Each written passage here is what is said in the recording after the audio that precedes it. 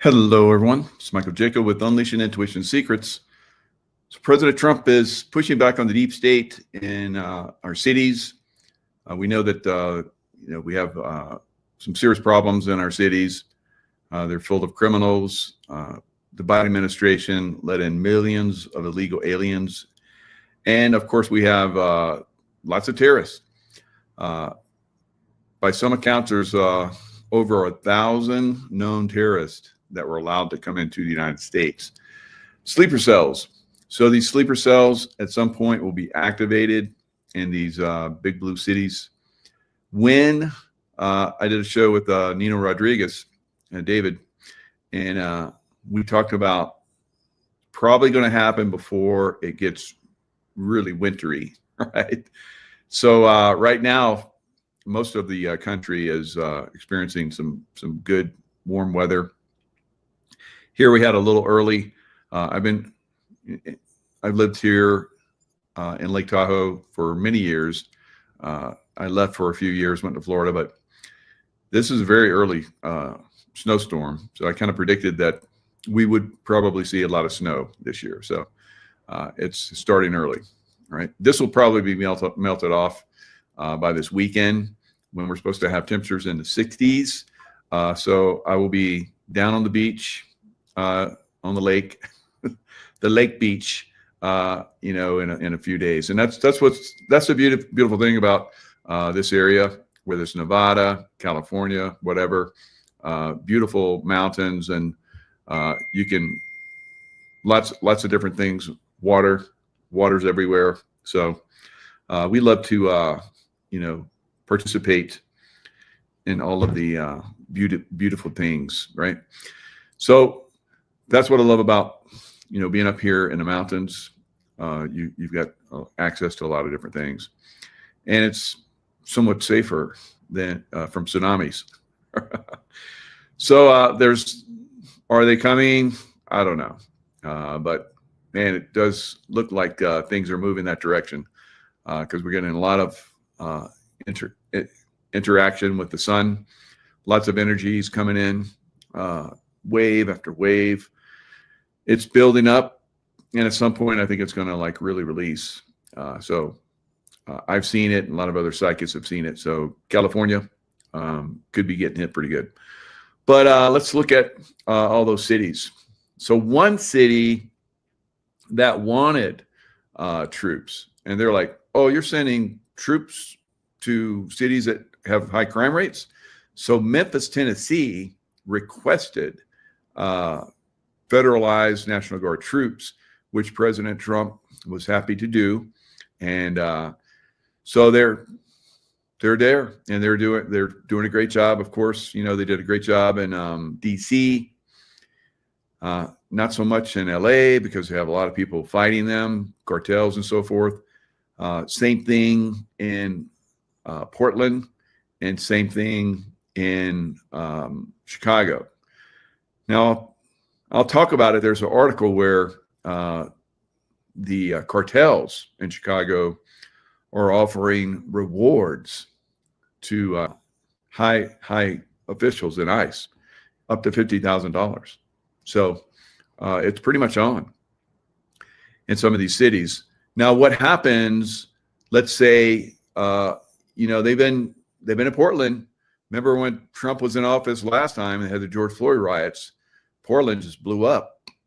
Portland, Seattle, Minneapolis, all kinds of cities burned or were taken over by criminals. And we're not going to see that change this time unless we get in there and start taking action. So I think that's what President Trump is trying to do. Will he invoke the Insurrection Act? I think he will at some point. And he's going to start going because he's getting a lot of resistance from a lot of political types, right? I don't know how they can still walk the streets. When political types call for violent action against ICE and federal agents that are trying to get illegal criminals off our streets, that's crazy to me. That's crazy that they can still walk around. I think with the Insurrection Act, some of them might start to get arrested.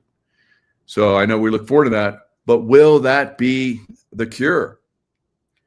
Will that be the cure in some of these big cities? Absolutely not. Portland has been rioting against ICE agents for over 100 days. So it hasn't let up.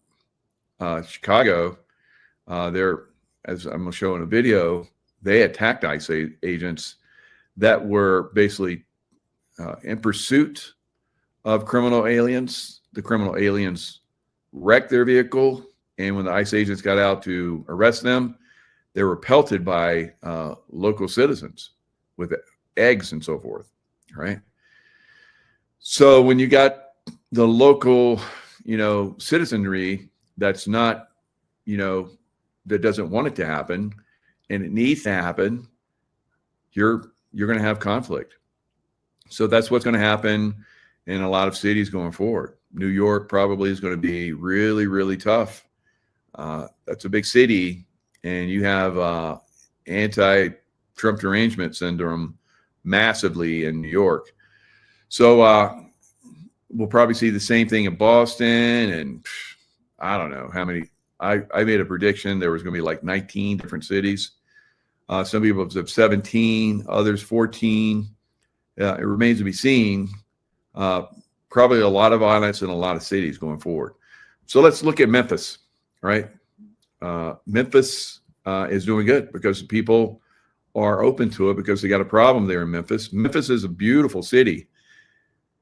I've spent a lot of time in Memphis. I've been to shooting schools there, Shaw Shooting Academy. There's a breaching school there, T's Breaching. I don't know if they're still there, but when I was in, I went there when I was in SEAL Team 6, and then I was in the regular SEAL teams and charge of training. I would take teams or platoons to the shooting school. So we did a lot of shooting there. And then afterwards, we would go to Beale Street and hang out, have a good time. It was a great time. Beale Street, I took my kids and took them to Graceland so they could see Graceland when they're little. Fantastic, Elvis's home. So lots of great things, but it's deteriorated over time. Criminal activity, bad, decisions from politicians and so forth. But Tracy and I just went through Memphis on our way here from Florida, and we stopped and had a great meal. The food in Memphis is over the top. God, what a great place. So it's the people there want their city to be cleaned and the violence to be taken out. So great job on the people in Memphis. National Guard, as you see here, joins Memphis State Task Force, begins patrols in city. So you see them, they're checking vehicles that are suspect and they get back in their vehicles. Here it is, Memphis Police Department and members of National Guard patrol alongside Riverside Drive, very famous, area, Beale Street. Great place to hang out, eat food and party, listen to great music, blues music. So you see here, getting the fist pump. Yep. Glad you're here. So good job. Good job for the National Guard. And, Beale Street, BB King Boulevard. I've been all over Memphis. It's a beautiful city. So glad to see that some of these cities that have been, overrun by criminals, cartels, and so forth are getting turned around. So obviously the citizens like it, and it's going to happen for them. Now, why is Chicago different? Why is Portland different? Why is LA different? Now, San Francisco just asked President Trump to send troops. Wow, San Francisco. Yeah. One of the most beautiful cities in America for a long time. Same thing with Portland, but Portland doesn't want them. San Francisco, what happened? Nancy Pelosi's, haunt, Gavin Newsom also. How is it that San Francisco, and we'll see. So somebody might have said, hey, we want troops here to clean up San Francisco, but we're going to see what the Dems do about that, right? That's the problem. The people want it, but these Dems, Democrat demon rats, basically don't want that. And so they influence people through their, through the press and so forth, to go to violence and to push back on it. It's very sad. It's very sad.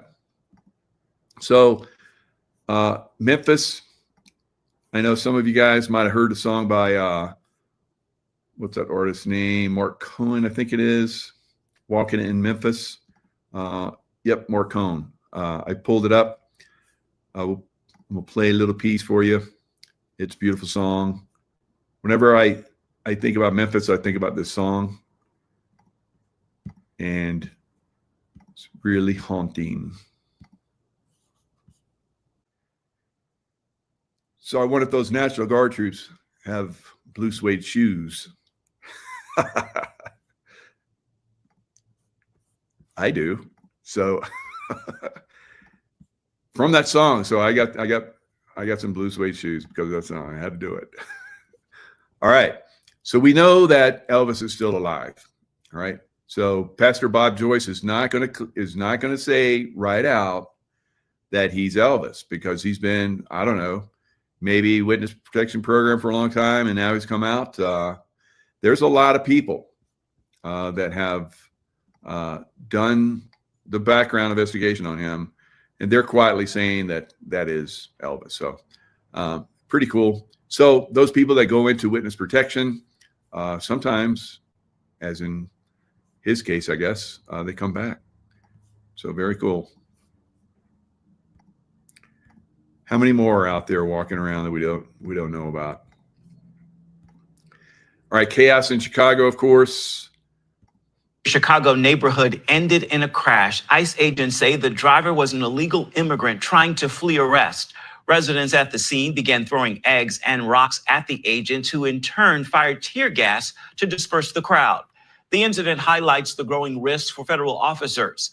The Homeland Security Department is reporting Mexican cartels are now offering cash rewards. So check this out. $2,000 for information on where ICE agent or his family lives. Wow. $2,000 for intelligence on officials and their families. $5,000 to $10,000 for kidnapping.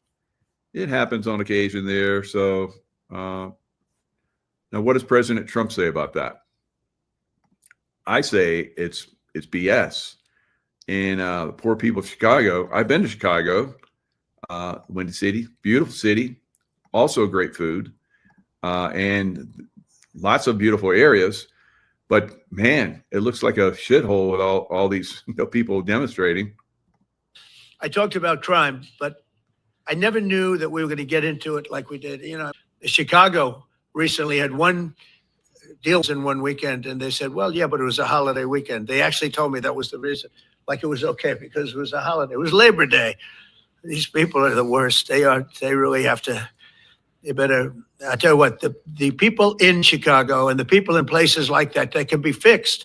At some point, it gets to where you can't fix. So they can be fixed, like Memphis, like DC, all right? Like a lot of cities that probably need them. I see you guys like, send them to this city, send them to this city. We need them. So that's possibly coming, right? Very possibly coming for a lot of cities, and the places where people want it. It'll probably get turned around really quick, like he's saying. But the longer it goes on, like a Chicago or a New York or an LA or Portland has allowed stupidity. I remember going to Portland, gosh, when I was at 20 years old. So that was 45 years ago. I remember going to Portland, and it was a magnificently beautiful city. But even back then, they were just allowing bums and homeless people just to sleep and roam around all the way back then. when you have that kind of mentality in the political spectrum, eventually it's going to lead to what we're seeing in Portland now, a complete chaos, breakdown of the system. Most people are frustrated. They want it to change, but they have a political system that is stopping it from changing. Anymore. It's too far gone. And we have some cities like that. But these are great cities that could be fixed. I'm going to be strongly recommending, at the request of government officials, which is always nice, that you start looking at San Francisco. I think we can make San Francisco. There's one of our great cities 10 years ago, 15 years ago, and now it's a mess. And we have great support in San Francisco. So I'd like to recommend that for inclusion, maybe in your. All right, so that's coming. That's coming, sounds like, for San Francisco, because the city officials want it. They're asking for it. So this can absolutely turn around in places that want it, and the political hierarchy that wants it and allows it. So we're going to see this happen in a lot of cities. A lot of cities in America really, really need it bad. Once incredibly beautiful cities. So Albuquerque, New Mexico is one of them. I remember I've gone through there for decades, traveling back and forth across country. Is one of my favorite places to stop. When you stop there now, you're going to see homeless and drug addicts all over the streets now. And in some places where we went to eat at a real nice Mexican restaurant, and when we went in, it wasn't so bad. But when we left, it was closing time. They close early, and they have gates in the restaurant. So they were closing the gates. So we went out through the gates, and they closed them behind us. And we went down the street. We could see why, because it was like homeless and drug addicts everywhere in massive numbers. And that's just one area. That was just one area we're in. So Albuquerque absolutely could use some help. All right. So there's lots of cities out there. Detroit is still awful. I thought Detroit had made a turnaround. So Detroit sucks. Right? So, Detroit has had, I guess, Democrats in charge of Detroit for like 45 years or something crazy. Detroit used to be also very beautiful. And I think at one time, the second wealthiest city in America. Of course, they had auto plants there and everything, steel plants, all kind of crazy stuff. But that's all been lost. It's all been, unfortunately. From Chicago here, stay alert, stay alive. Yeah, definitely. That's sad that you have to put that out for all your peeps. But if you live in that area, that's true. Now I was flying. I think we're flying from overseas, and we stopped in Chicago for a little piece, and we went downtown to a really nice steak restaurant, very high end. I can't remember the name. You guys, I looked it up, and it was like one of the best restaurants in all of America. I was like, I got to try that one. So we went down there, and it was magnificent. And same thing. Once we left the restaurant, and we got an Uber ride back to the hotel before we took the next flight out. Homeless, nastiness. It was sad, very sad. So there's lots of problems in American cities. It's pretty much the Democrats, guys. I've been saying it for a long time. Democrats got to go, and they're on their way out. So we can be happy about that. Once they're gone, we'll be able to clean these cities up. But some of them are going to resist. They're going to resist all the way to the end. I think Chicago, New York, Boston, like I said. I'd have to look at the map that I picked out all the ones intuitively that I felt were going to be problems. And other people have said similar things. But there's definitely, we're going to lose some cities. They're going to be destroyed. Chicago is probably going to be destroyed, right? Portland probably destroyed. But who knows? Maybe not. If the citizens get involved enough.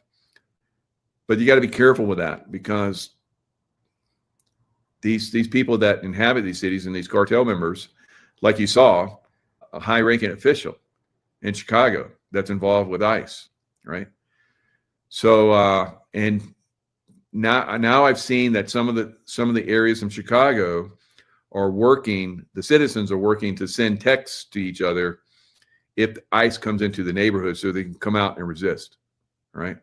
So you guys in Chicago got some real issues there, real problems. I feel for you because it's for a long time Chicago was like it was one of the biggest cities in America. The cattle barons ran the cattle up there and then moved them all across America. So right on the Great Lakes. So there was all kind of, still is, I'm sure, commerce and so forth going through Chicago. But beautiful city, but looks like it's seen better days, unfortunately. And if we don't get some help in there, it's going to go to ruin, and unfortunately probably will to a certain extent. Yep. So completely run by Democrats, and Democrats are destroying it. So Portland. ICE protesters are showing up dressed as like unicorns and frogs and rabbits and all kind of crazy stuff. What's going on with this? What is this nonsense? Why Portland ICE protesters are showing up dressed as giant inflatable animals? So from what I could see, they weren't really giving a good reason, because there is no good reason, of course. So on Monday, a group of 5 frogs, perhaps technically in an army, of course, this is a Portland newspaper, Oregon Live, Portland, right? So it's like the press supports this bullshit. The government supports this bullshit. The people are disgusted with it. But still, this small percentage of people are able to run ramshot over everybody else. So zebras, frogs, unicorns, chickens, and clowns. So the frog contingent has grown steadily since protester Seth Todd was pepper sprayed by officers while wearing an inflatable frog suit. So a live streamer who asked not to be identified due to concerns about harassment, right? It's okay to harass those of us that are like me, and boy, do I get harassed. But for these guys, please don't harass me. I'm only going to put my first name out there. So Portland Freedom Frog, what the ICE protests needed, he thought, wasn't just more frogs, but a fully inflatable menagerie of squirrels, sharks, raccoons, and more. When you have people and inflatables bouncing around, it's going to be very difficult to say this was a war zone. This was a riot. Right? You're pretty clever there, Jordy. It de-escalates with ICE. No, it doesn't. Those guys can't really come up and hammer ICE like some of these people are. So you have like this inflatable frog, and you got this, cretin that is an absolute, mind deranged idiot that comes in and spits and beats on, ICE officers, and he gets hauled away. Probably going to spend 8 years of the rest of his portion of his life in prison. And you got a frog there, and that makes it okay, Jordy? What the hell? See, this is the problem in a lot of these places. These people are distorted in their consciousness tremendously. And they're out there creating this facade that they're helping illegal immigrants, because anyone that comes to America should be allowed to be here and get taxed.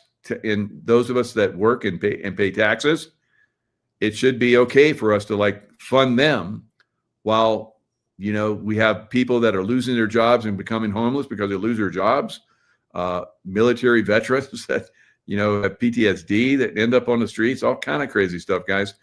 But yet we're supposed to support illegal aliens, and they get better treatment, better, money and free healthcare and so forth.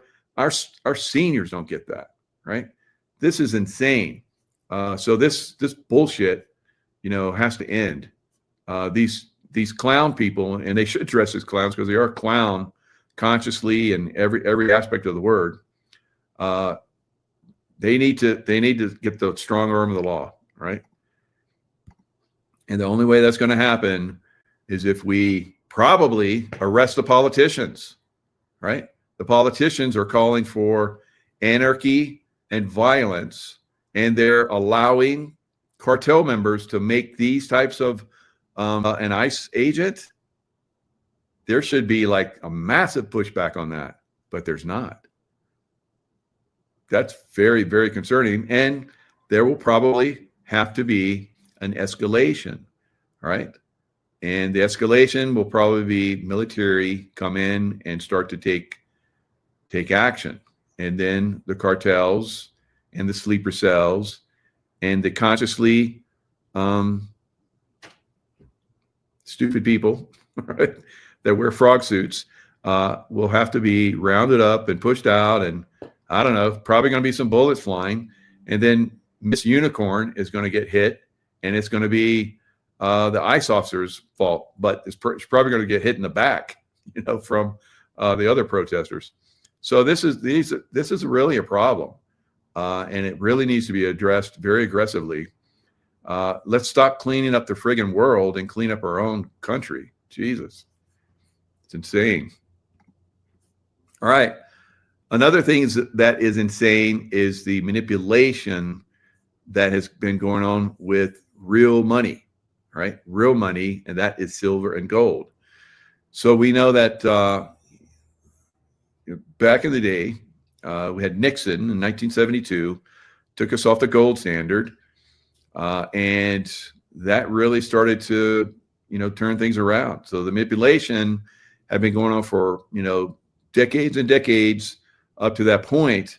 And then once we went off the gold standard, it really went to another level. So silver and gold, silver more than any time in history, guys, because it's basically a very valuable metal because it's used in the computer chips that run your phone, your computer. It's like in everything. It's in submarine torpedoes. It's in missiles. It's in rockets. It's in satellites. It's in solar panels. Gosh, TVs, on and on and on. So there's not only is it a way to protect your wealth, but it's also massively used industrially on a level that's never been seen before. So the suppression that's been going on the price of silver, and every time we've seen silver take off, whether it be back in the early 80s when the Hunt brothers decided, hey, the feds manipulate the market, let's see what happens when we do it. Well, they got spanked, and then the price of silver went back down. And then 2008, 2009, they basically came in and manipulated the price of silver back down again. This time, their manipulation is not working. So you'll see silver, they'll come in heavy with paper silver, right? Some familiar, fiat. So they'll come in and say, here's a paper contract of silver. Has nothing to back it. In fact, there's I think Dr. Kirk was talking on another show that I heard him on. I think it's like 350.8 contracts of paper to one real contract of physical silver. So that's how they manipulate this price down. So they're getting caught. Right now, silver, if you want to buy it in the exchanges, you're going to pay a premium over the COMEX price, right? The future price. So future price has always been more. Now it's reversed. It's backwardation, as they call it. And you're going to pay $2 to $2.50 more for silver than what the COMEX says, the manipulated COMEX price. So they're getting caught now without actually having the silver. So it's becoming scarce, right? And so when there's scarcity of something that's of value for different reasons, like we're talking about electric cars. I mean, I could go on and on and on and on. So when these companies need that silver and they're like, okay, we paid you a premium for a future price. Now we need the physical. So now there's a scramble because they don't have that much, because it hasn't been coming out of the ground for the last several years in the quantity that it's being used above ground, right? So it's all come to a head. So that's why for the last several years I've been saying get into silver. And I remember I think it's like over a year, maybe a couple of years ago, there's been a lot of people, but this one particular couple got into silver. They had a retirement, they had a nice retirement money, couple mil, put it all in silver with Dr. Kirk, and that's more than doubled now, right? So imagine, I mean, some of you, $2 million, that's way more than but whatever your number is, what's a big number for you? Is it 2,000 and it doubles? Is it 10,000 and it gets doubled, right? Just over last year, silver's up 80%. Nothing else touches it, right? And when you look at the crypto's getting destroyed, right? Massive manipulation in crypto. And I'm going to talk about that in a little bit, right? So let's go into that. So here is the actual price of silver on the futures market. So silver futures, as you guys see here, right now it is at 52.57. Now let's slide this down a little bit. So just over the last, look at that run. Woo, right? So all the way back in September, right around my birthday, September 27th, it took off and just started going up. That was a nice birthday present for me. All right. Thank you, silver. So it just took off. It's not going to stop. There's a lot of people saying it always pulls back. Well, why did it pull back in the past? Because they came in and manipulated. Their manipulation, as you guys can see in here, see these big red down candles? So that's the manipulation. So it's spiking because there's not enough silver. And then it gets pushed down by these banksters, right? I will tell you, not only should you get into silver for your future, and so that you will have an amazing future, right? But also because it goes against these banksters. It really screws these banksters, bad guys. So let's take them down. Let's pump up the silver, right? Let's get it.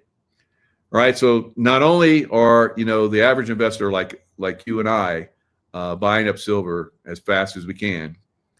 That's right. Hi ho silver away.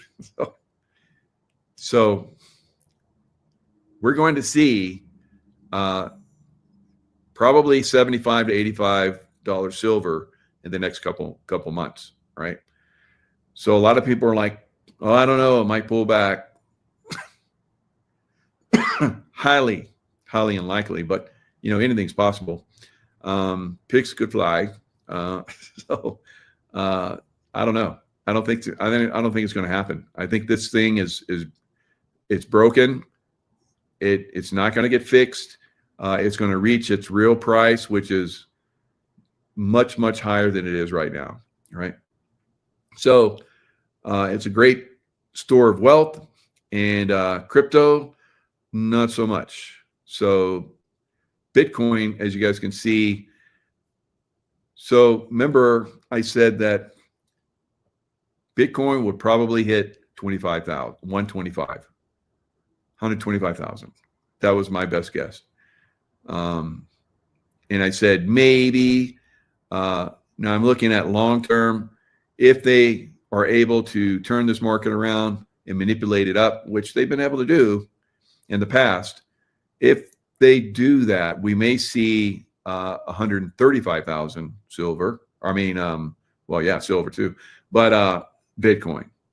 So I said probably 125,000. It hit that, and it turned around the next couple of days massively. Obviously, massive manipulation going on in crypto, guys. Now, I know a lot of you guys, you crypto bros out there, are just loving on crypto and you think it's the future. I'm telling you, I don't think so, right? So I know there's very, very well-educated people, and President Trump backs it too. I don't know why that is, but maybe I'm wrong. We'll see, right? Juan O'Savin is the same thing. He says, you need to be in silver and gold. Crypto is not the way to go. All right. He's talked about that for years. All right. Now I like crypto because it blows up in certain times and I get in, and fortunately I get the good ones, right? And they blow up. I make some nice profit, and then I get out, right? Because it's going to go back down. So it could go up. It could go up, guys. Now, a lot of you guys are, you're going to hold it forever. I don't think that's going to be good, but maybe you're going to be right. We'll see, right? So as you see right now, it's getting ready. I said it was probably test 109. So it is already started touching 109. As you see right here, it's been down there several times. If it breaks 109, it's going to go down to probably 98, right? And silver and gold are going to continue to go up. And the stock market is probably going to crash. A little crash. Now, I think I said last week, or maybe the week before, that I thought that stock market was probably going to do a 30% correction. Not continue to go down, although it could, but I think there's going to be a correction. It could be, a 5% correction. It could be a 10% correction, but I think it's going to be a 30% correction, but we'll see. And then it could go back up and reach all-time unbelievable heights again and then crash. That's what I think ultimately it will do, but everything at this time can change very easily because we're in a different world now, right? So a lot of you guys in XRP, look at that long candlestick on XRP, went all the way down to 140. I remember watching that and I was like, it's going to go to zero. Oh my God. And so I made a lot of money on XRP. I told you guys I had the dream, and I said the dream was like, put everything in XRP. So put everything in XRP, went to the moon, and then I got out. Crypto is not long-term, guys. It's just manipulated. Now you look at that long candle, that's absolutely manipulation, right? So I know a lot of you, like I said, XRP, I've made XRP way back before it started to get, hit on by the government, and they tried to manipulate it. And then Trump came in and they took off the guys who were manipulating XRP. They went away, and XRP went to the moon. Right.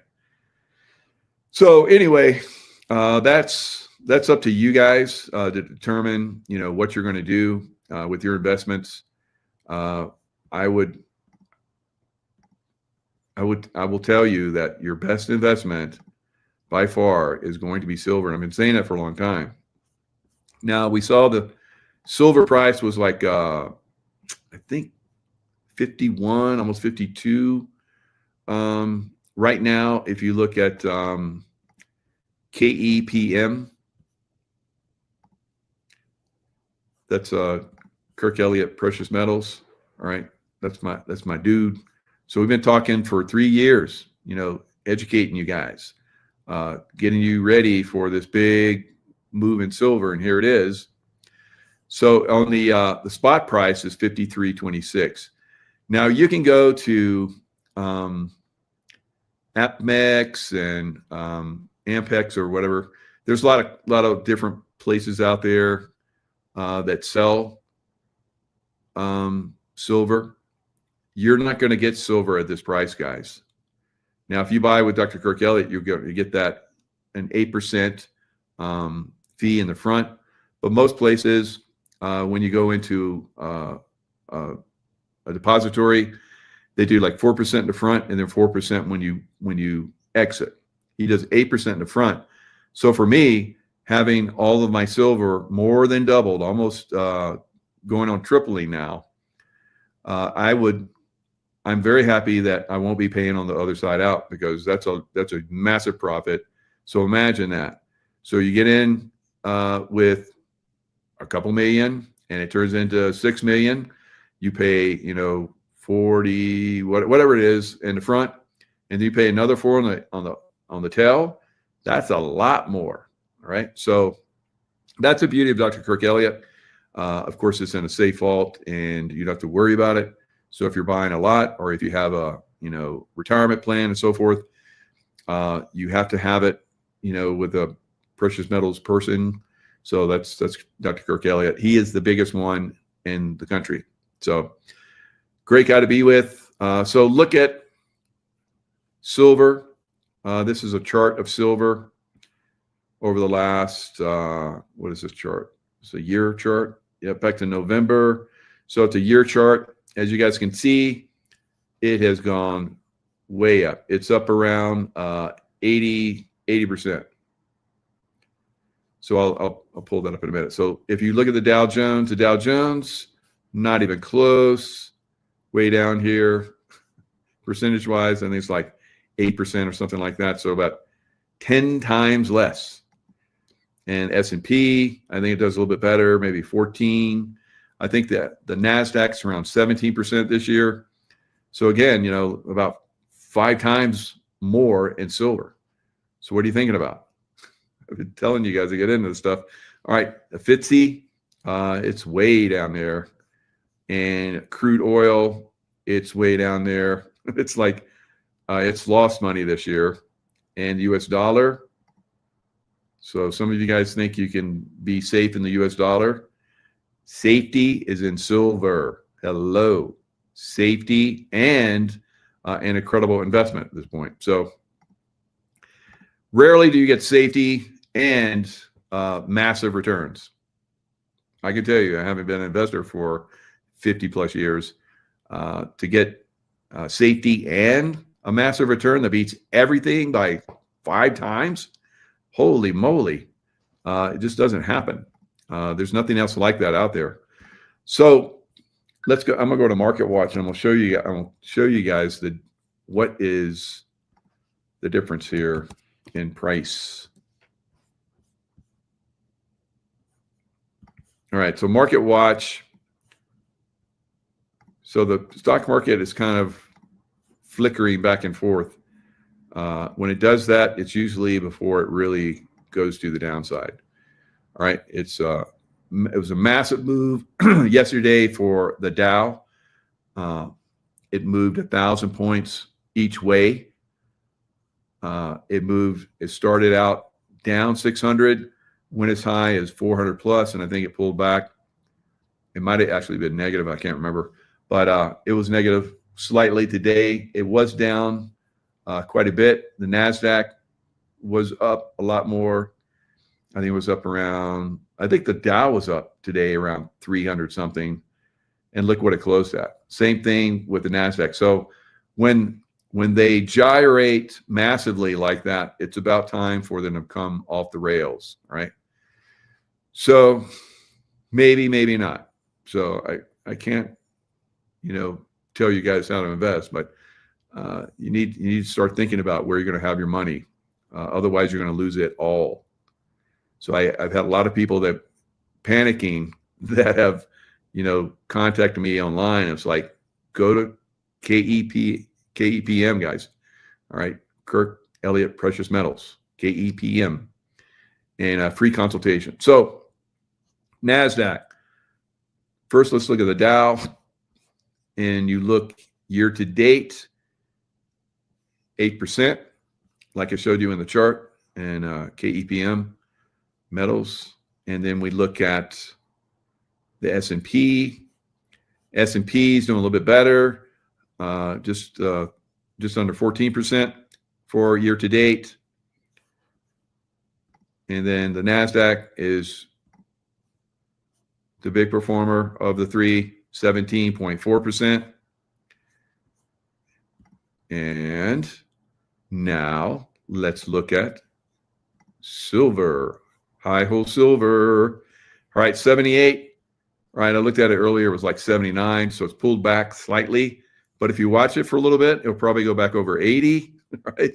So that's where we're at right now. The silver continuous contract is 52.35, the futures contract.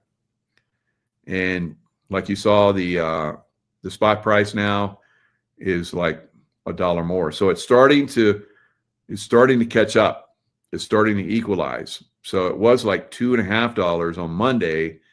The spot price was $2.50 more than the futures price. So now it's starting to catch up. So it doesn't look to me as if it's going to pull back, guys. All right. The market manipulation is not working. We may even see this thing really start to gallop here in the next few days. I wouldn't be surprised. So now let's look at gold. So a lot of you guys are like, well, gold, everybody buys gold. It goes up so much. Gold was up 33. It's up 42.35 right now. It's been up quite a bit. Let's see. 60%. That's about 20% less. Hello. In an unbelievable stock market year, you'll get 10. And if you get 20%, you're lucky, right?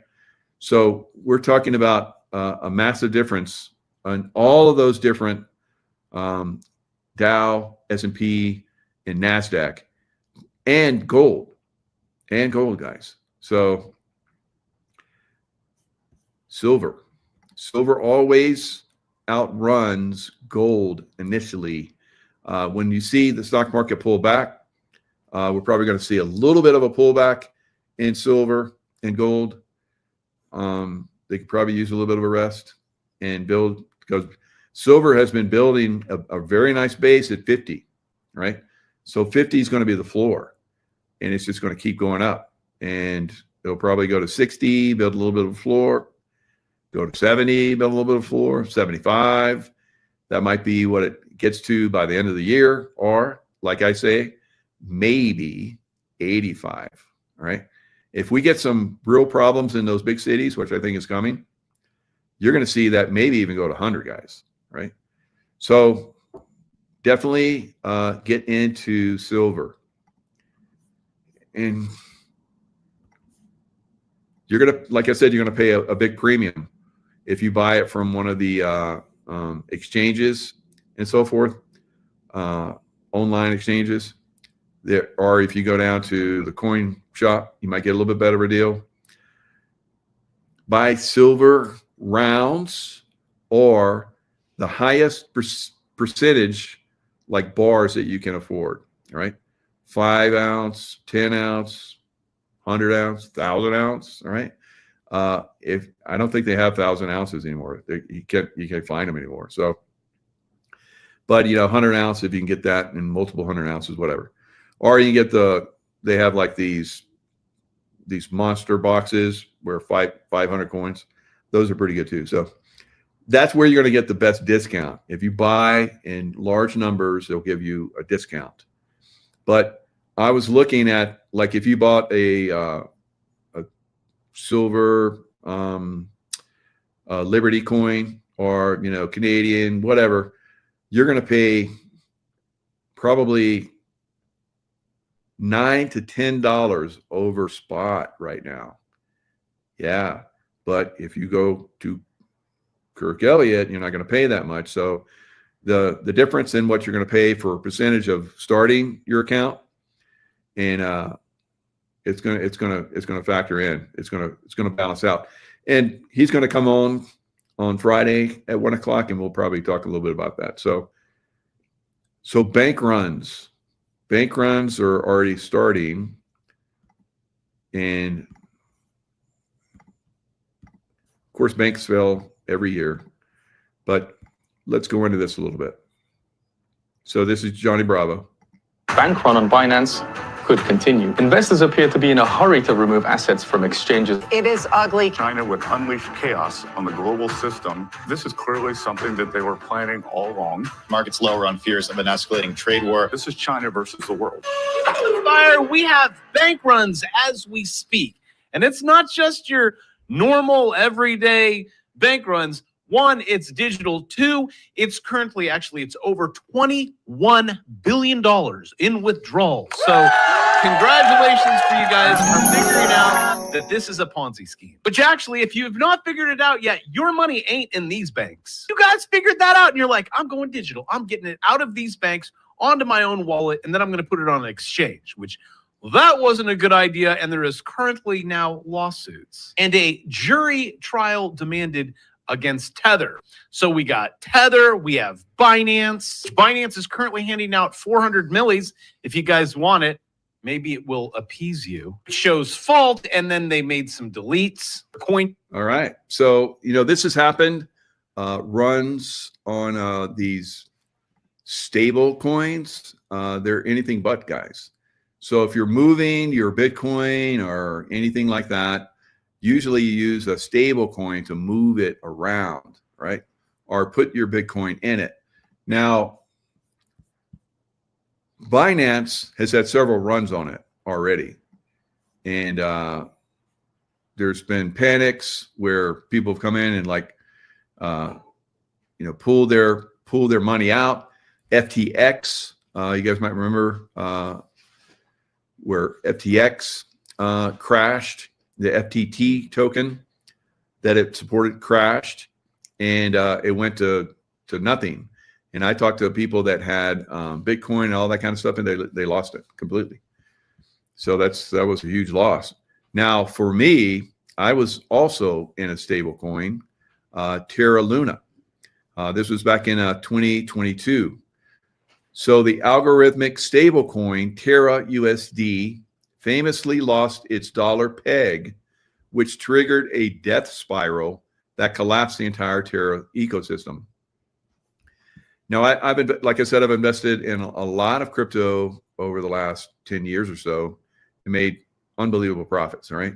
A lot of the foundation for my investment that I have right now was in moving in and out of different crypto coins, right? It's not easy. And there are pitfalls. Like for me, I had tens of thousands of dollars in Terra Luna, and it collapsed to below zero or below $1, almost zero. So if you have 1 penny, I can sell you my Terra Luna. Yeah, it went to nothing pretty much. So tens of thousands of dollars disappeared in a few days. I was like, it's going to come back to stable coin. It never did and kept going to nothing. I still have it. Who knows? Maybe it'll come back. Not right.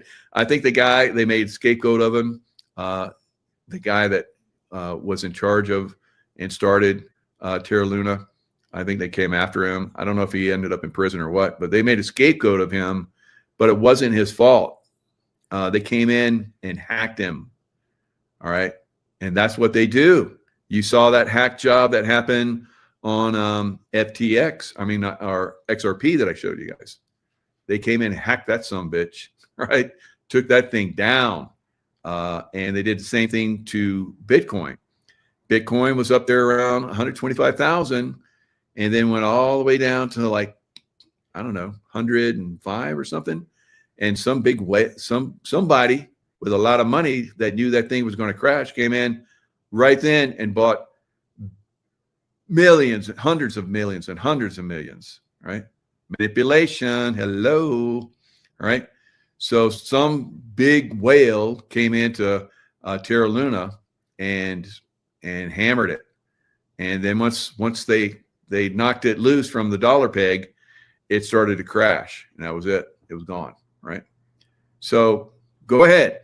Invest in Bitcoin, all right? Go ahead, all right? I've been trying to tell you guys for a long time. I still have people, I bought all the pullback. I'm like, okay, should be in silver, right? Okay. Now XRP is like 245. So 240 for XRP is kind of like that zone. So if it goes below 240, it's not good, but if it goes above 240, that's good. So maybe it'll pick back up, but we'll see. We'll see, right? But eventually it's going to go way down. Right? When the stock, what happens to crypto when the stock market goes down? Goes down, right? So it's speculative. It's all speculative. And I'm a speculator on things that I can see that are pretty much a sure win, right? Except for Terra Luna. I did fail on that one. But on all the other ones, not all of them, but most of them I've done really well. There's been others that they were on exchanges. I tried to get it and move it, and it disappeared. I was like, whoa, that's not cool. So some of those went. So Dogecoin, before it made it to the exchanges, it was on these little rinky-dink exchanges. That's the only way you could get it. So I got a lot of it, and then it went to almost. It did go to $1, I think, or right at $1. Then pulled back. I didn't get out of it until later, unfortunately. But at one point, boom, I was a crypto millionaire just in Dogecoin because I'd bought it on one of those little exchanges because I saw Elon Musk was all into Dogecoin. I was like, if Elon Musk, he's a smart guy. If he's into Dogecoin, I'm getting it. And I just pumped what I could into it, and it went to the moon, right? So some of it you can do that, and some of them, like Ethereum, you have to play them. So I played Ethereum, made a lot of money on Ethereum. I played XRP, made a lot. So all these you can move and groove on them, but if you stay in them, you're probably going to get spanked, right? Now, if you have there was one time I said, I think 8 years ago, maybe longer. I think it was about eight or 9 years ago, when Bitcoin was it hit 17,000 or something. And I could be off on the numbers, but anyway, I said, that sucker is going to zero, right? And it nearly did. It went down pretty low, but I watched it. I was like, it's not a zero yet. And so it started bouncing. And I was never into crypto. People would ask me, I said, no. And so I watched it, and I'm a chart guy. So fundamentals, not so much in crypto, but you can make money off it if you watch the technicals on it. So I watched the patterns of it, and I was like, that sucker's not going to go to zero. It's actually going to go back up. So I got in and made some money on it and took that money and put it in other stuff. So then I started seeing the patterns of it. I don't think it holds value, because when you see all these other crypto coins that can go to zero, if they come in and hammer it, there's obviously people that have, the dollar gets manipulated. Yeah. Right. But not on a massive scale. Right. Not on a massive scale. And if you come in and get the dollar, you can sit on the dollar like some people have. When I warned them, you need to be in silver. And so they sat on dollars. And like you saw, dollars have gone down. And silver in that meantime has gone to the moon. Right. And so if you look at the difference in the turnaround, some of these people, because they didn't listen and put their $1 million in silver, they just put $250,000 in silver. And that could be relative wherever you're at. I mean, I know some billionaires watch me. So billionaires are going big on silver, guys, big. I mean, lots of money. They smart. I don't know if they watch me, but they did the research. Maybe they watched me a little bit, but they did the research, and they're very happy. So same thing, whether you have $10,000 that doubles, triples, or if you have $1 billion that doubles and triples, right? there's a lot more you can do with that money, right? Of course, it's still a fiat currency, which is one of the reasons why silver is going up, is because the fiat currency is depreciating. But that's not the only reason, right? Manipulation has been in this game for a long time. So if you look at 1980, when it went to the highest, one of the highest levels it's ever been, 50, now it's like new record territory for silver. And you took the same dollar denomination and exchanged it to today's dollar, it's only $12. It's only 12. So $12 back then would buy an ounce of silver. $12 today, you're not going to get a quarter ounce, right?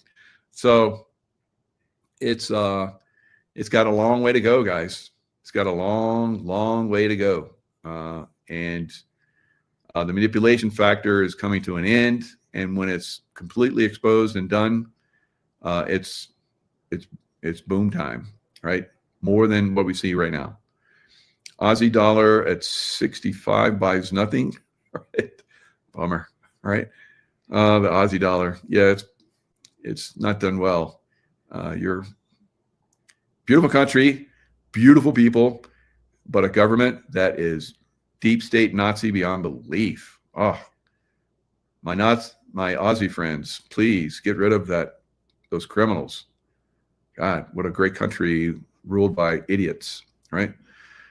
And not just idiots, but absolute criminal beyond belief. You know, in Australia was over the top, right?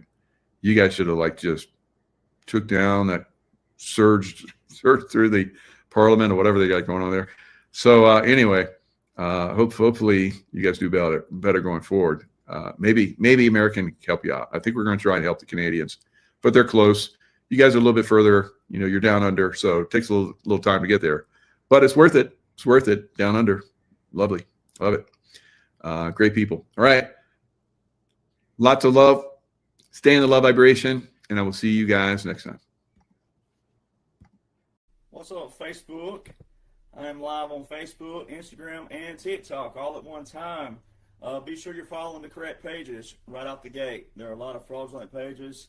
I've been doing this now for a little over 3 years, and there are thousands of fraudulent pages, fraudulent people, and scammers who never, ever promote my books. So that's the first thing straight out the gate. #1 bestsellers right here. So Linktree, LINKTR period. That's where the period goes. /1776 Nation. You'll find all of my official accounts. If you're following me on TikTok or if you're following me on Instagram, you need to go check out my other pages where I can provide actual text material.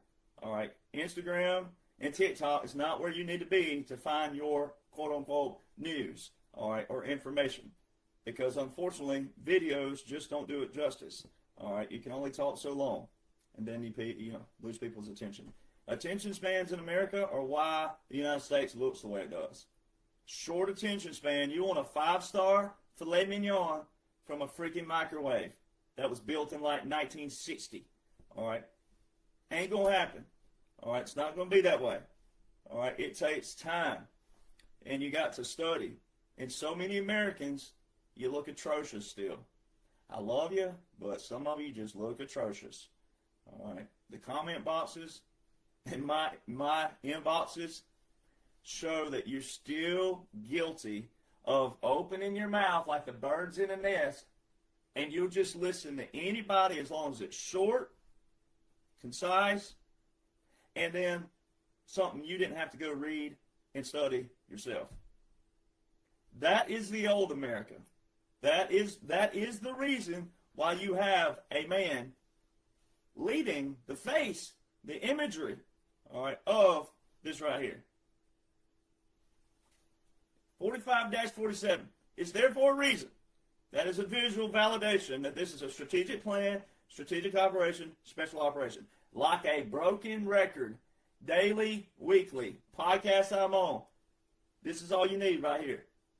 Therefore, in order to comprehend that, you need to lose all the drama, all the propaganda, and all the influencers who are using drama and propaganda, not laws and orders, to mislead you, but also rattle your emotions and your feelings. Now, some people don't like my delivery, and that's okay. I am who I am. I am just being me. I have a deep voice for a reason, but I speak the way I do because, one, I was raised this way. Two, my dad and grandfathers had deep voices. And then three, it's also to rattle you in the correct way, to shake you the correct way. If you want something different, then you don't keep repeating the same things that you've always done. You know what they call that? They call that insanity. That's exactly what that is. And too many people are guilty of being on social media, and you just want to have a name and a voice. You just want to have a comment. And I understand that from another standpoint that, look, you're a person, you're a civilian, all right? But you got to be fed the correct things. And if you're not fed the correct things, then some of your voices and some of your comments are going to look bad, sad, atrocious, shameful, disgraceful, discolorful, whatever terminology you want to put on it. I don't want you to look that way. President Trump don't want you to look that way. The military don't want you to look that way. Like, the good guys and gals don't want you to look that way. So this is a true battle of spiritual warfare and then information warfare. Now, I'm not a preacher. I'm not a preacher, pastor, evangelist, anything. Don't claim to be. But I do know a little bit of the Bible. But what's crazy about it is atheists know the Bible better than some Christians do. People who are evil know the Bible better than Christians do. But the Bible does say this specifically. Why would he come after you if he don't have anything to steal? See, the devil comes after people when they have something to steal. And when they have something to steal, boy, most influencers out there, they don't have anything to steal. Just moving lips. Same old drama, same old propaganda from days of old. This strategic plan and operation was put into place to bust that up, to put that in days of old, to expose the swamp. Get rid of the swamp. And too many people are still following swamp rats that replicate the swamp and or are the swamp, and they're trying to grow back, and they're trying to keep that foothold just enough, and they're bringing you down with it. So guys like me don't care about my reputation. I don't care about all the people out there who do slander, defame, and all those things. Right? I'm like Tom Hogan now. I don't give a dang what you think about me. We are here for a plan and a purpose. And it's time that everybody, again, you realize where we are in this battle and make sure that you're on the correct side of history. Now, you can still be a good person and being misled and following someone who's misleading you as that, like they're your pillar that you go to, and they be bad or just not official, and you still make it okay. But you could have put them behind and unfollow them and come over to somewhere that's going to lead you to the correct information that the commander-in-chief is working with. And the problem we have is so many people, you think you have a respect for the military, and maybe you do from a distance, but also from another standpoint, but you don't have a respect for the military from the aspect of military operates with laws and orders. Our own laws and orders separate from federal and separate from state. We have our own laws, orders, regulations, strategies, tactics. And also in our special operations of the United States Army Special Operations, it tells you specifically in unconventional warfare, when you know the good guys are in control, but some of you you don't know the good guys are in control because you don't know anything good. All you know is drama and propaganda. But when the good guys are in control, and gals, are in control of this nation, using the correct laws and orders for the restoration, but also the maintaining and sustaining of our origin, history, foundation, it specifically says in our Special Operations Command, unconventional warfare, that during a revolution that whether the United States government supports the policies, that the military can act.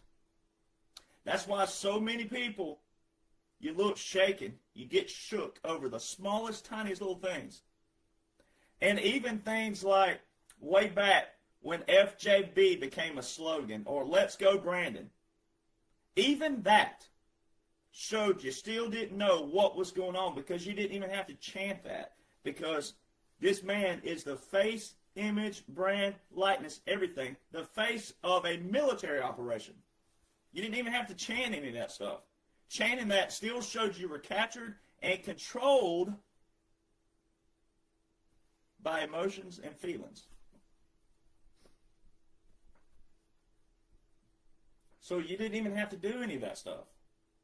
And the same thing that's going on right now, people are getting hung up on like a governor or a mayor. You're getting hung up on things that you wouldn't even have to get hung up on if you knew what this stood for. And if you knew the military laws and the military orders right now, currently in vote. All your southern border, Texas, New Mexico, California, all your southern border, Arizona, didn't forget y'all, all your southern border, Proclamation 9844 from February 2019. So how is President Trump a threat, a dictator, and all these? If every single one of those Title 10 orders made it from 2018, 2019, 2020, to present day? So if I didn't know what I know, which is unconventional warfare, irregular warfare, government in exile, puppet government, tactics of using civil affairs and military separate, that made it look like to the public there were two presidents, if you know what I know. But even if you didn't know, then you really don't know, so then you didn't even know. You thought Joe was actual president. He wasn't. This has all been done in the 1940s. It's not old fogey, even if it sounds like it. It's not far-fetched, even if it sounds like it. It's already been done before. That's how we know it works, and we can use it again. It's a strategy and a tactic. And why Republicans, conservatives, patriots, but especially people claiming to be MAGA, would have a problem with using strategies and tactics like that, then you have a problem. You might not actually be Republican. You might not be conservative. You might not be patriot, and you definitely ain't MAGA. So you can't claim that you support the military and respect the military if you don't respect all of the military. Military don't get up every morning and go, oh, shoo, the weather's changing, golly. Oh, what do y'all want to do? What do y'all want to do today, boys? You want to fight or not? I don't know. I think we ought to just chill around here at the battery and just sit here. What do you think? What do you want to do? I mean, it baffles me to wonder how Americans think that the man that you think is so unique and different, which he is, but to think that he's not operating on laws and orders. He just says a few colorful words in a different tone and context than any other person before. It's not doing anything different with the laws and orders. But then you'll say, I believe he is, but then you get mad or upset or bitter or frustrated, all these other things with someone like me who could break it down because you don't want to study it and read it and comprehend it. The very thing that he's using.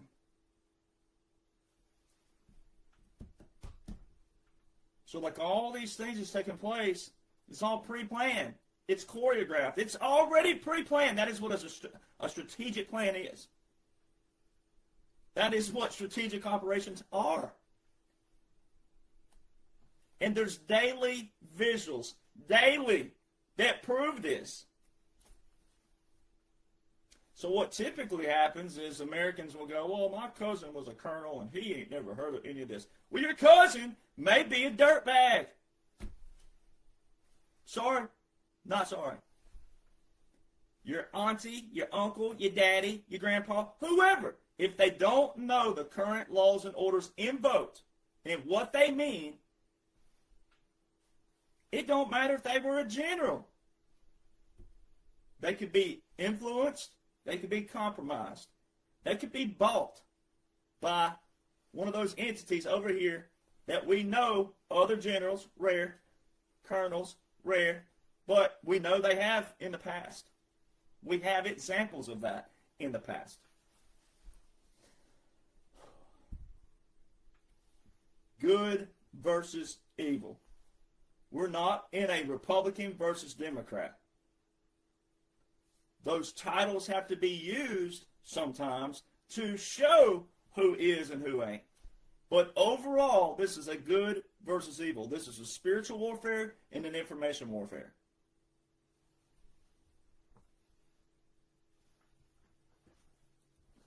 It's a clean out of the swamp. Drain that swamp. So many people, you chanted, follow the money. President Trump said all these quotes, and you chanted it behind him. Follow the money. The best is yet to come. Then he said, drain that swamp. Drain that swamp. Boy, y'all chanted that thing and chanted that thing. It's happening right in front of you. I'm the guy showing how it was drained and how it has been drained. And how everything you're watching is choreographed, strategic, pre-planned, day by day. It's already happened. But you have people out there still going, oh, the deep state's doing this and the deep state's... No, they are not. On paper, they are strategically planned, choreographed. That shows you're still captured, controlled by the emotions and the feelings, thinking everything's real time. And if you would divorce your emotions, divorce your feelings, and comprehend, seek to comprehend that this is a strategic plan, strategic operation, special operation, then you would see that the whole thing's been pre-planned, and what you're watching day to day is the rollout process, And it is designed for the target audience who has yet to hear someone like me, who has yet to study the laws and the orders currently invoked by this operation.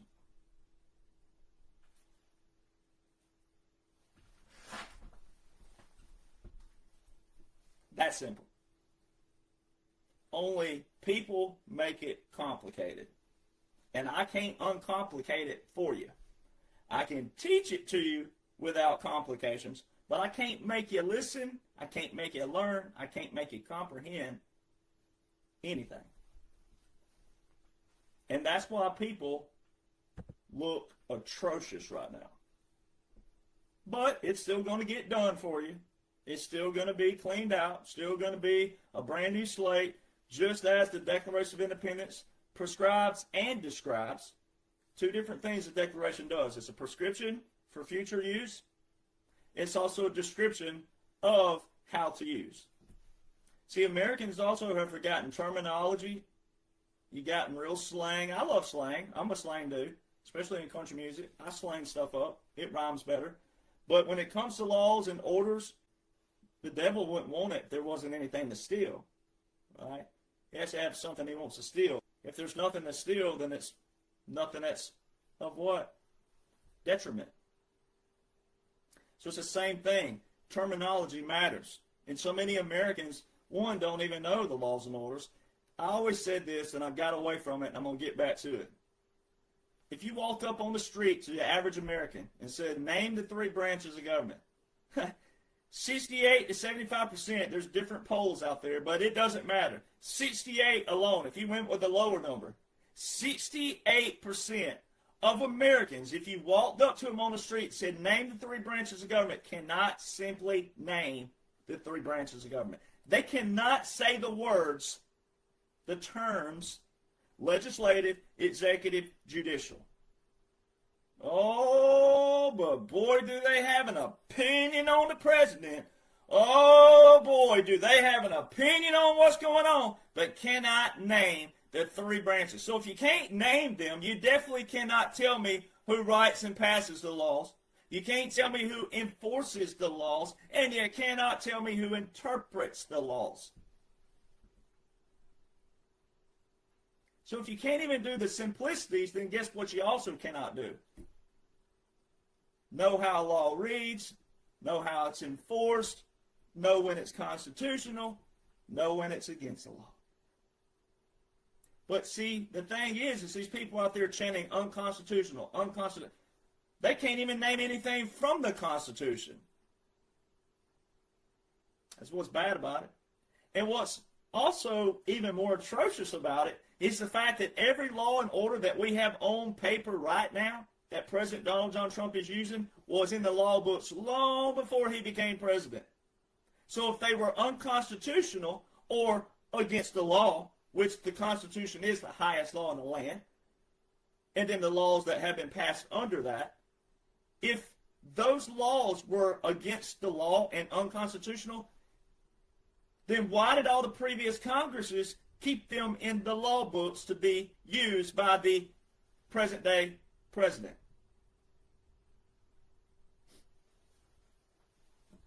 So see, anyone who's yelling, chanting against the law, unconstitutional, they should be mad at the previous Congresses.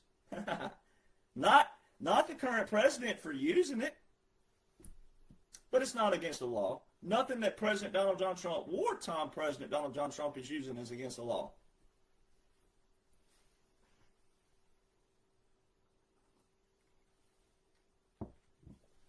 We have a bunch of spoiled, toddler-acting children that call themselves adults that identify as libtards. They're a bunch of tainted atoms, all right? The brains don't even operate and function correctly because they've never even had an opportunity to operate and function correctly because they've been brainwashed and controlled on their side.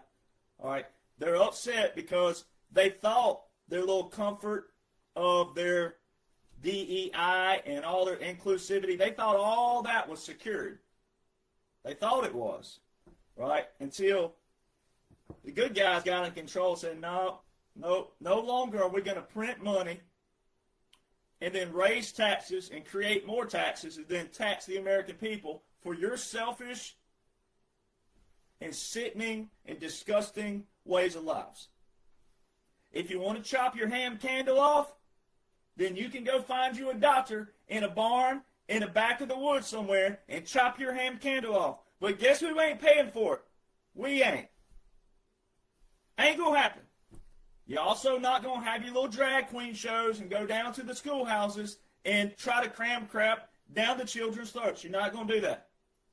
Enough's enough. We had enough.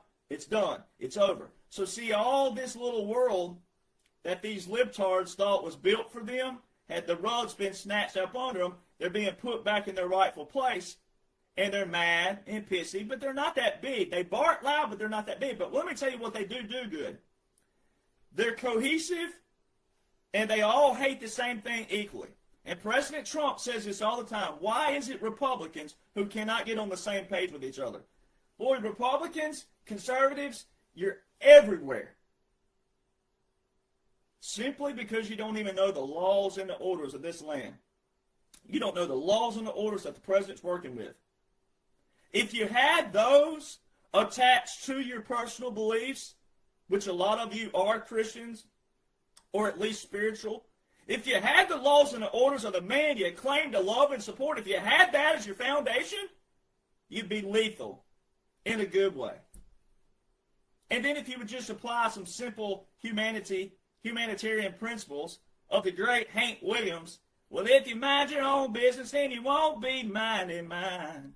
If you keep your beliefs at your household instead of you also trying to influence others in the wrong kind of way, if everybody would stay in their lane and do what you're supposed to do and pull you some Elvis Presley in there occasionally too, clean up your own backyard, right? If you just apply Elvis and Hank, the two legends from Mississippi and Alabama, if you would apply their simple humanitarian lyrics to mind your own business and clean up your own backyard, if you do that on a daily, have laws and orders as your solid foundation, this place would get back the way it looked in the 40s and the 50s without the swamp in the background that was festering and festering and festering and building what they were building behind the scenes. See, we have the great James Stewart, actor, who was an actor, but also he ended his career as a brigadier general in the military, pilot. My dad got to serve around the great James Stewart in the United States Air Force. How cool is that? But you had James Stewart in a movie called Mr. Smith Goes to Washington, where he He was showing in a movie how corrupt Congress was then and how they put all these bills in a package together. So what you're seeing right now with the quote-unquote shutdown, what you're seeing, even though we're in a continuity government, but for the people that don't know that yet, what you're seeing and think you're seeing, that's what Congress did all these years. They go, hey, you get you a couple bills, and we're going to get us a couple bills, and we're going to pass them together. Well, you could have 5 good bills, 1 bad one, and that 1 bad one hang up the 5 good ones. See, they consolidated their process, and they put all these things in a package. And then that's why you've seen in the past a certain congressman or woman get blamed for the 1 vote. No. Ain't how it works. Not how it works. Then in 1939, in the movie Stagecoach by the great John Wayne, real name Marion Morrison, all right, but known as John Wayne's stage name, 1939 in the movie Stagecoach, the riding in the stagecoach, he's on the floorboard. There's a man in a suit sitting in the stagecoach, and he says, what this country needs is a president who's a businessman. That was 1939. How long did it take to have a businessman as president? Do your math, people. It ain't difficult. It ain't difficult. So, 80 plus years. So many Americans don't know how this nation functions and operates. And it starts at the small local levels, because when you're voting for your local representatives and your state representatives, that's where you got to apply your voice.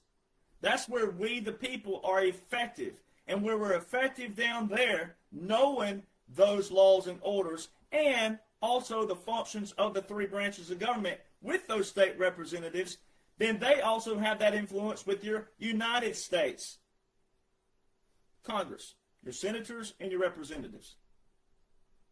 So many people just don't know the functions of government and how it gets to the federal level. You're arguing and fussing over federal and don't even know the state portion and the local portion. That's where you're messing up. If you're still mad and captured in control, that's where you're messing up. And yelling at the federal level when you don't know anything is kind of like sitting and watching a football game from TV or even in the stands. It really don't matter. But you're yelling, your voice is being drowned out by all the other yelling voices in the audience. But especially if you're yelling at a TV where no one can hear you but your friends and your family. And a lot of people look like those people who take a remote control or something and throw it at the TV. You're getting that mad over something you cannot control at that level.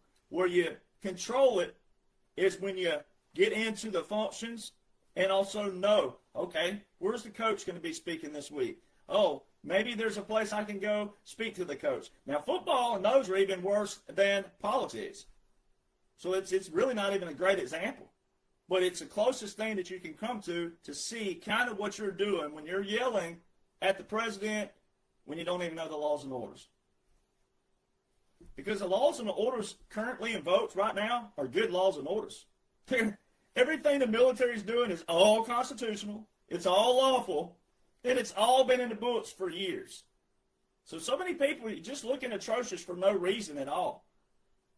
Because it's all strategically planned, choreographed, pre-planned, so you don't have to look like that. You don't even have to look like that. So that's what guys like me are doing and trying to say, hey, I know it sucks sometimes to have to show don't follow this person, don't follow this person. They're drama. They're part of the swamp drain out. They're part of this. They think they're equal to President Trump. They think they're better than President Trump. They think they have influence on President Trump. Get out of here. Get the you-know-what out of here. If they had influence on President Trump, they would already have been in his inside circle. Dan Scavino is a great example. Devin Nunes is a great example. We can sit here and name people that are influential people, but are on the inside of President Trump's team. There's so many of them. Then there's others that you have got to learn who are pawns, right? They have big platforms, so yeah, there are people who watch them, so they use them as a pawn as we flip the narrative all along the way in this 45-47 operation. So what you should do as an American is first seek out this. That's the first thing. This should be your foundation right here. This is your foundation. Therefore, you got to know the laws and orders of this dash. Now, we're already through the dash visually. We're in the 47 portion, but that dash is very important. 45, 46, and 47. And you heard President Trump say this. He's validated multiple times. And if I can brag a little bit, right? These books that I wrote that are #1 bestsellers, The Midnight Rider, Rise Again, Part 1 and 2, these stem from my documents that people have been reading called the documents.info, all right, that I published January 2021. Now, how did I know that we were in a military occupation in January 2021? Continuity of government, etc. Those are what stemmed into these. Part 1 here, only 216, 17 pages, somewhere in there. December 2023 publication. I signed my publicity contract sitting at Trump International in President Trump's reserved table at his reserved chair. From all accounts, by all members, I'm the first person he's allowed to sit in his chair at his reserved table and sign my publicity contract. That was February 2023. Part 2 here is thicker. It's 596 pages. But it's a deeper dive into special operations. How to think strategically, how to think in special operations, how to divorce your emotions, how to divorce your feelings, and go straight to how the military operation functions, but special operations. This I put out in January this year. All right, because they're a sequence. And I'm working on Part 3. That'll be your 47 portion, all military portion. All right, these are all military based and how they pair with federal, but they're military first and then how they pair with federal, that. So how did I know? And how are they #1 bestsellers? And how are they flying off Amazon like hotcakes? They're hot, as President Trump calls them. They're hot, right? See, President Trump validated me in those books. And it ain't about me, but all of us veterans that are on podcasts that knows what's going on strategically through special operations. President Trump put this on his ball cap April the 2nd, 2023. So do your math. I already had in publication for friends and family at that time period, January 2021, for anyone who wanted to be added to those Google Drives. Friends and family. Long before this visual, I already had that dash in documents. Then, he puts this on when? April 2nd, 2023? When did I sign publicity contract to write this book? February 2023? February, March, April? Come on, people. It ain't that difficult. And President Trump loves veterans who keep their oath and loyal to the oath of the good laws and orders that outline and prescribe everything about our origin, our foundation, and our history. Therefore, you have to know our origin, foundation, and our history. Military was established first in this nation. Military. Our founders started a war, then established the military, the army first, then established 16 days later the first military laws in what they call war articles, June the 30th, 1775. Then came the Navy, which their birthday is tomorrow. All right, 250th birthday tomorrow. Then came the Marine Corps, November. Then came the first flag, December the 3rd, 1775. All of that was before the Declaration of Independence. And then our founders declared independence 7 years before the war ended. They put in this Declaration of Independence 7 years before the war ended. If people could get passionate and just see how awesome that was to write a Declaration of Independence and then go back out, if they didn't write it after they won, They wrote it during the war. What we have are Americans who are just not passionate about America. You don't love the United States of America because of your freedom. You expect, you demand. Huge difference. You expect and demand those who know to do it for you. And that's your problem. You don't want to be a part of it. You want to be a part of it disassociated from the ones who are doing it and fighting for it. Then when it's all over and the smoke clears, you want to say, I was right there with you the whole time. No, you weren't. You're still going to benefit from it, but no, you weren't. President Trump is rewarding so many veterans right now. That's why so many veterans are being put in ambassador slots. Also, though, it's strategic. Not only is he rewarding these ambassadors, veterans, but also an ambassador is the chief of mission. So it's also should have been that way to begin with. So there's two different things going on there. So you got to know those things. All right, so things like the Insurrection Act. Let's get into that really quick. I'm just going to do a few more things, and then I have another podcast I have to hop on today. So if you want to watch me there, you can do that. Follow the link that I'll post shortly, and you can go watch me on there, and I'll be asked specific questions. But like the Insurrection Act. All right, first off, the Insurrection Act was 1807. This is why people have called for reforms to it, but the ones who have called for reforms to it, they want to limit the president who is actually going to enforce it the correct way versus have a president who they're controlling and they're using it the wrong way, which is what the swamp did. The swamp used laws and orders the wrong way and tried to limit the president. So that's why you got to know the laws and orders. You got to listen. All right, so 1807, you got to know where we were in 1807.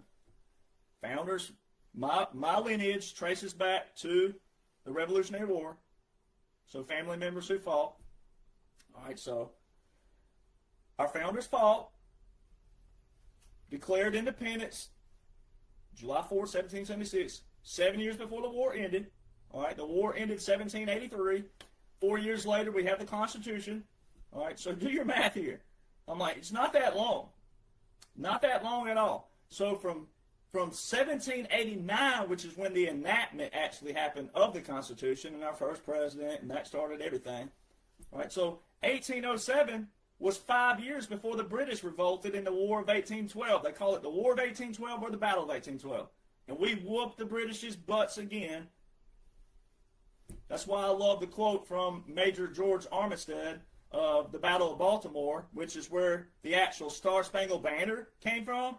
All right, our national anthem came from the Battle of Baltimore, where the major of the fort said he wanted a flag ordered so big that the British had no problem seeing it when they were coming, and they were going to take what they were going to take. That's right. So see, that's why Americans, you just don't have passion. You don't have that kind of passion for America, the United States of America. The Insurrection Act was 5 years before that revolt. So you got to look at the origin of things. Then through the years, we've had other things pass outside the Insurrection Act. We have the Posse Comitatus. All right, we have that. But then where I was saying the rubber meets the road, you need to go look in publications of the military. That's why I use the Joint Publications 3-57, which is Civil-Military Operations. Page 46. It says generally you don't want active duty or any kind of Title 10 troops in direct military involvement with civilians, law enforcement. No, you don't generally, unless what? Unless the Constitution or Congress deems so. Congress did that. December the 20th, 2019, Congress put in Section 1550 in Title 50, Chapter 33, which is the War Powers Act. So everything that President Trump's working with and working under, the Congress did it. It's also the Congress who suspends the writ of habeas corpus. Article 1, Section 9, Clause 2 of the United States Constitution. Article 1 is the legislative branch. So anytime you hear a governor spout off at the mouth right now, one, we're in a military operation. Again, laws and orders show that. Laws and orders show that that took place. It is taking place. The whole thing is a visual. I always put little brackets around it. It's hard to do it. But like this, let's see. You put brackets around that, all right? Just like that. Treat it like that. Now, it's not going to end in 47 as far as like the good things that are taking place, and the swamp's not going to grow back. But for visuals of the operation itself, look at it like that. Got brackets around it. The whole thing is an operation. Every aspect of it. The very beginning of 45, and when we get to January the 20th, 2029, that's your bracket.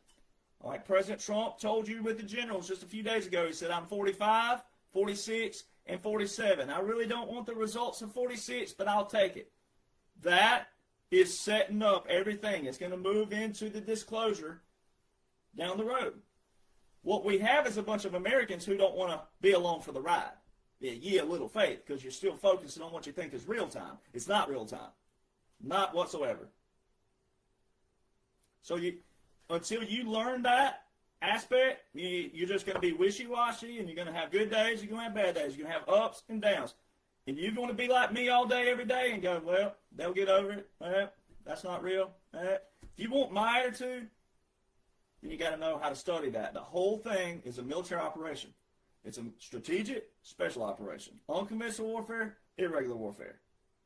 All right? So you got to divorce your emotions. So all of that you're seeing daily with the governors and all this is all pre-planned and strategic, but it's also to show maybe people in a region like Chicago, for example, that, hey, wake yourself up. This is how the law works. This is how the orders operate. This is how the military operates. And some of it is both multiple layers. It could be exposing your leader. It could be there's multiple layers. Multiple. But it's the Congress. The Congress who's done most of this. So Article 1 is your legislative branch. That's not the president. That's the legislative. That's your Congress. December the 20th, 2019, Title 50, Chapter 33, Section 1550. Now, there was a Title 32 order already in place in 2018 with the troops at the polls, all right, but that's a whole different level of the military, Title 32. Federal call-up, but Title 32, so the states, and it was certain states who did it. So it wasn't all 50 states. All right, so that's why you got to know every intricate detail, and that's why a lot of your family members, God love them, but a lot of your family members who are veterans, they put everything in one lump sum. There's multiple sections of Title 10, and there's multiple sections of Title 32. There's the posse comitatus. There's the insurrection. There's a lot of different things that apply to certain sectors and certain levels. And that's why so many people look atrocious, because they want to lump it all in one thing and think that all these apply to one thing. It doesn't work like that. But it's also why our laws and orders have gotten so complicated in another manner. We got outside of the keep it simple stupid and got but that's where Congress in the past and the swamp in the past did what? They did all these things as little ways to nick here and there and here and there to do what? Limit the president for their what? Their selfish control, their selfish gain. They created their own checks and balances. That's why they call it a democracy. It is a democracy because they established a democracy. They, the swamp. They established that. So what President Trump is doing, this is your strategic operation portion that I talk about in this, and I can't cover obviously the whole thing, but what they are doing is taking all the deep state tactics that they used on you, the people, to brainwash you, capture you, and control you. We're taking all of those, like the CIA using body doubles, something as simple as that. We're taking all their tactics and using it against them. That's why when you see something on TV, well, I don't want to use detailed examples today, but when you see certain things or you think something happened like this, is all a strategic plan for something that happened back here, right? So some of you don't understand operations because you don't understand operations because you've never been in the military, but you also never studied this. But it could be a plea deal gone wrong. Could have been a bargain gone wrong, right? And then they're going to show this on the TV to the people, and then they're telling these people back here, you know what we're going to do? This is what we're going to do, and you're going to watch it. And when the truth comes out, we're going to put it on your head. And someone back here will cry wolf eventually. But see, that's the background theme, and that's the background scene that so many Americans think is far-fetched and old fogey and a conspiracy and all these other things, because you don't seek to comprehend that the whole thing is an operation. You just think it's real time, and you think it's just, oh, a nick for a knack, and oh, you get them, President Trump, and then, oh, why are they saying this about my man? Oh, God. You're living in your little cycle. And you refuse to believe that there is a force, a good force, a white force that's overtaken these evil in a spiritual warfare and an informational warfare, and we're kicking their rear ends. And why you won't want to believe that? Why do you want to curl up in a little ball in a corner of your house and why do you want to do that? That's what you're doing. Virtually, that's what you're doing.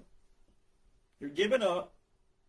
You're just so and then people are like, oh, only President Trump can talk like that, Darrell Johnson. You can't talk like that.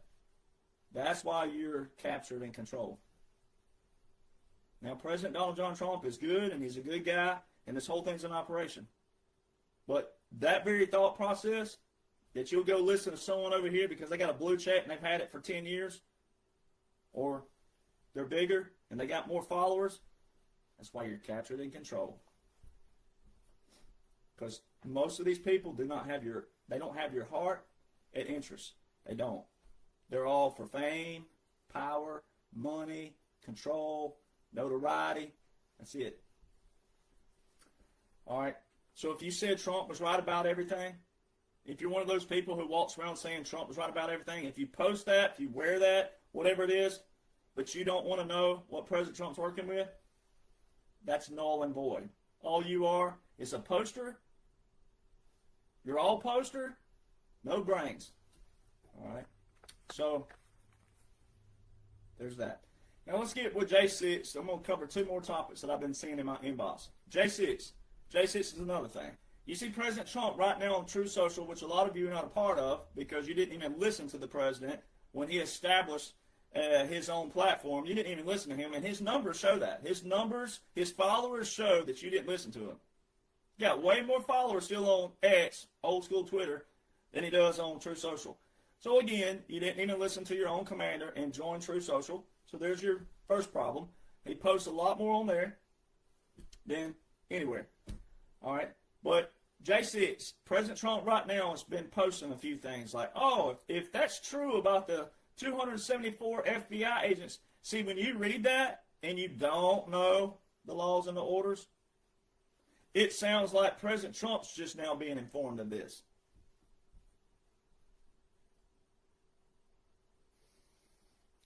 And I get messages from people that'll say, oh, do you think President Trump knows about this?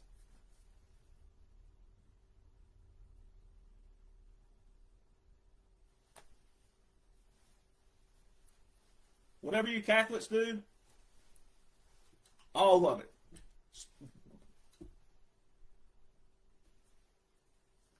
And a lot of those people are the same ones who say, pose, and wear Trump was right about everything.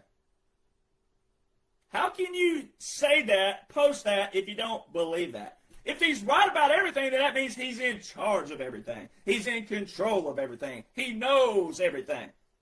And he's told you, I know everything. He said this on a recent interview not long ago, where he said, I know everything. He told you in the 2020 debate, we have it all, we've caught them all. You don't listen to the man you claim to support.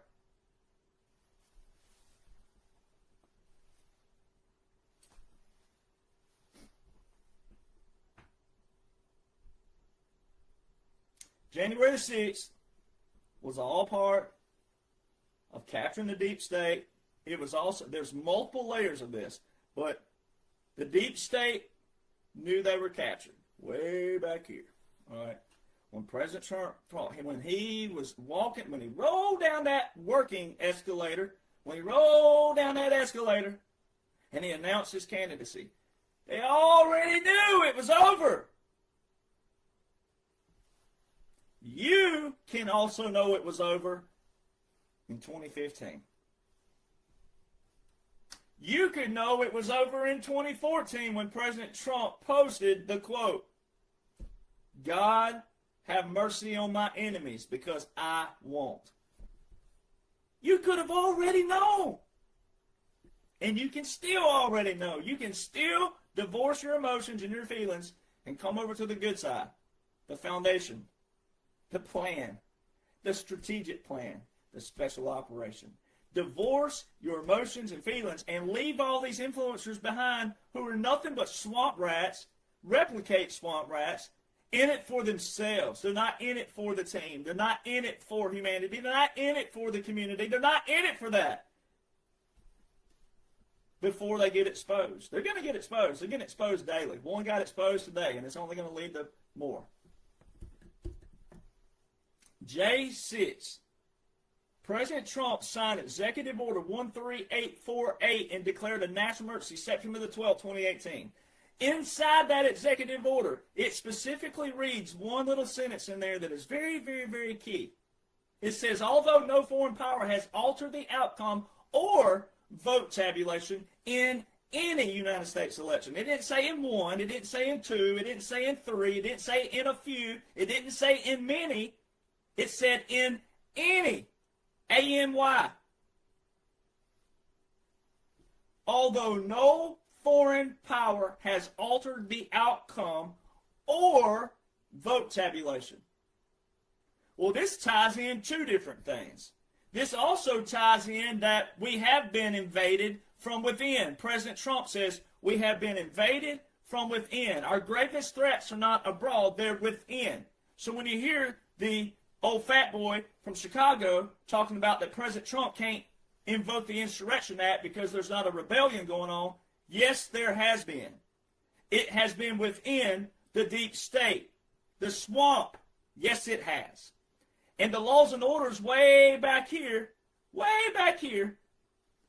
under Title 50, Chapter 33, Section 1550, put there by the United States Congress, December the 20th, 2019, and the orders that followed in that clause shows that the Congress, bipartisan Congress, is a part of this. It also shows in Executive Order 13961, Executive Order 14146, and Executive Order 14239 that we're still, to this day, October the 12th, 2025, in a partial continuity government. When we're in a partial continuity government, that also means a military operation, military occupation, military government is taking place. And President Trump has validated this over and over and over again using the terms occupied territory, which is occupied country to him. All right, territory in a certain place, I'm about to tell you. He has said white flag is surrender. He has used government in exile. He has used all these tactics. And he's also said capitulation, and the mainstream articles have used these terms, capitulation. Capitulation, white flag is surrender, puppet government, and also occupied country, which is occupied territory. All four of those are law of war manual. They're not federal anything. The law of war manual. White flag of surrender and capitulations are in the same chapter, and then puppet government and occupied territory in the same chapter. Guess what chapter they're in? The chapter for military occupation. So these all tie in. Everything ties in, just like that. Now let's go back to the executive order for election interference. President Trump signed that executive order September the 12th, 2018, and declared a national emergency. Now, each national emergency unlocks 120 statutory powers. Each. President Trump had 11.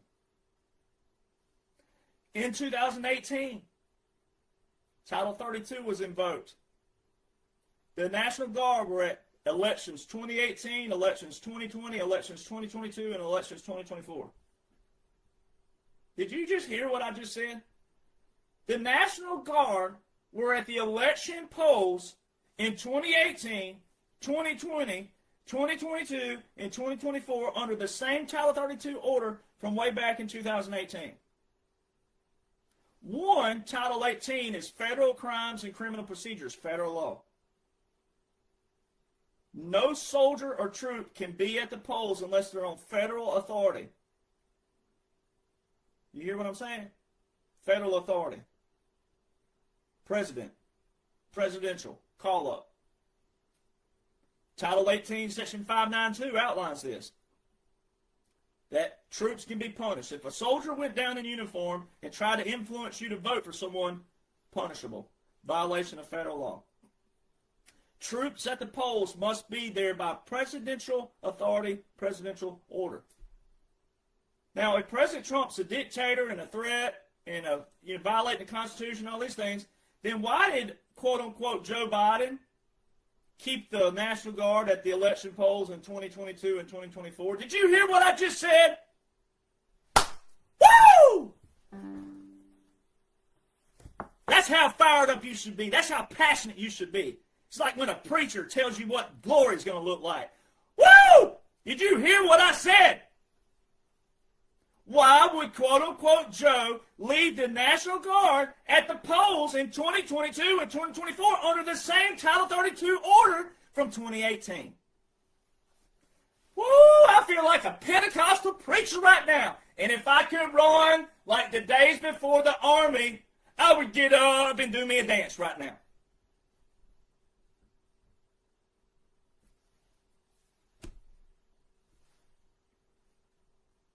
What? What? If everything that President Trump has done is unconstitutional, then they should have abolished all. They should have terminated those. No, they didn't do that. None. No Title 10 order or Title 32 by President Donald John Trump that all the military is working under present day that was put into place way back in the first term of the 3 terms were not abolished, not terminated. Executive Order 13848 with the national emergency specifically says in it, although no foreign power has altered the outcome, or there's that little conjunction, men, males, guys, dudes, ham candles, whatever you want to identify yourself as, all right, whatever you want to call yourself, if you'll listen to words, you might score more with your ladies, your wives, your girlfriends. That little conjunction in there, very, very key and very important. Although no foreign power has altered the outcome, that meaning the whole thing, the whole election, or vote tabulation. So keep in mind the National Guard were federalized for election polls, and they've been at the polls on .gov and .mil sites. They can show you at the polls 2018, 2020, 2022, 2024. Not only that, but J6 would have fallen in between those, right? Yeah. If you know simple Alabama hillbilly bumpkin math. Pretty simple math there. Pretty sure 2021 was in the middle of those. January the 6th, 2021. You know what January the 6th is? That's the vote tabulation day. That's the electoral college count. That wasn't Joe versus Trump, like some Americans thought. That's how dumb Americans have gotten, that they thought that that day was just a day because, there was a discrepancy in November 2020. So they got to do something to do with Trump and Joe. That's what the average American a lot thought. They have no idea that January the 6th is a date set aside to count the electoral college counts, the state count. That's why America looks atrocious. That's why Americans look the way they look. Don't know that one simple detail. That day is vote tabulation day. Although no foreign power has altered the outcome or vote tabulation, signed September the 12th, 2018, declared a national emergency, and then you have your elections, polls, the National Guard at 2018, 2020, 2022, 2024. Which means they're consistent and cohesive.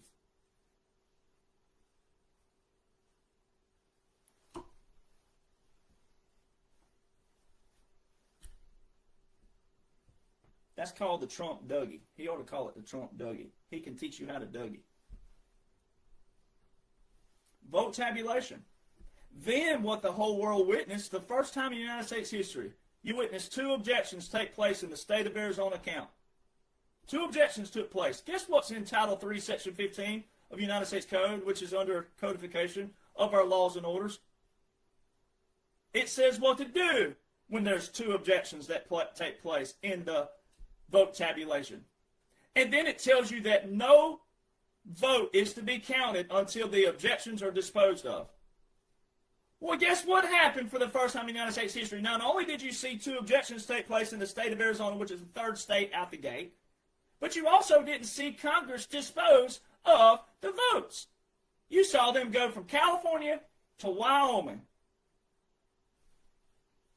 and, quote-unquote, certify Joe. That was a violation of Title 18 federal law, Sections 2381, 2384, 2385. Go look them up. It was also a violation of Title 3, Section 15, and a violation of Title, so 52 U.S. Code 20511. Just go look them up. All you got to do is go to Google and type in 52 USC, not University of Southern Cal, right, but USC. Hold on, got to do something here. Go to 52 U.S. Code, USC 20511, enter, click on preferably the U.S. House, but there's one out there, I think it's Cornell Law, that has pretty good explanations, all right, and then type in 2381, 2384, 2385 of Title 18, go read those, seditious acts to overthrow the government, one of those. Read them. That's all you got to do is read and study those. That's what took place on January the 6th. That was what Americans and the whole world witnessed. That also shows you how dumb, idiotic, ridiculous libtards look.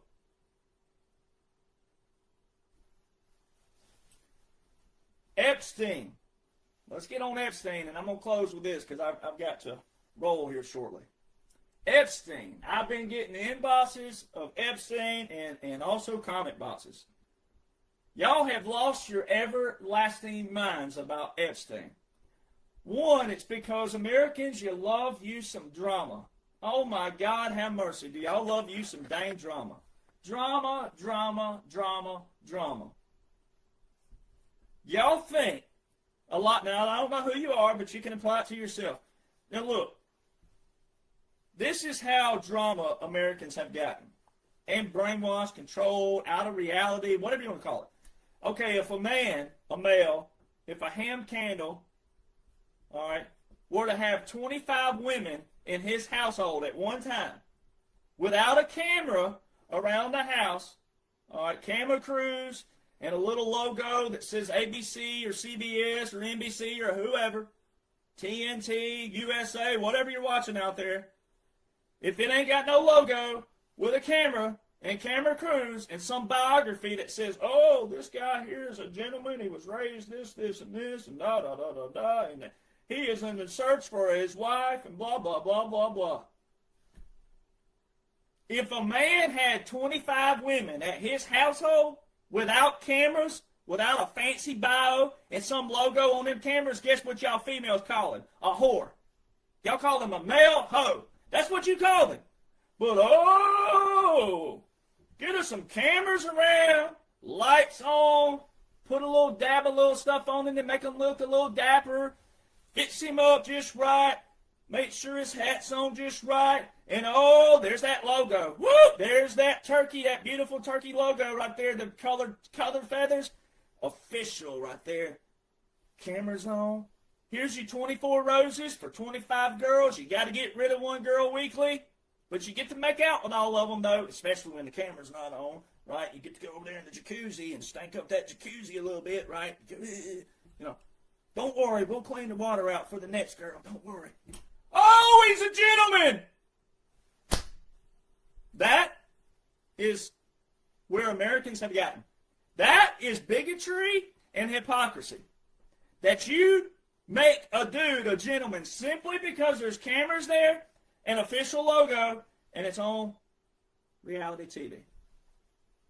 That is America. And then all of a sudden, this dude, because, President Trump was in a photo with him 30-something years ago, right? 20-something, almost 30 years ago. Because Americans are what? You do what? Drama, propaganda, and hindsight's 20/20. Well, a lot of Americans' hindsights are 5/5. Oh, boy. Just king, boy. Oh, you're in a photo.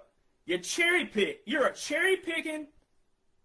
Ooh, I'm gonna refrain from some words today. You're cherry picking. Boy, but if we went back in your past and we found something on you, oh no, you're not popular, you're not famous, you're not known, but if we went back on you and we went back on your past and cherry picked something on you and then let me put it on my pages and go, well, here you go, million. What do you think about these people? Ooh, woo! Hell hath no fury with it. Oh no. If some of you and your skeletons started showing up and popping up and you were popular and we put it out there and said, look what Susie did back in 1947. Woo! Hell hath no fury. Oh, don't you talk about me like that. That's not true. I didn't do that. Oh, but see what you do is because, President Trump's popular and he's famous and he's well known. Oh, so that's why you cherry pick something and try to make some guilt around it? Why did we get to a place in America where we look for the bad in somebody, first off? If you don't know someone, you never grew up with them, you don't know anything about them, not a thing about them, famous or not, why have we gotten to a place in the United States of America where we look for the bad and negative daily in people? And if there's nothing bad or negative, how did we get to a place where you create something? You fabricate something.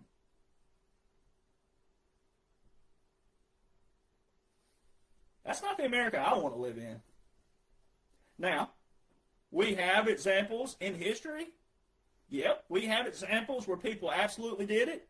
They were caught, they were prosecuted, and rightfully punished.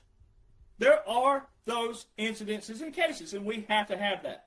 But when you have nothing on somebody, and you fabricate something, and you make up something completely out of the blue, just because you don't like someone's personal belief, maybe on how they believe about God, homosexuality, or whatever it may be,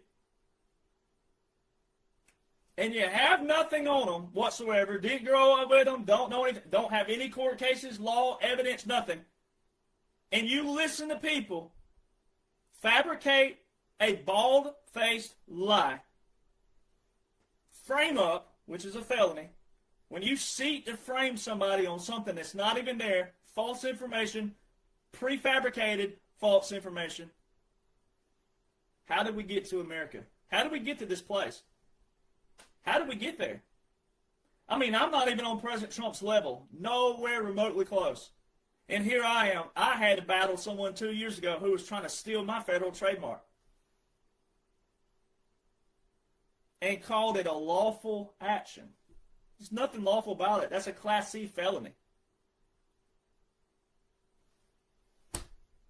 So how did we get to America? How did we get to this place in America where we look for the bad and negative, and if there's nothing, then we go try to prefabricate it? Why are Americans so like piranhas on negativity, drama, propaganda, bad? Why? How? Who are you?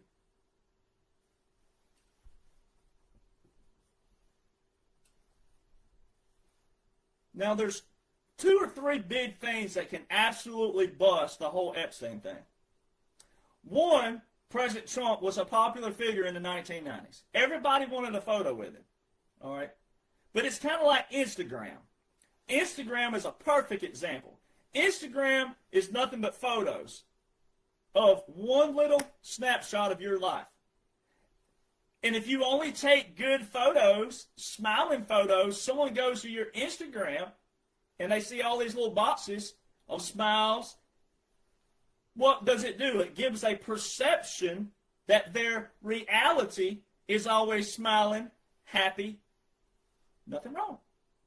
No bad days, nothing upsets them, nothing makes them mad, bitter, angry, frustrated, anything. Perception. So see, what liberals have done is go way back in the 90s, all right, of one guy who absolutely did do what he did. He did. Epstein did those things. He was caught. He wasn't properly prosecuted when he was caught because it was during a time period when the swamp was still in control, right, of the judiciary system, which became the predominant. Our founders made the legislative branch, the executive branch, and judicial separate for a reason, but they also put them in that sequence for a reason. We, the people, vote in the legislative branch. We vote in the executive branch. We don't vote in the judicial branch. The judicial branch is appointed by the president of the executive branch and confirmed by the Senate of the legislative branch. So when the judicial branch is not doing what they're supposed to be doing and they take the law into their hands, very, very dangerous what we got in this United States of America. Very dangerous. The lawyers and the judges took control. Not all lawyers are bad, but a lot of them are. They think they're better than you. They think they're bigger than you. And they use the law against you. That's not what the judicial branch was supposed to do at all, whatsoever.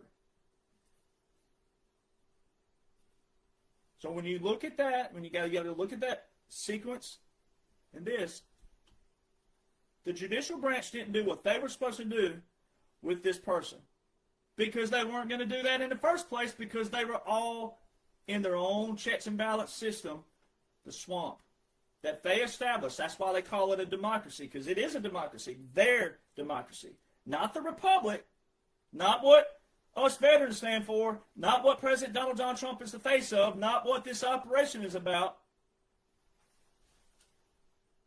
So there's a few things that absolutely busted. Everybody wanted a photo of President Trump in the 90s. Liberals went and cherry-picked some dude that ended up being a bad dude, and they cast this in here. Right? Well, look at the timing of it. Look at the timing of it. Now, hear me out. You got to listen. This absolutely bust everything, plus law busted. Military law, especially. If it's hard to say if you're a bad person because a lot of you are good people, but think of the deep state. Think of their animosity for the man who has exposed all of their swamp. Everything that President Trump has done that they said was impossible has become possible, which exposes all of their impossibles. Taxes being eliminated, IRS being busted, all these entities, the central banks being caught, drained, everything going back to gold standard, everything back to a order, law and order, right? Everything that swamp has been drained for, President Trump has proven it was possible. They said it was impossible. Remember Obama, what does he have, a magic wand? He's going to make all these jobs come back? Well, I guess he does have a magic wand, all right. Because they definitely have come back. All right. So you gotta apply that one little scenario and watch this. If you were the deep state and you hated somebody, I'm talking about a pure hate, pure hatred, and you knew that this person was about to expose every bit of your circle, every bit of your ring, every bit of your operations. You got to go back to Hillary. Remember what Hillary said? He's going to hang us all. Remember that? Yep. Right?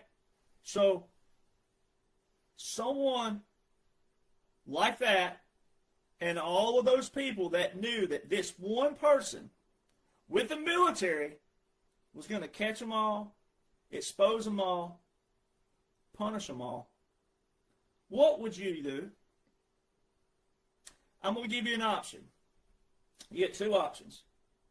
If I came to you and I was that person, I said, all right, you get two options, and we're going to make one of them happen.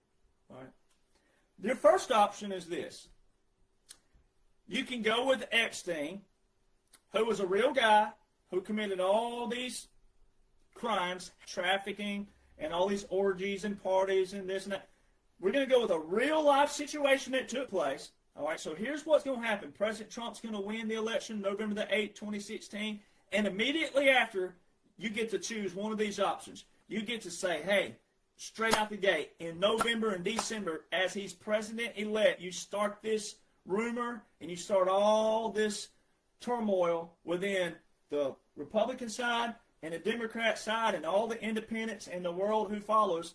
You get to go with Epstein, who was a real person, created all. You can go with that. And here's photos of President Trump with him. And then all these people are going to think what they think. And they're going to demand more. And, oh, what are you hiding? And blah, blah, blah. That's option one. Here's option two. You can prefabricate a complete, made-up, false, fake, faux lie, bald-faced lie that didn't even exist on paper. None of this existed. We got the professionals over here. They can type up this fake dossier that looks real, and then we're going to have all these professionals type up these documents with the FBI and the CIA and all that. We're going to type all these fake documents up. All of it's going to be fake. All of it's going to be fraudulent, but they're never going to know that because we're in control. We have our entities all over the world that's going to help us with this. And here's what we're going to do. So you get the option to do a fake, false dossier and call it Russia collusion, and then all the media is going to chant, Russia, Russia, Russia, Russia collusion. And the mainstream media who are with the deep state, they're going to be doing it too. You're going to have all those options to say Russia collusion and President Trump had Russia help him steal the election. Which one are you going with?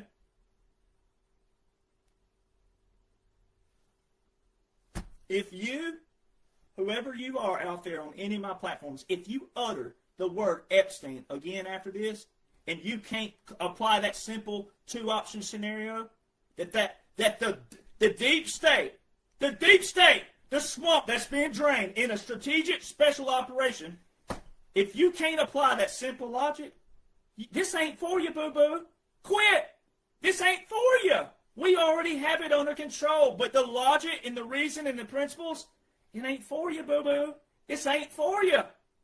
Go pick up golf, knitting, crocheting, pick them all. There's a lot of things you can do with your life. You're going to be okay. Everything's under control. We got this. If you can't apply that Epstein was first prosecuted in 2005. 2005! If the deep state had some dirt on President Trump, they had plenty opportunity when they saw him roll down the escalator then to start something with real fire, not fake fire. 2016, they go with Russia collusion. If they had something with him and Epstein, which is a real person, a real criminal,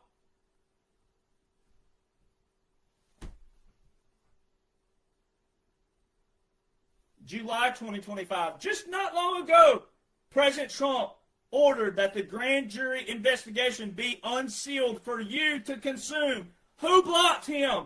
An Obama-appointed judge.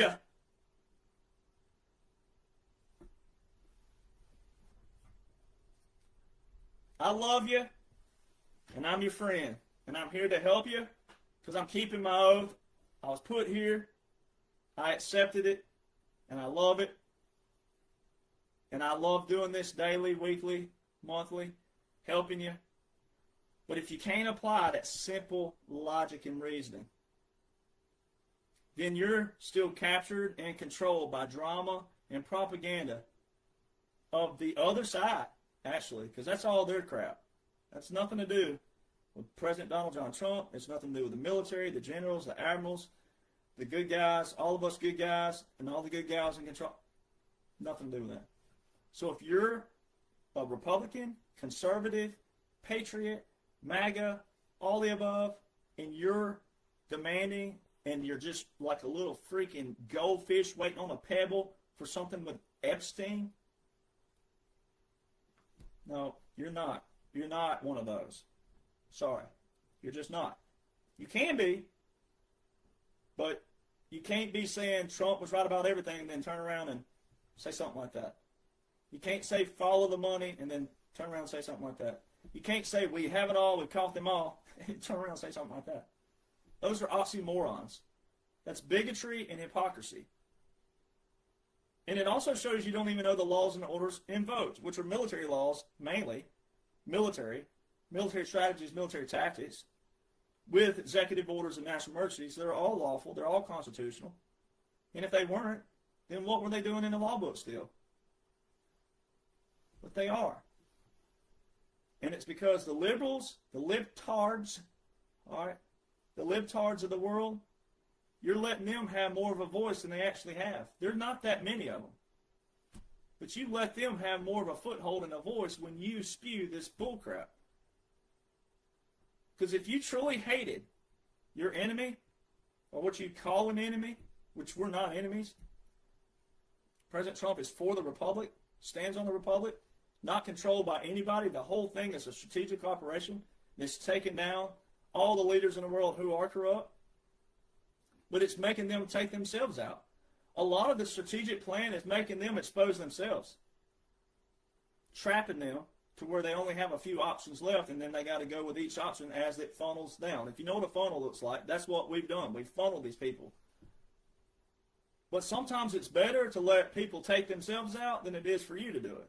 Sometimes that humility and the embarrassment is worse on them than you taking them out. And see, a lot of Americans, you just want them all taken out. You don't want to learn from it. You don't want to see the benefits of an operation. I've heard it in inboxes talking about, oh, we're tired of the games, the game theory. Well, you'd much rather have game theory than you'd much rather have real theory. And if President Donald John Trump and the military did not stand in and take over this nation way back in 2015, you wouldn't be in my inbox.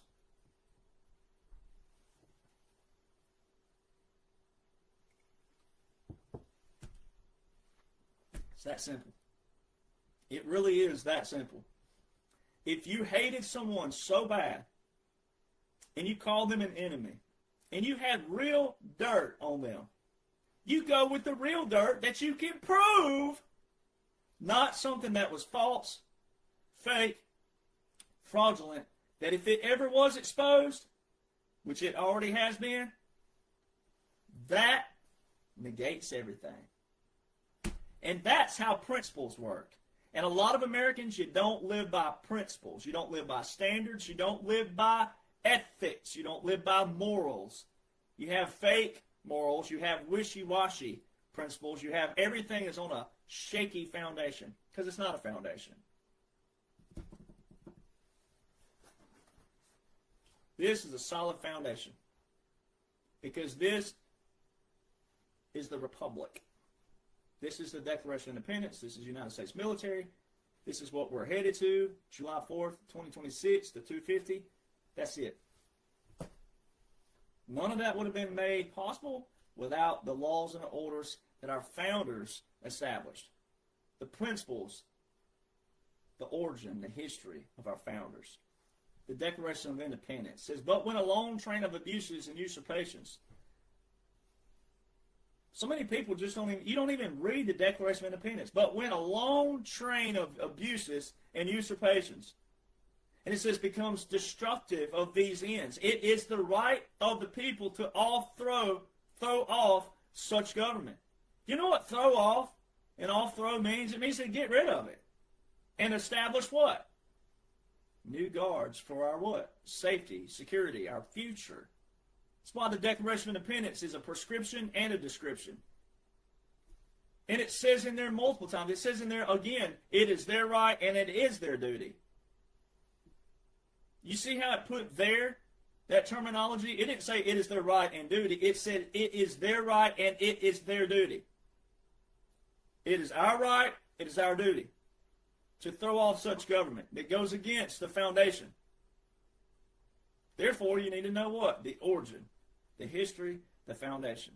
You got to think like our founders. You got to get into the mindsets of our founders. We're not a democracy. Article 4, Section 4 of the United States Constitution, we're a republic. Nowhere in our foundational documents does it say anything about a democracy. The only place you'll find democracy by James Madison, who's the father of the Constitution, and he drafted the Bill of Rights, is in Federalist Papers number 10 and number 14, where he tells you that democracies are dangerous.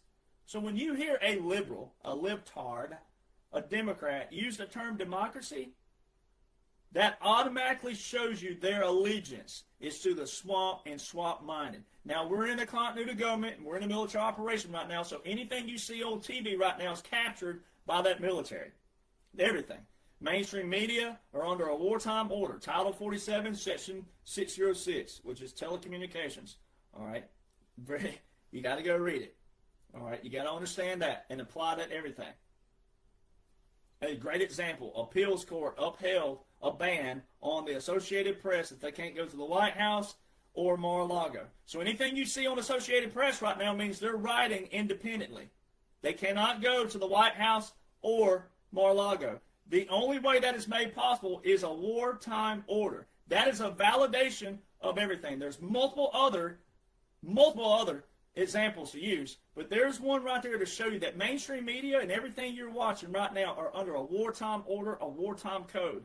Title 47, Section 606, Telecommunications Act of 1996. President can control radio, TV, internet broadcasts. Everything you're watching is part of that. Also, your Executive Order 13961, 14146, and 14239 are your continuity of government.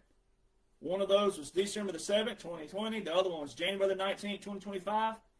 The most recent one was March the 18th, 2025, which means we're still in it.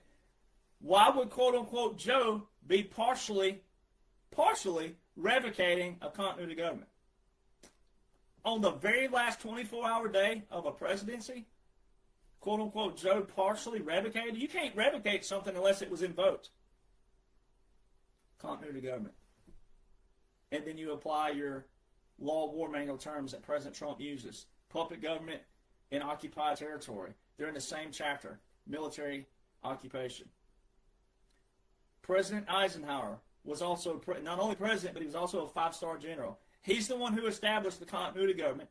And guess what accompanies that? Presidential Emergency Action Documents, PEDs.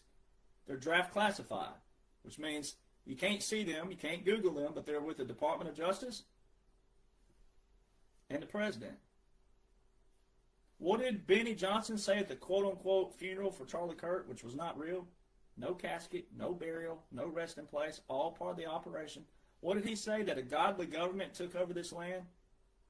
The Department of War and the Department of Justice? Presidential Emergency Action Documents. President Trump in the first 180 days told you I've signed over 350 executive actions. Not on the Federal Register. And at that 100-day mark, there were only 150 executive actions total, memoranda, executive orders, and proclamations. There are only 150. Where were the other 200?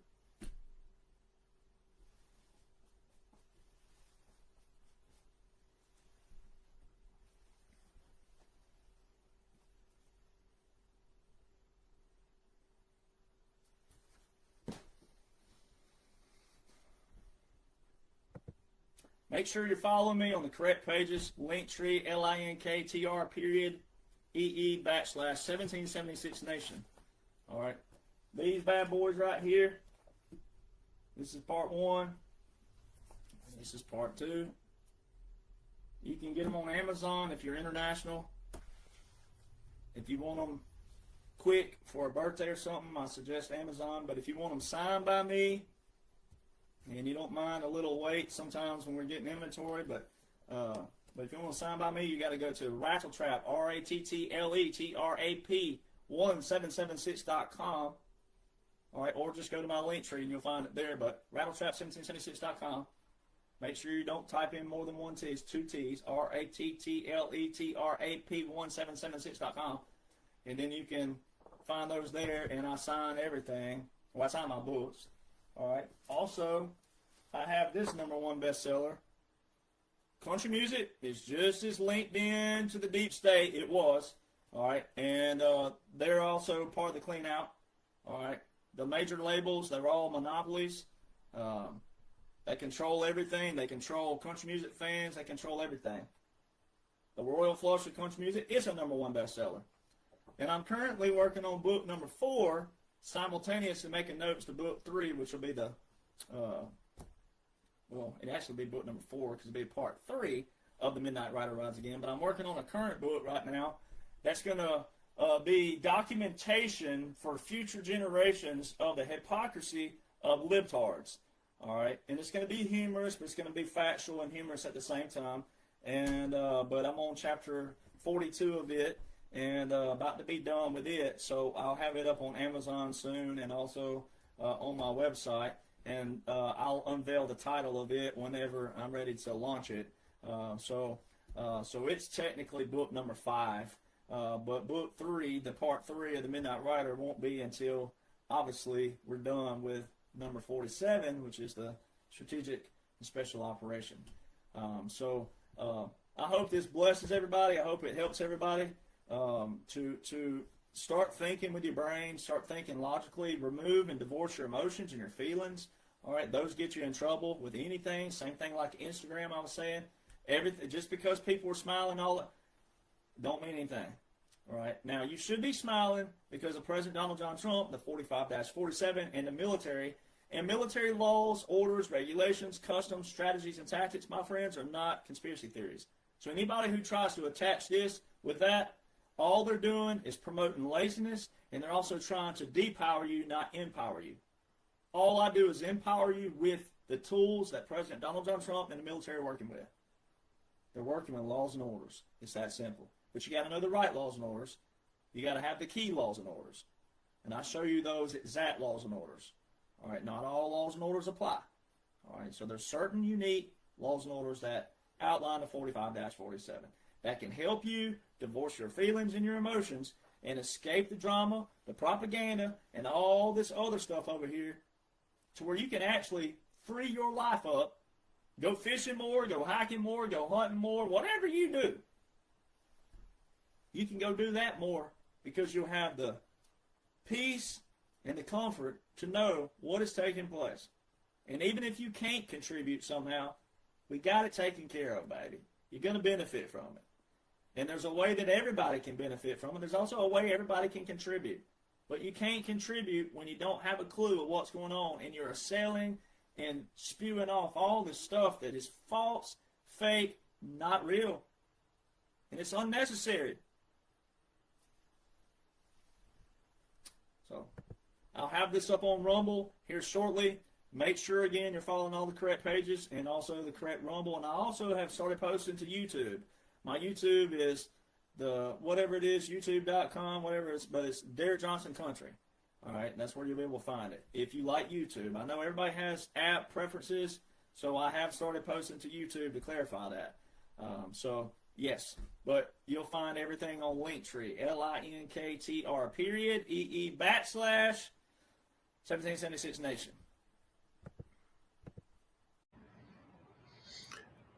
Hello, it's Michael Jaco with Unleashing Intuition Secrets. Could we be on the brink of World War III as President Trump weighs sending Tomahawk missiles to Russia, who has said that if those Tomahawk missiles come, that would be potentially the start of World War III, right? So I don't see President Trump doing that. I think, he's, trying to get Russia to come to some kind of negotiating table. It's just threatening. Sometimes empty threats, if you do them enough, they start to deteriorate as far as like a tool in convincing people to come to the table and talk. So I don't know what he's thinking about this. Definitely sending Tomahawk missiles that are nuclear capable to Ukraine would be not very smart, because for one, those Tomahawk missiles would absolutely have to have U.S. soldiers to man and deploy them, and it would be U.S. technology that would have to be utilized, because Ukraine doesn't have that, to guide those missiles and so forth. So it's not something that I think is going to happen. But if it does, look out. All right. So let's look at, some of the things that are going on out there. Let's look at, how Russia is basically devastating Ukraine right now. I've talked about this for a while. I said that at some point we're going to see Russia just roll over the entire landscape when the Ukrainian army is completely decimated, right? And we're close to that now.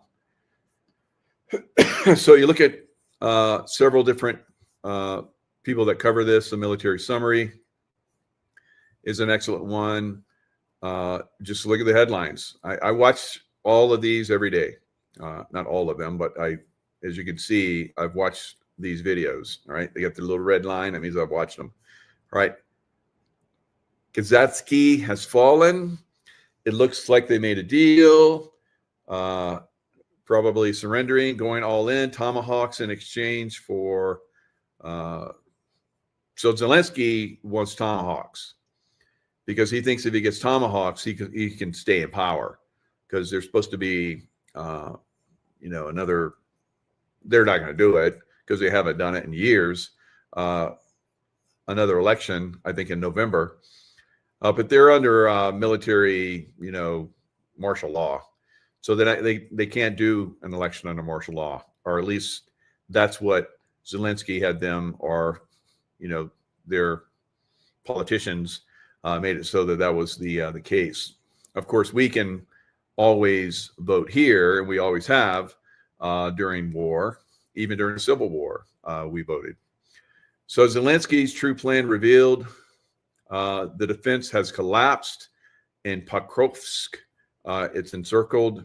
Blackout in Kyiv as Russian missile strikes on pretty much daily and nightly all across Ukraine.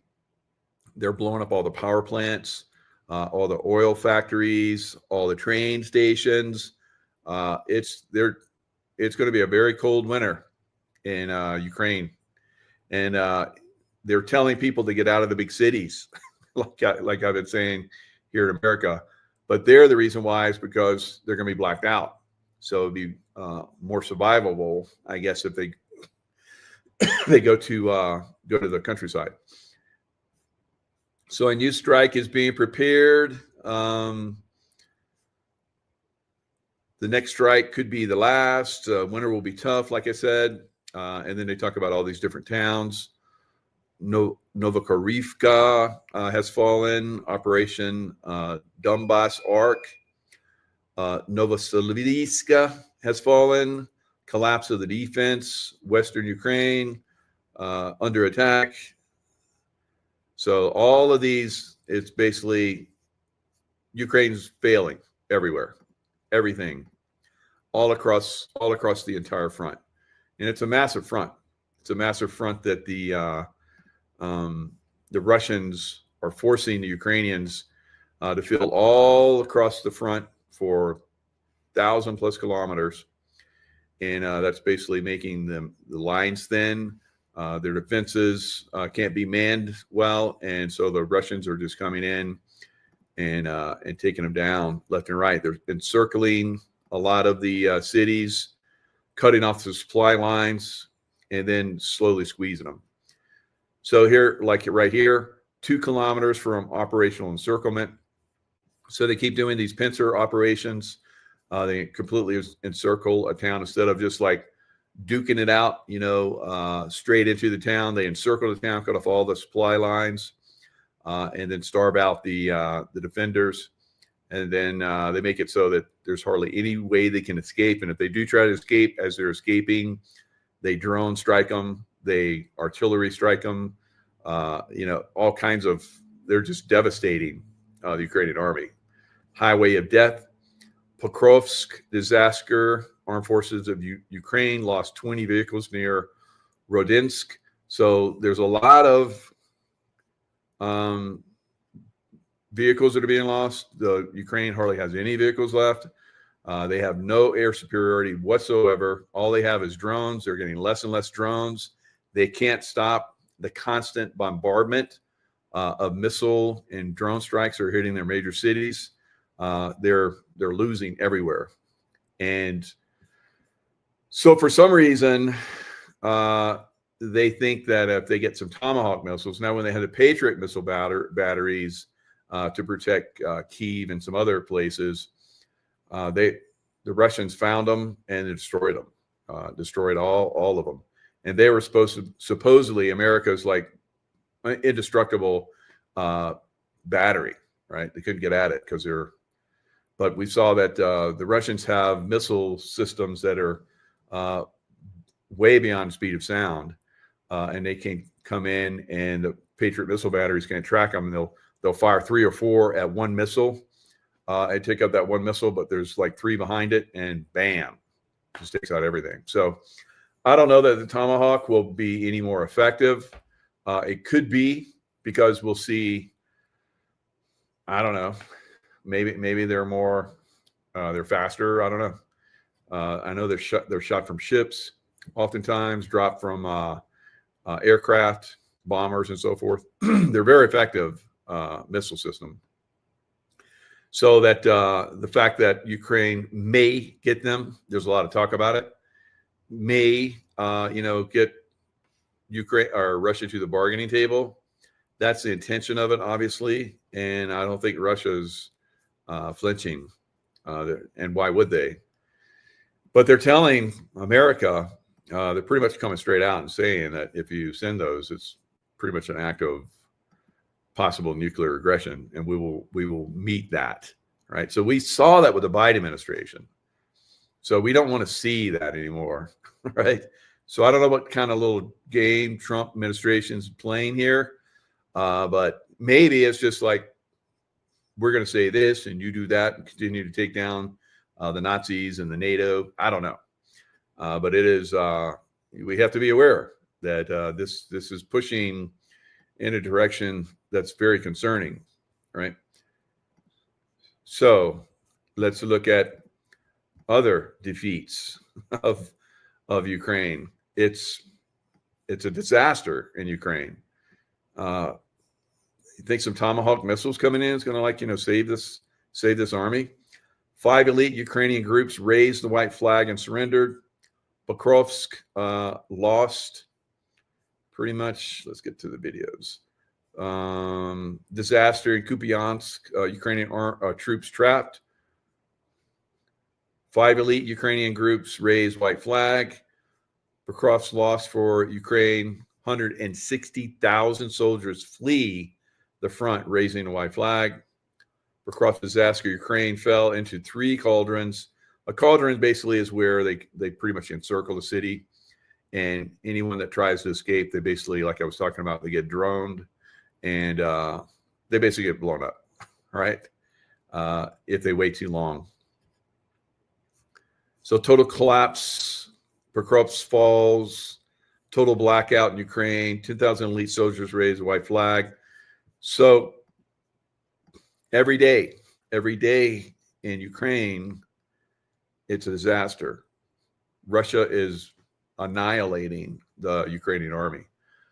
All of NATO, and while the 4 years while the Biden administration was in, and they said hundreds of billions of dollars. I think they sent over $1 trillion in money that was a lot of it was laundered, of course, and then also supplies, which depleted United States supplies. So it's pretty much a disaster for NATO. And the people of France are like demonstrating because there's talk of sending troops into Ukraine. So the people are demonstrating. Good for them. It's like, we don't want this war. Same thing in the UK. So probably the same thing in Germany. I don't know. Probably all of the UK. Probably all of Europe. So Russia's Medvedev says supplying U.S. Tomahawks to Ukraine could end badly for all, especially Trump. So former Russian President Dmitry Medvedev said on Monday that the Tomahawk missiles would end badly. Medvedev, an ARC hawk who has repeatedly goaded Trump on social media, said it is impossible to distinguish between a Tomahawk missile carrying nuclear warheads and conventional ones. And this is true because the Tomahawk can carry nukes.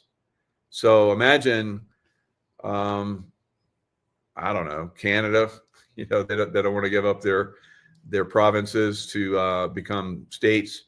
So Canada shoots some kind of potentially nuclear missile into the United States. What do you think would happen, right? There would be hell to pay, right? So that's what the Russians are saying. Don't play this game. This is basically not going to be good for our relations. Trump was just literally rolled out the red carpet for Putin in Alaska, and now he's going to send Tomahawks. Like I said, I'm very skeptical. I think it's just a bargain. He's trying to use it as a bargaining tool. Empty threat, right? Not smart. So yeah, I might tell him, Putin, this is Trump. This was on Sunday. They asked him if he may offer long-range Tomahawk missiles that could be used by Kyiv if Putin does not end the war in Ukraine. So he says, if the war is not settled, we may very well do it. We may not, but we may do it. See, Trump plays this back and forth all the time. This is a psychological game that he uses. And he uses it very well. Do they want to have Tomahawks going in their direction? I don't think so. Medvedev wrote, one can only hope that this is another empty threat, like sending nuclear submarines closer to Russia, right? So I would say it is. I think Trump and Putin are like, they got some kind of little game going on where it's like, you do this, I'll say this, and don't worry, I'm not going to do anything. But you keep slaughtering these idiots, these Nazis that keep coming to your Russian front, and that's really the way it is. Russia is hardly losing anyone but the Ukrainians, and of course, the people that are coming from all over Europe to fight in Ukraine.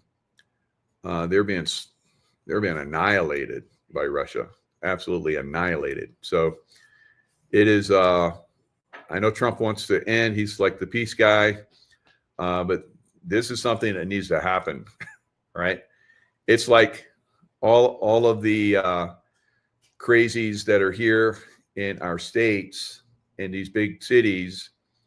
Something's got to give there, right? Just like it happened in Ukraine. So Ukraine got way out of hand. The Democrats in all the big cities are way out of hand, right?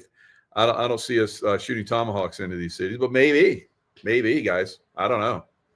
I think it's going to get pretty bad in a lot of these cities. So it's kind of up in the air, what they're going to do. Now in Poland has basically been gearing up over the last several years for potential showdown with Russia, right? So here's a lot of gear. This is probably some kind of dog and pony show where people come. Yep, it is. We got all these plaques out here. So you have all these people coming in and checking out all the gear that they, I guess, have or they potentially have. See, here's a drone that can be launched from this. And within here, there's probably all kind of, controllers for the drones. So there's Russia as a Russian aggression, whatever, turns west. Poland says it's ready. Warsaw has doubled the size of its military since 2014 and boosted military spending to nearly 5% of GDP. All right. So Poland, do you remember how the Soviet Union just rolled right over you? Right. So maybe that's why they want to get, bulked up with weapons. I don't know. But they're not going to stop Russia. If Russia decides to come into Europe, which there's no reason for them to come into Europe. All they're doing is protecting their border. from Nazis. Then, maybe some of these European Nazi, countries, they might have to take care of business in them, right? So I would think it's very unlikely, but if Putin were to somehow pass over and Medvedev would take over, yeah, or Russia would basically take over Europe, right? And they would take it over. There would be no stopping the Russian army because there's nothing in NATO, nothing that could even slow down the Russians if they really wanted to go in. So what Europe should be doing is making peace, making friends, and doing trade deals with Russia, so there is no war. But they keep pushing. They keep the verbal assault on Russia. They're taking away all their money and trade and stuff that there were in banks. They seized all their money. This is unprecedented for one country to do that to another country. So it's not really looking good for Europe. So the only thing that can save Europe is if a grown-up shows up like Trump, right? Because they're all children. They're all communist children that think that they can just steal from their people, and their people are going to just let them. At some point, I think the people, just like we saw in the Soviet Union, are going to stand up and push back and take back their countries. All right. So at this point, I don't know. Now, I did a special show earlier on silver. There is a massive gap in the price of silver on the basically the metals exchange, COMEX, and it's a much lower price than what the actual prices things are being sold for. So right now, silver stands at $52.82 for spot price, and then for the futures on the COMEX, it has been going up quite substantially all day. It's almost up 10% from where it closed on Friday,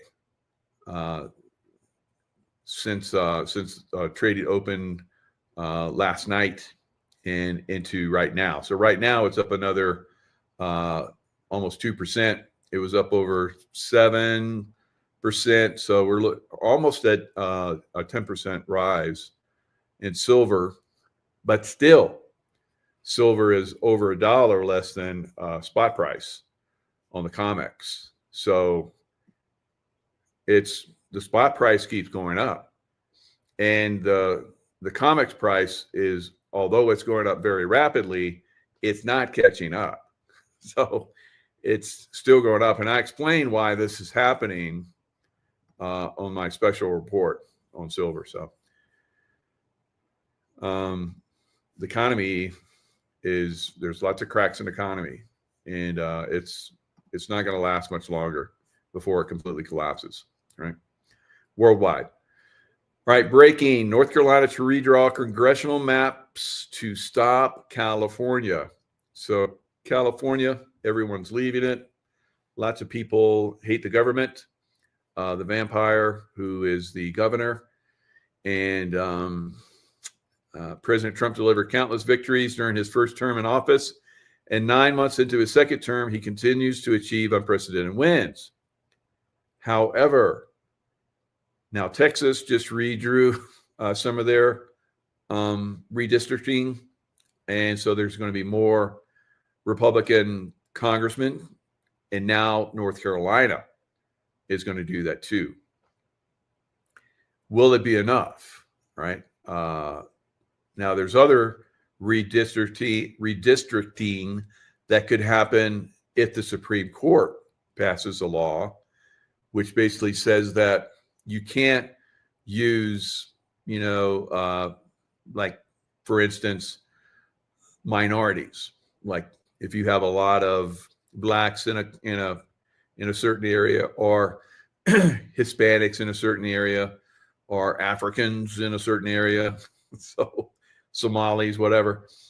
You can't use that lower number to basically over redistrict. And if that happens, that would free up 19 different positions for Republicans. So that would stand as common sense. Whether that happens before the midterms remains to be seen. But it looks like they're really, pushing very hard to make sure that the Democrats don't completely take over the House again. And if they do, that will be a disaster for America. There's no question about it. All right. And if they get hold of Senate again, like they did, they got hold of a House the last time Trump was in office in the midterm. He was basically, he had the, like he does now, he had obviously the presidency, the Senate, and the Congress. Couldn't get a lot done because he had all those rhinos in there. So a lot of the rhinos have been cleaned out, but the numbers still aren't high enough to, push back on a Democrat surge, right? So we'll see what's going to happen coming into next year. We'll see in the springtime, how effective the Democrats are in cheating, right? And brainwashing their people to vote for them. It is it's a destruction of America, absolutely. If Trump doesn't get the White House and the Senate in his next 2 years, right? And it's incredible that we're coming up. We're not even done with a year yet, but we're coming up on. It usually is about 9 to 10 months out where things really start to kick for the midterms, and there's a lot of focus on that. So it's crazy. It's just like a nonstop. We're at war. We're at war with the enemy within. That enemy within is the Democrat Party and their minions. It's a mess. A lot of people still don't understand that or see that, and we want America's gone. You might as well just move, right? I don't know where you're going to move, but because if America doesn't win, then the rest of the world's pretty screwed too. But that's pretty much where we're at. America is right on the verge again of collapsing. Even though Trump has done all this stuff, he's done a lot. So I still think he's the greatest president ever. But even though he's been the greatest president ever and has done more than any other president, has kept almost all of his promises, almost, right? You can bet if there's not a massive pushback on the Democrat Party, that will probably happen with these cities going crazy. If that doesn't happen, America's lost, right? Absolutely lost. And moving the Wolf Mother, I'm with you, Wolf Mother. I probably would move to Russia too. But if Trump doesn't win and the Democrats get control again, just like Joe Biden, to Europe to fight the Russians. No doubt. Or the Democrats will, not Putin, not. There was a time there was a someone that looked like Joe Biden that was kind of somewhat in charge, but we know that was just a figurehead. So it is going to be very interesting what happens over the next several months. All right, and we have like this 3-eye atlas, coming close to the sun towards the end of this month. It seems to be affecting the Earth and the sun. So as it gets closer, is it going to cause some kind of massive Earth change activity? So lots of different things to look at and be aware of. If it wasn't enough that we have the Democrats and the leftists destroying our country, we also have to look at central casting, as Trump says, yes, Wolf Mother. So yes, Wolf Mother. So there's a lot of central casting going on. Of course, there's a President Trump, a couple different President Trump, central casting people out there, and but the Trump administration and the White Hats, for the most part, are completely in charge. For the most part, completely in charge. Yeah, for the most part. So we just, send it good energy, send it love, hope for the best. Put our energy and push in certain areas to try and help this thing move in the direction that it needs to go. Otherwise, if we're not active, we've already seen what happens. Now, we've had a lot of people that have come back into YouTube. All right, so the messages and the information is starting to come out again. That's a good sign. But is it enough? So we seem to be winning the information war. Not completely, of course, but we're doing better. With the educational system, putting out false information from the press. It's like, wow. It's like, can we somebody sees this fake press at some point? But, I guess, here we are. The guys like me, people like me, they're out here, putting out the real and true information. It's frustrating not to see it, taking over the deep state apparatus and it being shut down. And why is that? Why is it being allowed to stay there? Are they going to use that at some point? We're going to let these people peter out a little bit and then we'll just seize it. I think that's probably what it is. I don't know. But a lot of those people are, they all work together. I mean, I love Trump, but Trump he's within that group, guys, right? He's within that group. He's rubbed shoulders with all the billionaires, right? He knows them all. So if for me, I know who's bad. Can I do anything about it? No. And maybe he's the same way. He grew up, he knew who was bad. Can he do anything about it? It's so infiltrated, and there's so many, and they're so interwoven within the system. You pluck one of them out, and there's 10,000 others that support the same system. It's incredible. It's pretty overwhelming.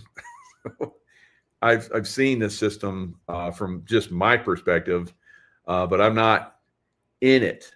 I'm not in that system, having done the things that these people do, partied with them. We've seen all these videos where you got one political, like a Democrat and a Republican, they're bickering back and forth, yelling and screaming, and then you see them having dinner together, and it's like they're old friends. It's like, what? Because that's the way it is. They're all interwoven. It's just a public display for the most part. A lot of these people, and it's to overwhelm it. It would obviously collapse the global system, which I think has to happen. So does the financial system starting tomorrow collapse? Right. I think it could be. It could be that's the thing that really starts to unwind these things. Because I tell you, it's the money. We've always heard follow the money, right? And the money controls so much. I've seen it, in all my travels, in the SEAL teams and the highest levels, and then the CIA at the highest levels. There's disgusting levels of money that's thrown around by these people. You have no idea. So if that starts to dry up from them, like it's drying up from us. I mean, everything is collapsing. So who's rich now? Who's getting rich? Are they getting richer as everything else collapses around? It's insane. I look at like real estate, and I've been watching it. It should have collapsed back in 2022, but it's been manipulated up.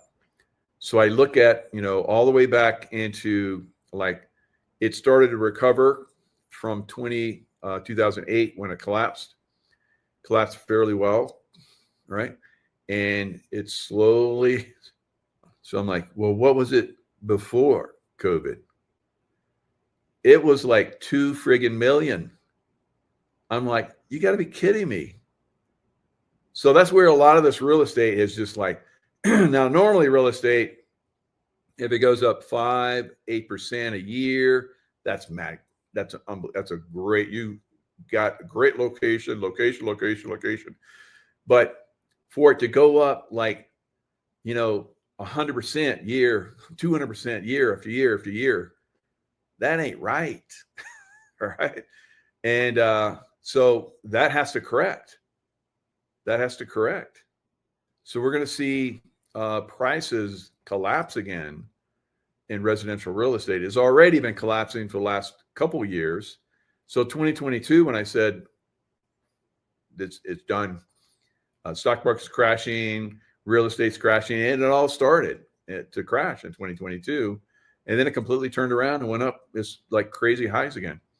The highest ever for real estate, stocks, just not everything now, because a lot of things have been collapsing, but it's ridiculously high.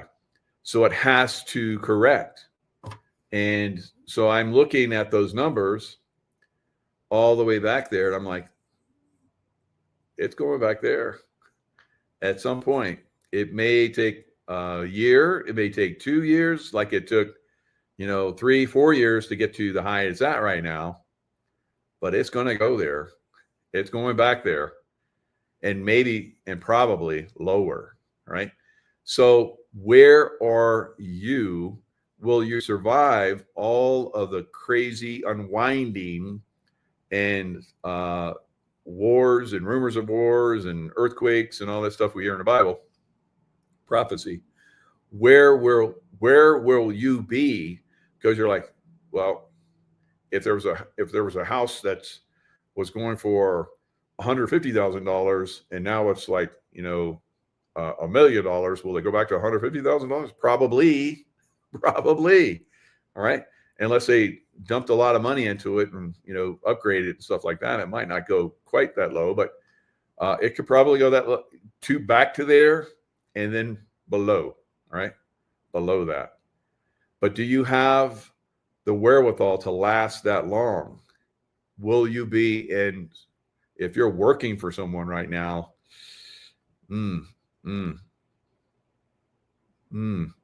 right? If you've saved up a lot of money and you have a lot of silver, I wouldn't save a lot of money. I would have it in silver. I wouldn't have any money in the bank. I'd have it in silver. All right. I wouldn't be buying a brand new car right now unless your jalopy is like collapsing. I wouldn't be going on like crazy vacations right now. I wouldn't be buying a house. Absolutely not buying a house right now. So where would you be in another year, 2, 3 years, if you could last that long? Would you have the money? Could you plan it out where you would have the money to buy that house that went to the moon, that you're like, I'd buy that house, but it went to the moon and I ain't going to buy it. I ain't going to buy a moon house. Right?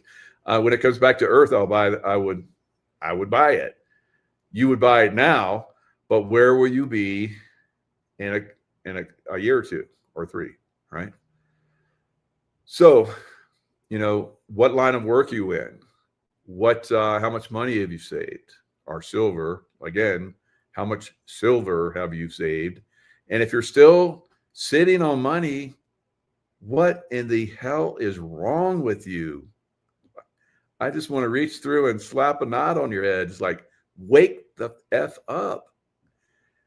So if you have it in a bank, you might be finding out pretty soon that it ain't going to work out so good. I think we're going to see some bank failures start to pop really hard again.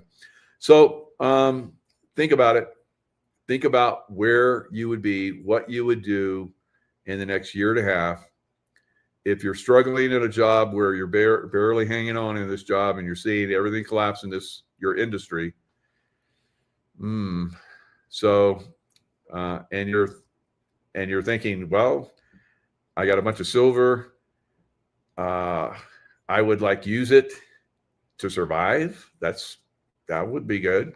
Back when I basically had my outing with the CIA, it was the silver and gold that I had to tap it to survive. Right. So I don't feel that I'm going to be in a survival mode going forward. I'm going to be in a mode where I'll be able to continually maintain, and I'm waiting for the opportunities. Right. And if you have enough silver, when silver starts to really take off, you're like, really take off? Yeah, it's not done it yet. All right. So when it really takes off and you're getting $150, $250, $500 an ounce, right? Can you wait that long? Because it may take a few years to get there, right? And if you can't, maybe you can buy something which don't do a friggin' mortgage. Right?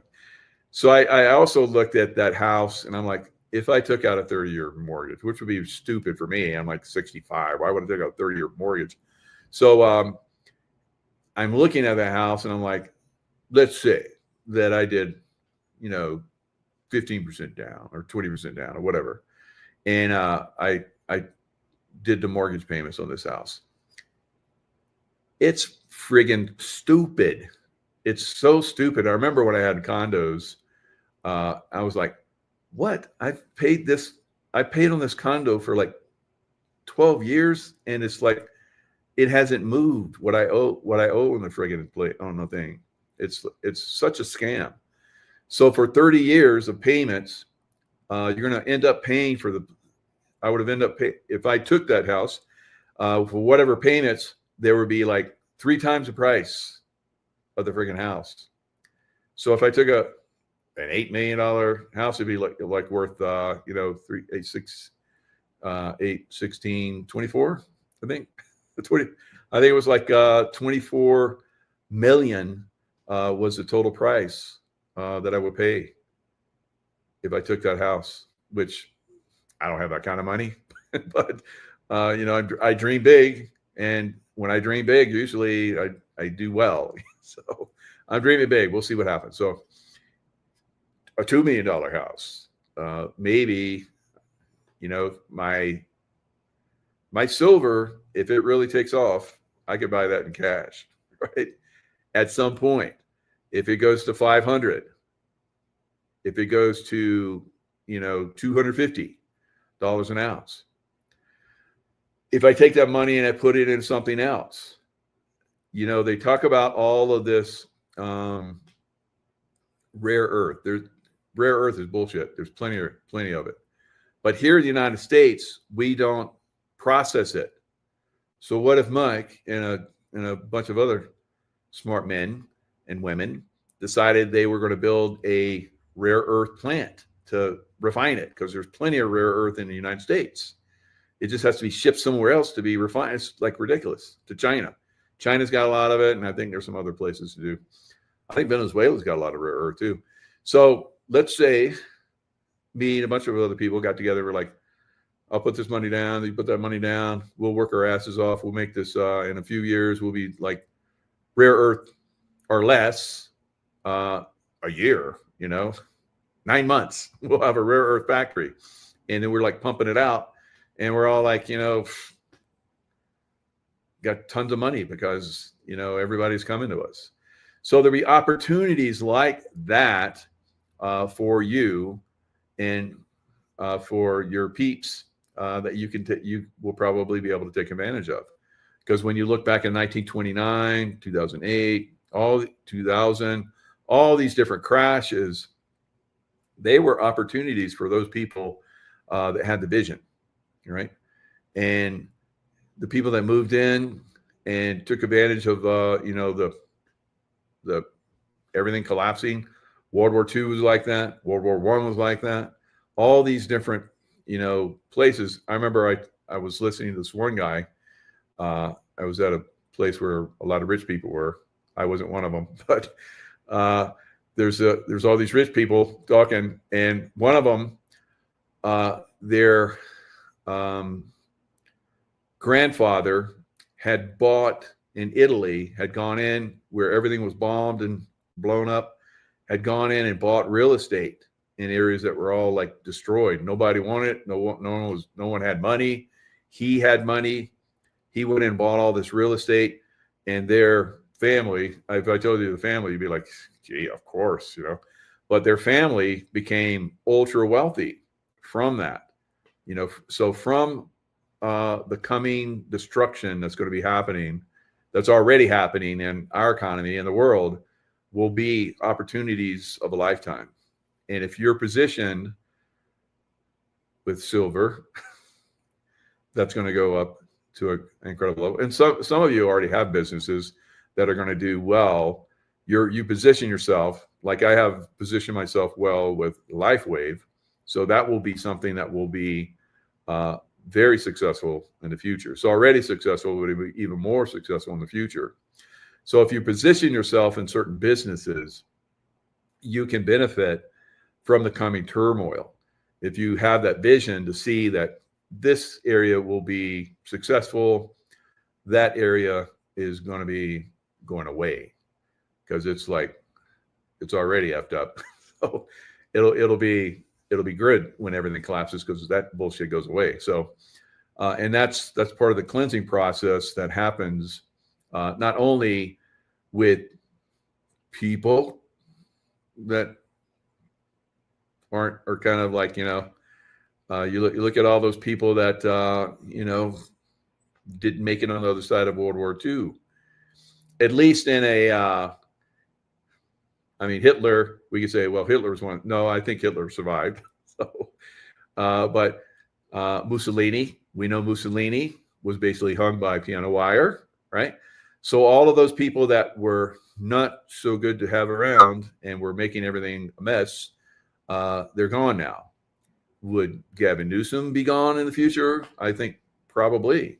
And I don't know, maybe he becomes a pecan tree grower. I don't know, or if in prison or whatever.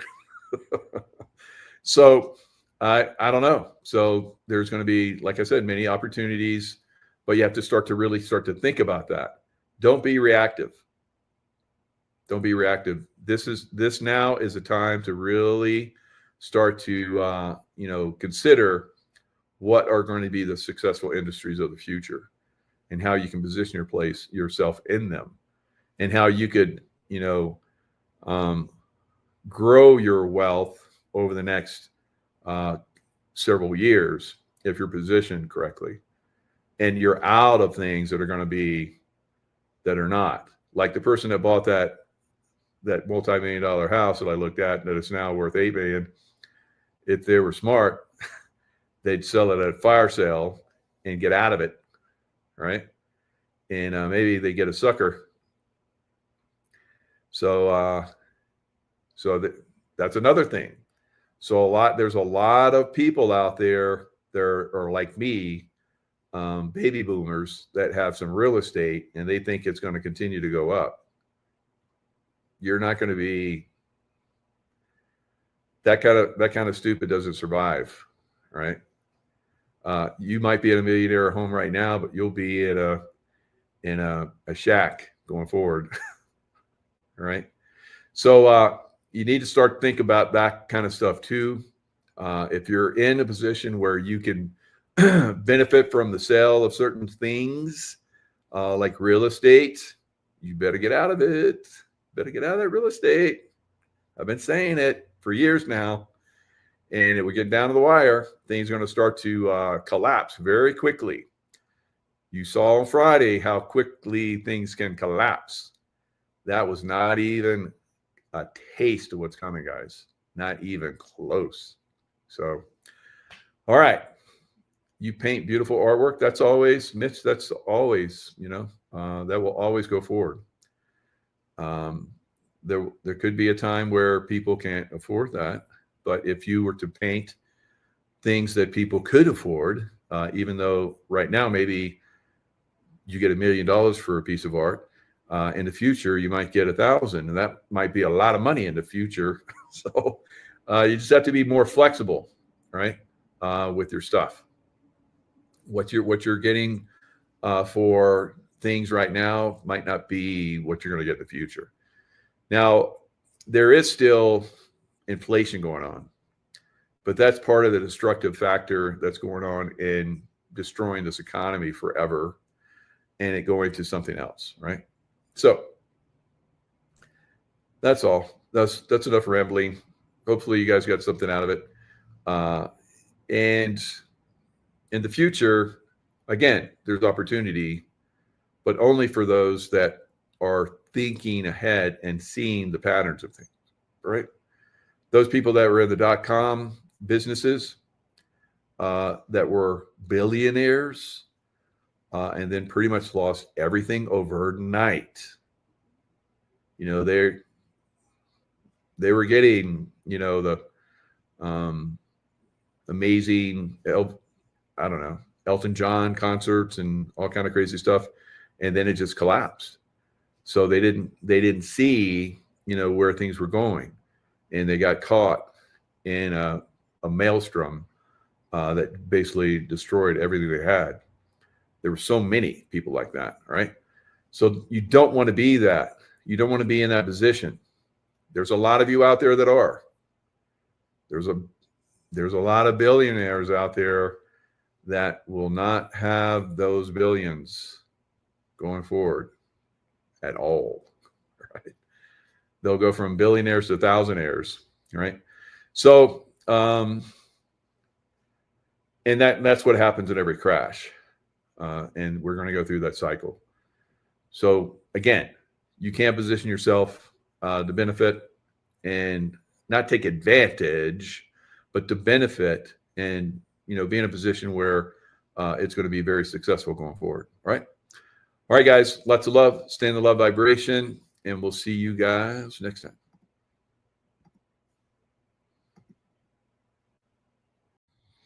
Hello, everyone. It's Michael Jaco with Unleashing Intuition Secrets. Will history repeat itself as it often does with the coming No Kings protest and the 532 Nika riots in Constantinople, basically where there was riots throughout the city for days, and eventually there was a slaughter of the rioters in a hippodrome. Constantinople under Justinian I went on to become the most prolific Byzantine empire in history. So could that happen with America? Now, I don't think that, although that could happen throughout many cities upcoming, I think there could be an arrest of these Antifa, No Kings protesters. I think just get them in one place and just arrest them all. All right. So that's Mike. That's Mike, because Mike looks at history. Mike has memories of the Nika riots, right? I believe that Belisarius, who was the general that basically is a reincarnation of Trump. Now, Trump is probably, as we've seen, far more peaceful, probably because of his history of having been Patton and Belisarius and probably some other generals throughout time. But he's been very peaceful ruler, done very good job. I think that the fact that he's been putting military surgically into the cities very early has been helping to quash what could be a lot of violence in those cities on an extreme level. I think that extreme level is coming. I think that sometimes you have to act, and you have to act aggressively. Otherwise, things get out of control, like they did with the Nika riots back in 532, and what I believe we're starting to see now in America. Same situation. History repeating itself once again. All right, so let's look at a little bit of history. First of all, we're going to look at Melania. So Melania Trump is, I think, doing a very good job. All right, I think many people all over the world see her as a great asset to the presidency. Great first lady, very attractive, very well spoken, educated. You know, she's like that other side of things that we've seen in the past. We've seen the opposite of what Melania is pretty much in the Oval Office for many presidencies, unfortunately. So Melania Trump says back channel with Putin led to return of Ukrainian children. The First Lady said she has been in contact with the Russian leader since sending him a letter in August expressing concern for abducted children. So we know that she is very active with the children, as is President Trump. And as many of us have been reporting, that of all of the abductions of children, trafficking of children, and the disappearance of children, unfortunately, President Trump has been more active than any other president in history. And of course, his lovely wife, Melania, is at the forefront of that as well. So now, if we look back, like I talked about in a show recently, where I talk about the white hats, the red hats, and the black hats, we have seen probably back channel type stuff that's happening. Of course, it's happening on both sides. If we look at back channel type stuff with JFK, one of the reasons why we have heard that he was assassinated from people that were part of that red hat back channel, dark hat group, right? And there is I believe, a white hat, red hat back channel, right? So, so there's like, there is this little war that's going on right now, and a lot of people are being exposed to it. And I've been in combat for most of my life. I've seen the horrors of combat. I'm seeing the horrors of combat now in America. And a lot of people are starting to be exposed to it, and they're not liking it. They don't understand it. All right. So one side has to win. Which side do you want to win? Do you want your side to win? Of course, the other side wants their side to win as well. So there is this, this back and forth that's going on right now. And this has happened, obviously, many times in history. And the one that I'm speaking of, that I'm going to highlight, is a time where they're to the Russians. They use that as an excuse to assassinate him, right? The red hats, right? So the red hats, I've actually had James Files on my show multiple times with Ole Demigard and others, where we discussed how he was part of basically a red hat group that came in and assassinated President Kennedy because he had gotten out of line, according to the deep state, right? So again, we're going to see this push back and forth of these factions. I think that President Trump is at the forefront of a President Kennedy-like faction now, and that he has red hat activity going on for the good guys now. So the black hats started, I believe, this red hat activity where they had these assassins, and they call them the 30 assassins. James Files was one of those assassins. And he talked about how there's this whole group, and they have these women. All right. So we've had lots of people come on and talk about this, about how there's women that are basically come in and, give these guys, or with these guys, right? Kind of like a Jeffrey Epstein type situation. And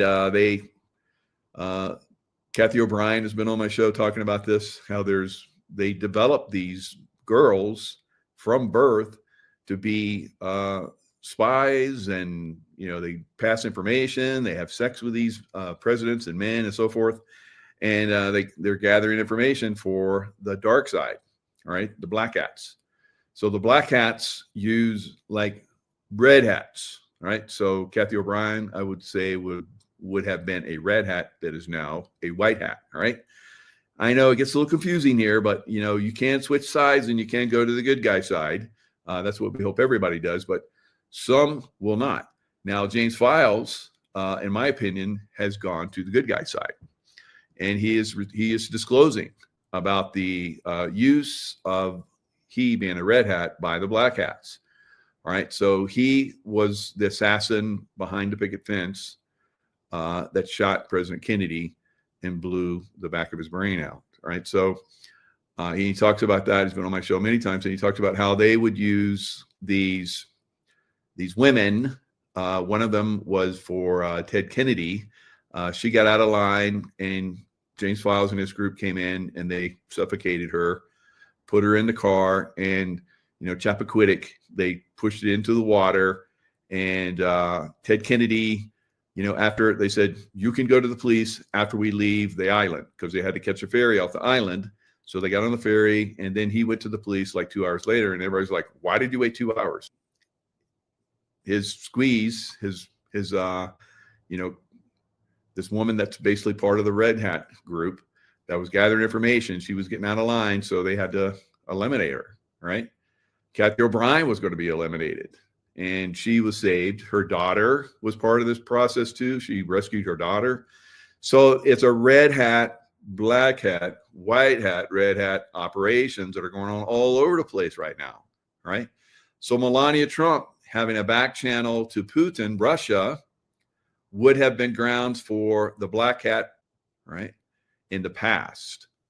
So that's where we're at. We're at a very, very interesting, inflection point in America, where one side is going to win decisively, right?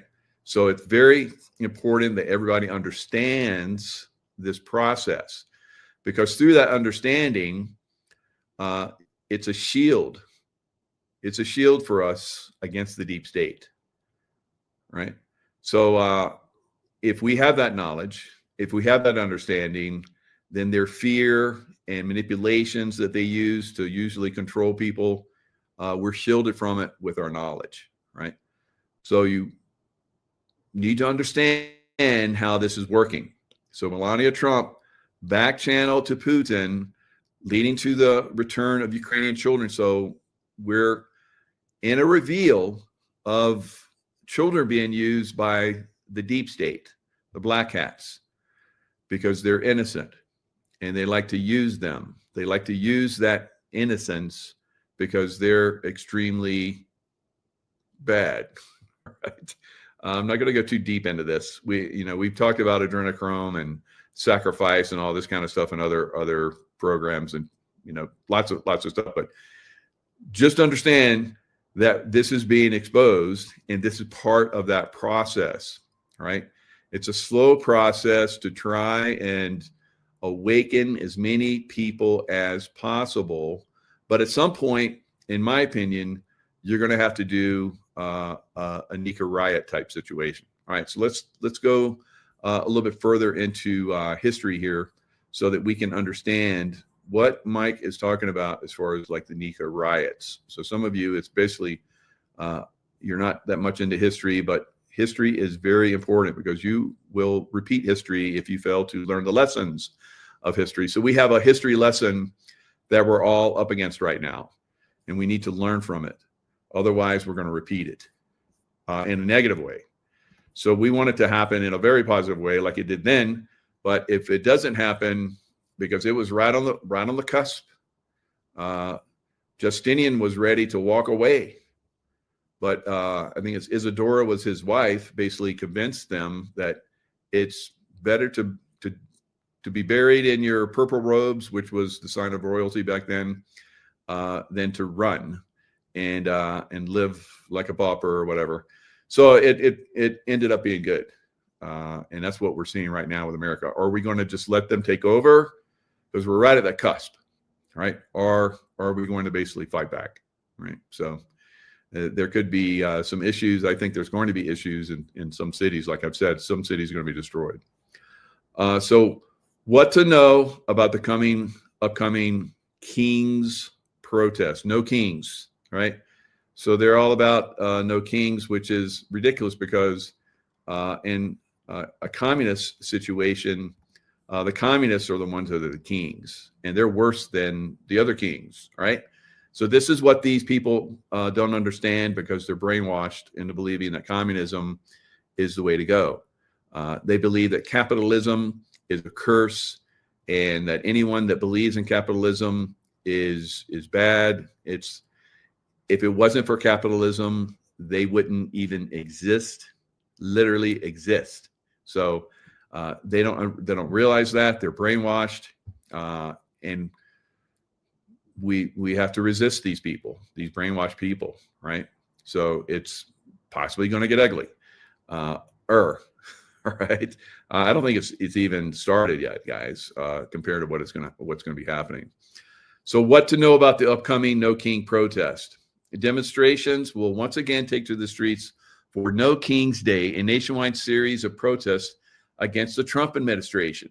So that's not really against the Trump administration. It's against us that are conservative, that believe in families, that believe in good, like religion, Christianity, all the things that are like make everything great, I believe. They don't like that at all, right? And so we're bumping up against that.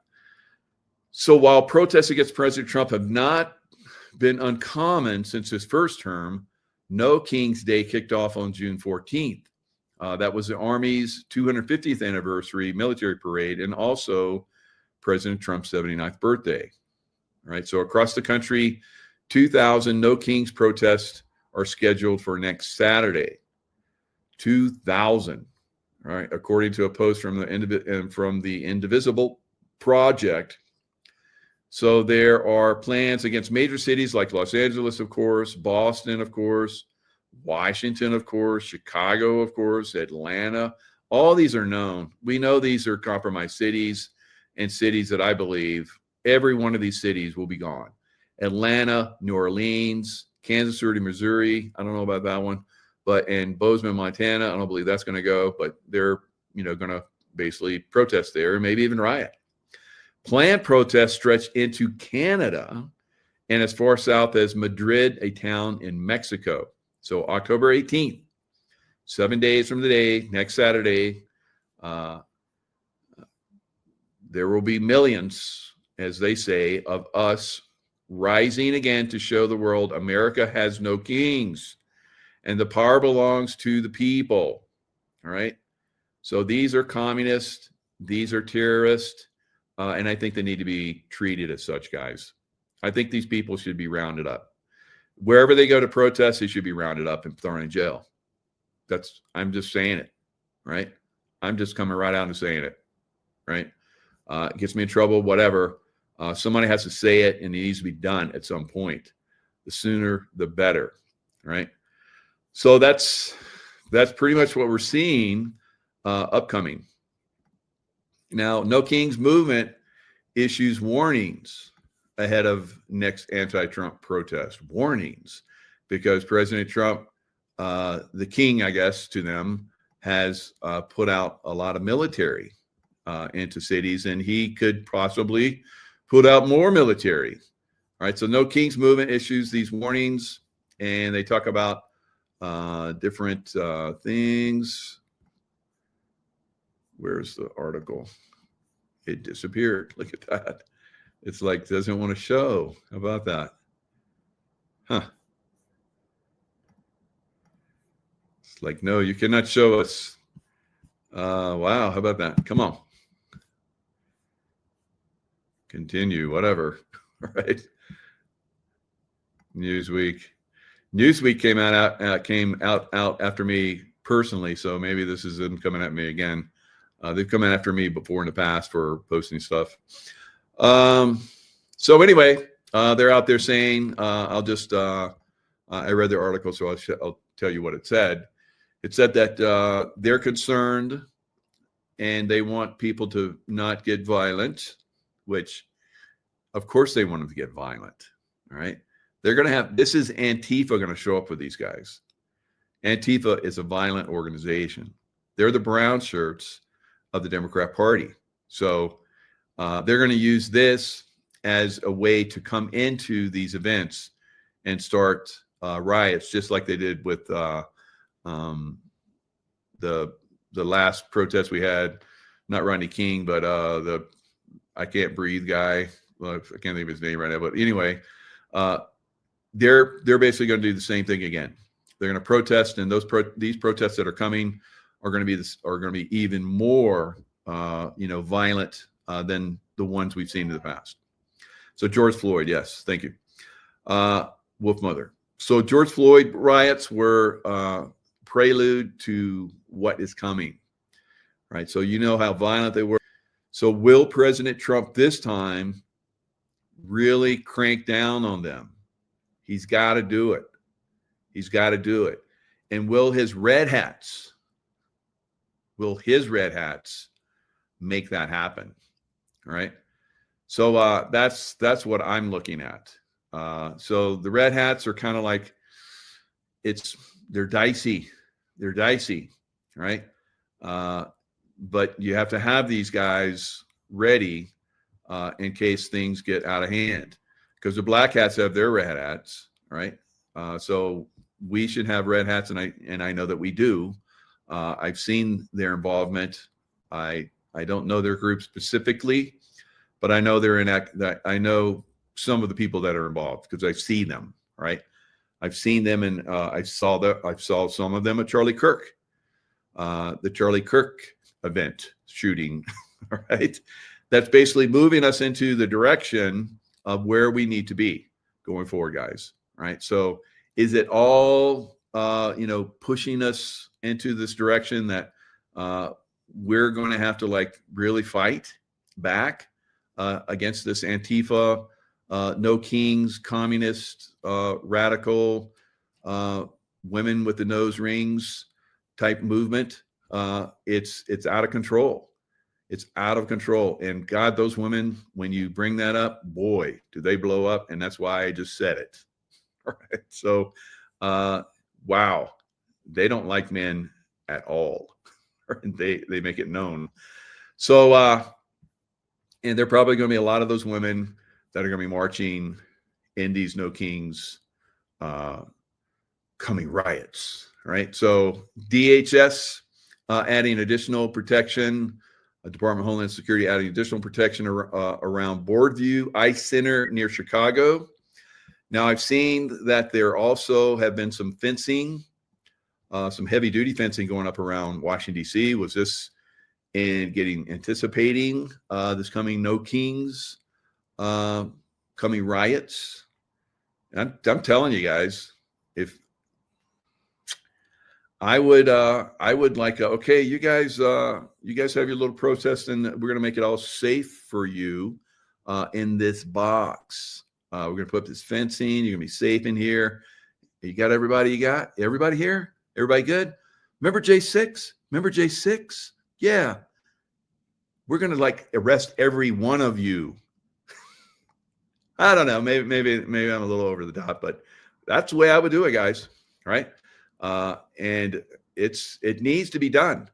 At some point, if we don't do it, soon, it's going to get super violent to the point, because just like we're doing with the violent criminals that are here illegally, we need to start arresting these people because they're terrorists, right? They're terrorists. They're going to tear down America.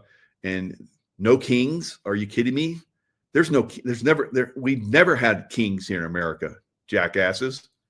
So anyway, this is part of the deception that they use to basically destroy what's left of America. We're teeter-tottering right now, and they want to push us over the edge. All right, so let's just put it in. They're getting ready. They're getting ready for the violence. Now, is it just for the No Kings event? No. They're going to have to build that wall, and that's going to be permanent until their No Kings movement is done. All right, the No Kings movement has been obliterated here in America. So, I'm a very loving, humble, and peaceful guy, but we're reaching a point where we need to really start to take action. And if we don't do that, then we're doomed. All right. We're doomed like those back in 532 AD in Constantinople, right? At the time, it was a great empire, but it was just like America is now. It was teeter-tottering, right? The sports riot that nearly destroyed Constantinople in 532. Now, we've seen, sports riots in Europe.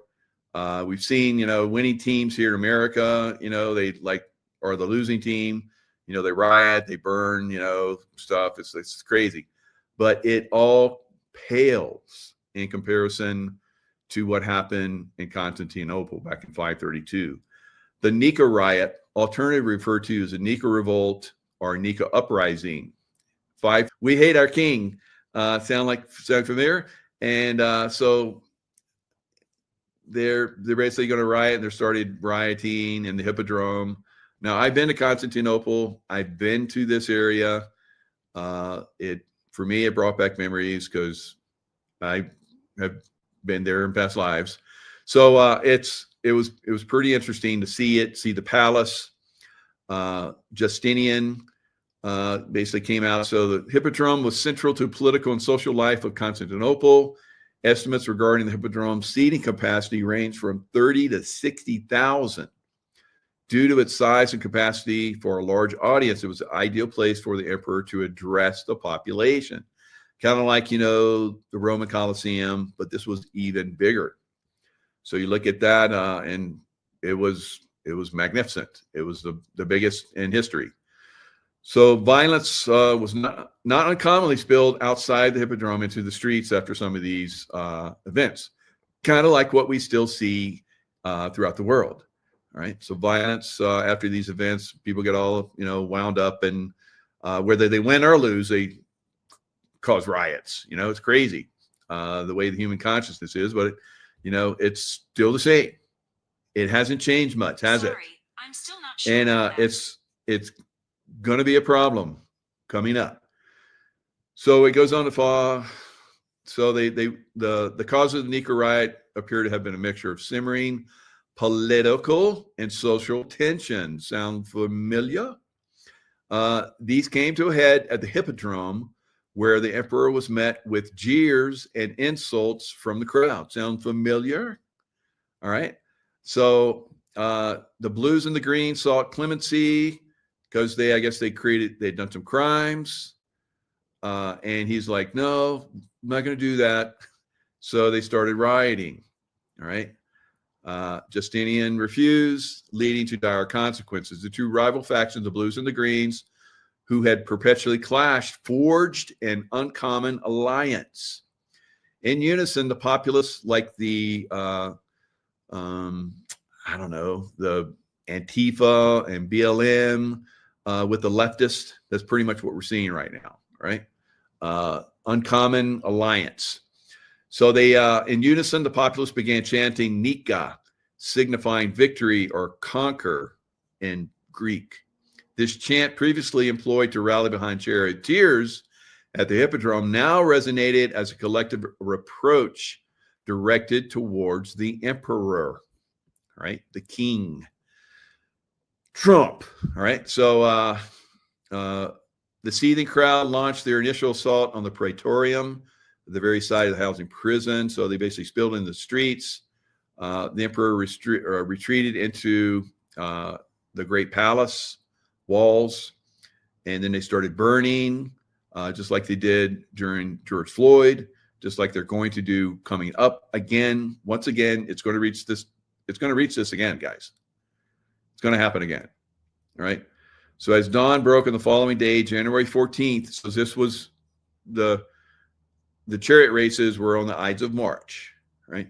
Or no, the Ides of, I guess, January, whatever it was. So anyway, Justinian reappeared at the Hippodrome, his last-ditch endeavor to quell the unrest. This time, the emperor yielded to the rioters and agreed to the ousting of the deeply unpopular prefect, John the Cappadocian, and Castor Tribonian from their positions. By now, however, the rioters were beyond reconciliation. So give them an inch, they want a yard, they want a mile, and give them another inch, they want another mile. So that's what has been going on, I believe. All right, we've been giving these people leeway and giving them what they want, thinking that they will be satisfied, but they want more, and they want more, and they want more, and they're going to take over, and it's going to destroy everything that America has worked for the last hundreds of years. All right. A great fire spread across the Capitol, engulfing several important buildings such as the Hagia Sophia and the Senate House. The Hagia Sophia, I've been there, unbelievable. During its time, it was the most, it was impossible. No one could build what they built, but they did it, right? So unbelievable, still going there today. It's a magnificent building.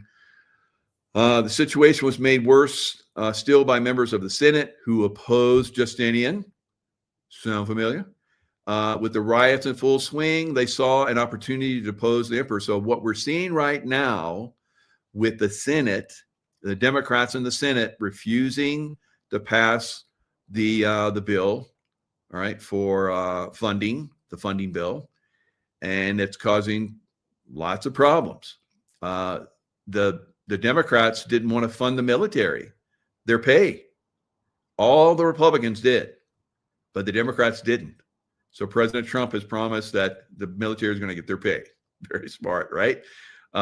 So it ends up they chose somebody else. Hypatius was former Emperor Anastasius' son, I think, or nephew. And so they're like, he's going to be our ruler now. So they put him in Justinian's chair that he would be in. It would be like them going into the White House and going into the Resolute desk and putting somebody else there that they wanted there. All right.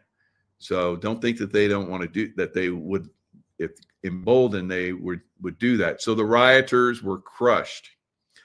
Now, this is where Empress Theodora came in. So, you know, the women have done a really good job, you know, over the last several years of, you know, keeping things in line. So Theodora back then, you know, came out and basically said, hey, royal purple makes a fine burial shroud. So we need to hold the line here. So Generals Belisarius and Mundus, with the leadership of the troops, tasking them with crushing the rioters at the Hippodrome. So they blocked off the Hippodrome, just like I think they should block off those protesters, right, and arrest them. But in this case, because they had done incredibly evil things and they were very, you know, unjust in many ways and needed to have justice served to them, they went in and slaughtered them, right? So they locked the doors, the soldiers and the generals went inside. So the same grand chariot racing area that witnessed the inception of the Nika riot became the site of its brutal suppression. The soldiers effectively barricaded all exits and slaughtered those inside. When the day concluded, it had accumulated. Justinian had the ringleaders and conspirators executed, among them his rival, Hypatius. He then secured his political positions and rebuilt Constantinople. Sports riots in human history. All right. Quite fascinating story. And 6 days of riots and revolt ended. And after that, they didn't have any more chariot races. Right? So people got too wound up and too crazy It took them 5 years to rebuild the Hippodrome, but I guess the chariot racing was the end of it. No more chariot racing. There were other spectator events that they had, but other than that, that was pretty much it. All right. So, like I said, Constantinople went on from that point for another 30 years, expanded the empire. It was bigger than anything that ever, the biggest empire ever in history, right? And it was, like I said, a golden age for the Byzantine Empire. Now, remember, Constantine the Great basically left Rome and started Constantinople because he saw that Rome was corrupt and child sacrifice and pedophilia, kind of like we're seeing today. All right, so he basically built Constantinople, and then 500 years later, or approximately 400 some odd years later, they had that crazy riot, right? So 300 or 400 years later. So kind of like, what we're seeing here in America, the same buildup. Now we don't have any chariot races anymore, so we don't have to worry about, riots from that.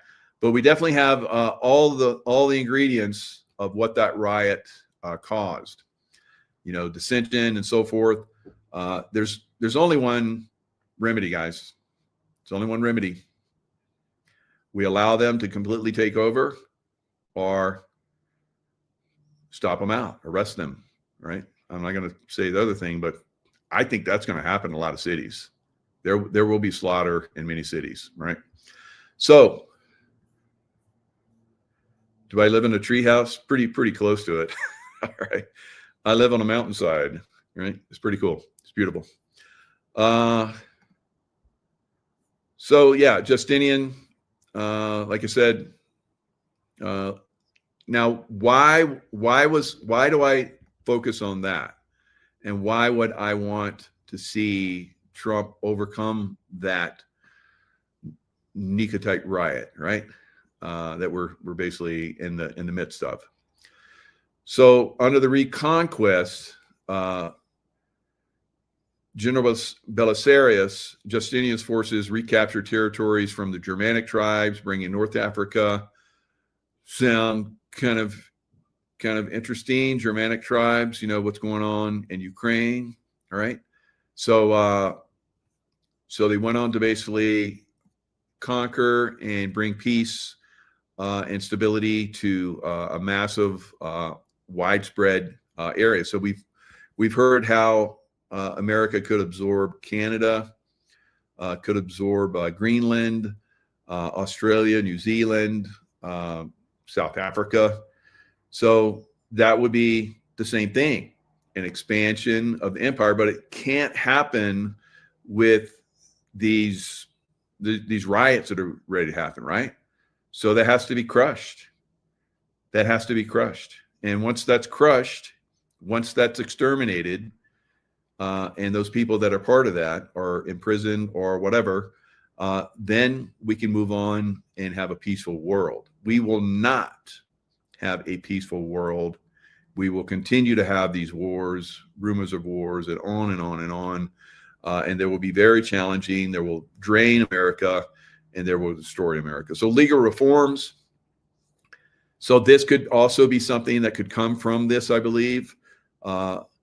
Justinian is best known for his comprehensive legal code, the Corpus Juris Civilis, body of civil law, which consolidated centuries of Roman law, became a foundation for later Western law. So I think we're on the verge of reformulating the law because we're seeing how corrupt it is. And I think that's part of what's coming too. Religious policies. Justinian enforced religious uniformity, attempting to impose a single Christian faith throughout the empire. His religious zeal also led to the construction of the famous Hagia Sophia in Constantinople, like we talked about. Domestic reforms. So we have this Islamic. So being diverse is not our strength. It's never a strength and never has been throughout history. So being uniform and, working together as a team, as a culture and so forth, always produces unbelievable great achievements and golden ages, right? So I think we're on the verge of a golden age, but we can't have these competing radical forms of religion.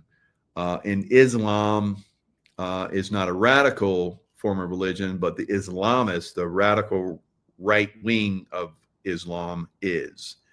The Sharia law and so forth. I fought that for almost half my life. It is not good, right? And to see that seeding itself into America, I find that very disturbing.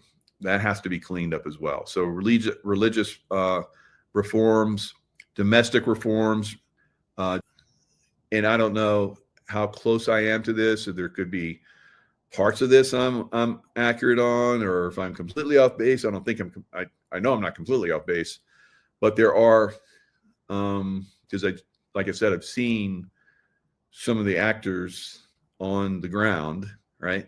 And I know those actors, right?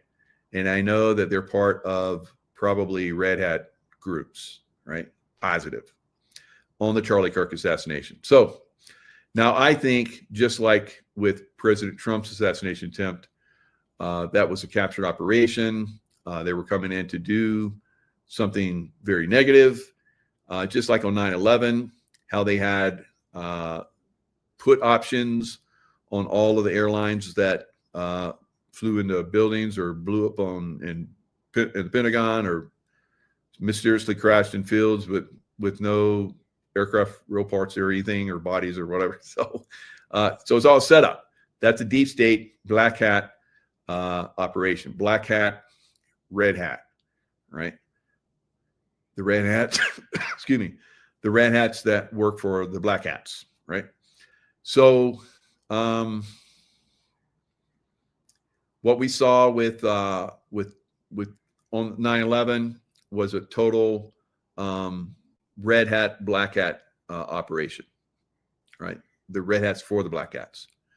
And they set up the demolitions and the thermite and,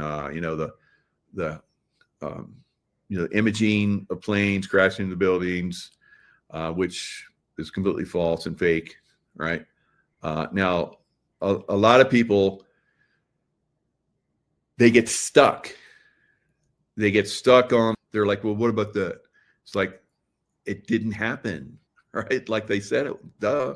All right, if he wasn't, shot, the whole thing is staged. Hello. So the same thing with 9/11. So now with President Trump's assassination, that was a red hat, white hat operation. Okay. So you need to start to make the distinction, right? So you have these secretive, militaristic intelligence groups, right? That work in the white hat favor.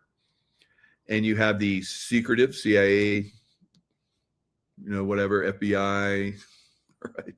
Of course, the FBI is being taken back to a certain extent by Bongino and Kash Patel.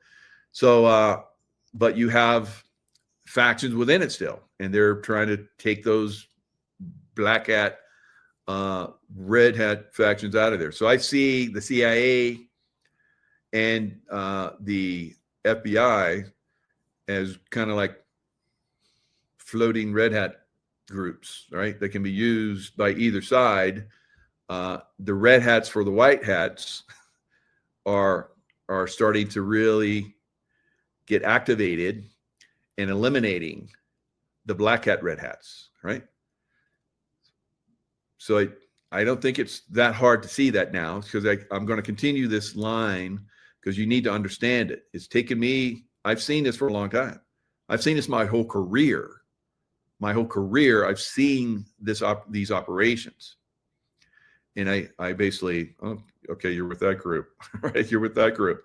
But you're working along with me, and I have to work with you. Okay. And you're working with me to accomplish what the mission is of the CIA or the mission is of the SEAL military and so on and on. But there's these different factions, right? I've seen them throughout time. And a lot of them within the red hat, I would say military side, many of them are retired or they were in units and for whatever reason, they didn't quite work out well in those units. And so this red hat group, said, come here, come over here. We'll take you in. We'll give you some good missions, and you don't have to worry about, not fitting in anymore in the other in the visible group, right? So now you're going to be part of this invisible group, and just like I was at SEAL Team 6 and in the CIA, I was part of invisible groups, right? Now, I was a SEAL for many years, and then I went to SEAL Team 6, and I became invisible to the regular SEAL teams because you have completely different groups you work with. Everything's more high speed, all right? Everybody wants to go to that because it's more high speed. Now, the red hats are like that. The red hats on both sides, whether it's white hat or black hat, they each have very high speed stuff, right? Very high tech stuff. And they use that for their side, right? To either take down people on one side or another, right? Just like when we took down Osama bin Laden, right? So I was part of the good guy side. Now, Osama bin Laden was part of, think about it, he was part of the black hat, red hat team. See how this works? So I'm going to continually teach you guys over time how this works. So now there were elements within the CIA that were good, like myself, that helped find him. And there were elements within the military, SEAL Team 6, which helped to take him out. Now, remember that crash that happened with the SEAL Team 6 guys in Afghanistan not too long after the Osama bin Laden takedown? That was payback for the white hats, red hats, taking down their boy, black hat, red hat boy, Osama bin Laden. So they went after the good guys in SEAL Team 6 and crashed that helo. That was payback. It's like, oh, you want to F around and find out? That's what they did, guys. That's how this is bad games. A lot of you guys don't know these games. I do.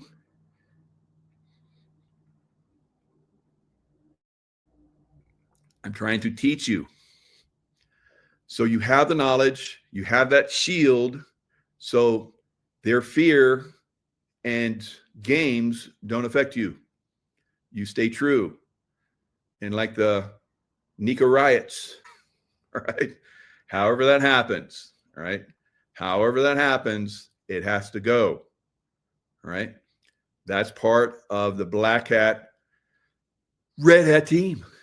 All those people that are going to be part of those riots that are coming, that's their team. Whether they know they're part of that team or not, it doesn't matter, guys. They're incorporated into that team. Some of them on a higher level are completely knowledgeable what they're doing, how they're impacting people. Some people are just dumbed down from kids, right? They're taught stupid and they just are perfect for that role, right?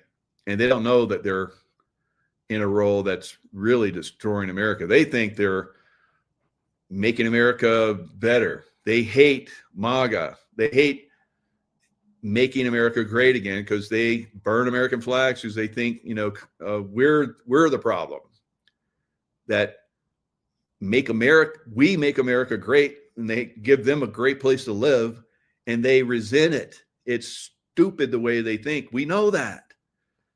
But we can't let them have power over us anymore. It has to stop. The Nika riots, they have to stop there. They have to stop with this coming No Kings bullshit. Stop. Can have No Kings like get together? Oh yeah, you guys get together. How many of you? 1,000 of you? Get 1,000 places where we can store these assholes, right? And when they're least expected, arrest all of them. Boom. 10,000. I don't give a shit. 10,000, 100,000. Got to be done. Got to be done. All right. Now, let's go into all of the make-believe that's going on out there and try and educate you guys on how to see, which side is doing what. So you can see who's the good guys and who's the people that need to go away. All right. Who needs to go away? We have a lot. We can't play with these people anymore, guys. All right, so horrifying moment captures Charlie Kirk's assassination. It's okay. It's okay. All right. But I'm gonna give you some information to help you see, maybe break free, because your mind wants to like make things fit. You have fear, you have anger, and you want to make things fit a certain way. All right. And when you get shot by a big caliber bullet, 30-06, that would have blown his head off, not made a little hole, and there's no exit wound. Right. So there you go. You see that. When I saw that, I'm like, well, then now let's see what else is going on, because I know that's bullshit. All right. So who would do this? And I'm like, thinking. And I'm like, okay, this is probably a red hat for the white hats, red hat operation for the white hats, because we saw how beautiful things happen. We saw, the people got together. We had that stadium that was, some people say it was reserved 4 months, or regardless of however long it was reserved or whenever they got it, it happened fast, right? Everything happened fast. Everything was planned, obviously, right? So there's so many anomalies. I can't go into all of them, but I'm going to just go into a few. From that point there, you should be okay. He was not shot. Whoever that is, whatever that is, if it's a hologram, if it's real, I think it's real. Or maybe some hologram stuff in there. I don't know. But the way everybody moved before and after, it was a planned event. It's a red hat, good guy, white hat, planned event, guys. And which I don't think he was. I think he's still alive. I think he's within the red hats now, right? He's in the red hats, back in the background, still doing his stuff, right? So let's look at a little bit more of this. I'm gonna pull this up to a minute, at the 1 minute mark. Now, I'm not gonna go into all the little details. Now, you guys, you're gonna see people, they don't react to a gunshot. Now, when JFK was shot, everybody pointed to the grassy knoll and the picket fence behind which James File shot from. And a police officer on his motorcycle went up there. People looked in that direction. There were shots coming all over the place. So people were looking, they were hearing shots all over. But that one shot, the people that are around there, they turned and looked.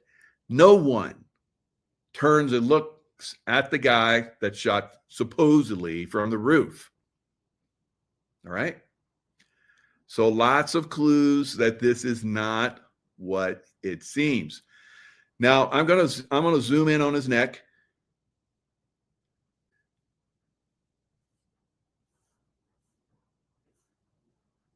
Right there. Focus right there. Counting gang violence. Great. See the flash? That's that like red pudding stuff, right? Now from the neck, all right, you have the carotid and the what's the other one? Carotid artery and the another big one. So anyway, you have two big ones there.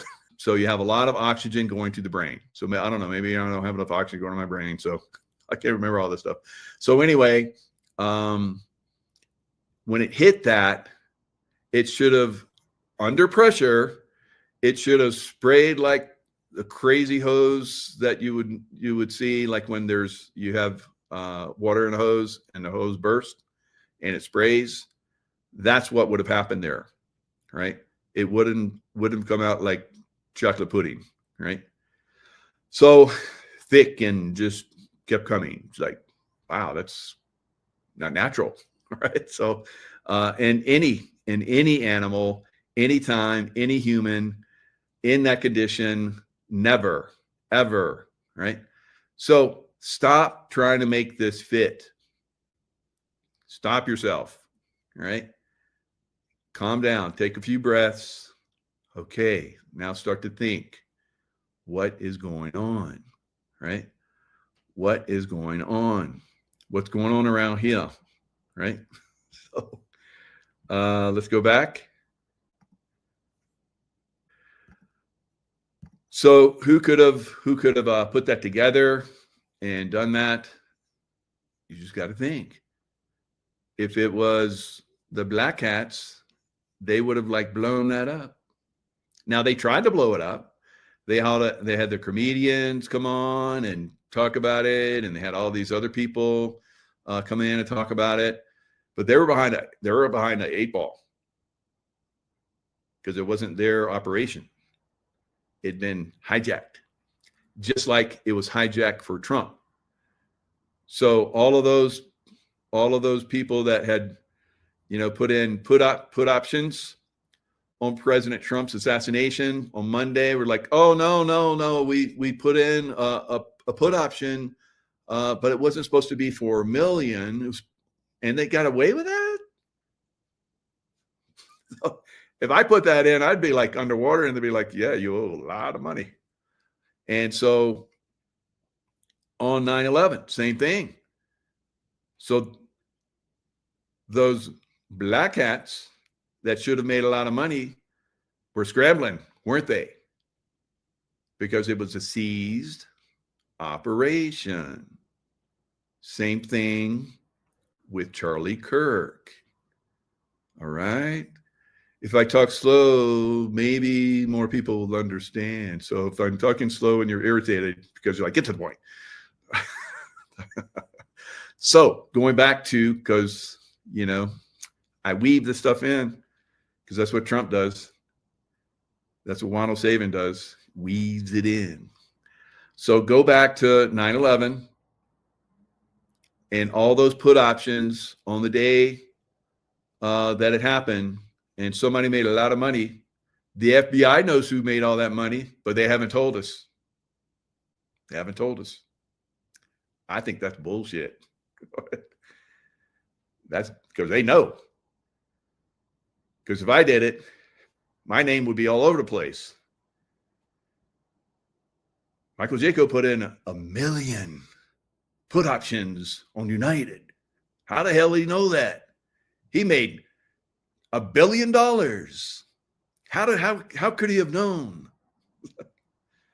Everybody would be like, oh man, George Bush would have been, he's not with us. He's against us. Oh, shut up. Oh, whatever. So Black Hat, Red Hat operation. And, we had all the dancing, what was it? Dancing Muslims or something. dancing Arabs, but they were Israeli. Now, they're trying to tie in the Israeli thing on Charlie Kirk. Candace Owens, what's going on there? So I'm just watching that. I don't feel that so much, but it is out there, right? It is out there for us to look at it and go, So I don't know. They have been an issue in the past, but are they this time?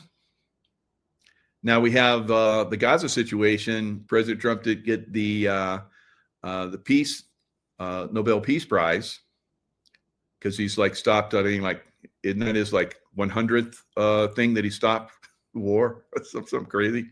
Maybe not that much, but he's done a lot. And of course, they gave it to a Venezuelan woman that is, having people march for peace in Venezuela. That's a good thing. Now, she was really cool, and she basically dedicated it to President Trump. And why? Because he's coming in firm, like the Nika riots. He's coming in firm on Venezuela, and he could flip Venezuela. Now, President Trump getting peace in Gaza, still got an issue with Iran. That's got to be fixed. I've been in the Middle East, guys. Where did most of the terrorism and the problems come from? Iran. I'm an expert. I've been there. I know. Iran is the problem. Not all of Iran, not all of the Iranian people. The government, the Nazi government of Iran, has to be replaced. Just like the Venezuelan government has to be replaced. Now, you can exert pressure the way Donald Trump is in the cities and on Iran and on Israel and on Venezuela. He's got all these Marines landing all around, all these ships, fire missiles, and boats, narcotic boats burning up in the middle of the water. Putting pressure on them, squeezing them, right? Cutting off their funding, all of them, cutting off their funding. Ukraine, cutting off the funding, drying it up, right? So that's good. So we're seeing that. So that's a white hats are doing well against the black hats right now. But the black hats are going to use their red hats to cause some problems, cause issues, and that's going to be the No Kings riots. And it has to be crushed. It has to be ruthlessly and hammer time crushed. Ruthless. We're starting to see it with some of these Antifa and even the police. Remember, maybe you don't, but I was coming out, I was saying when in Chicago, where the ICE guys, they had 10 cars box them in and somebody got out with a gun. Now they're saying that she had a gun in her purse, a handgun in her purse. God, these guys lie. During that time frame, the Chicago police were told to stand down and not help them. And I said, Chicago police, don't help them. And now the Chicago police are defying orders. We need more of that in these deep state cities. Good people, define the deep state. So we have Chicago police now that are basically going against the rioters. Yay. Right? So I like that. That we can say, you don't want to help, then we're not going to help you. And they're like, oh hell no. We want to be part of the team. Those guys, screw those guys. So good job. That's what we want. Right? So we're going to talk smack. If they don't get online, then they don't get helped, and then they go away, right? Now, I like how I say that about Chicago, guys. Good job. I can say that about California, and Californians were like, shut up, Mike. Like, what? Shut up what? Get your ass out there and get to work.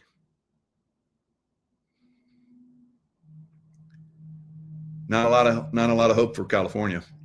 All right, so California, all the cities destroyed, right? And then good people will come in and rebuild, right? So is that going to happen for Chicago? Very good chance, but we are getting some good help from at least some of those police. Hoo-yah, hoo-yah. All right, so now maybe that's why when I look at all of my views, Chicago is one of the biggest viewers. Maybe Chicagoans really want to kick ass. They don't want Nikita riots. All right. So they're going to take care of business themselves. I love that. I love that. People, right?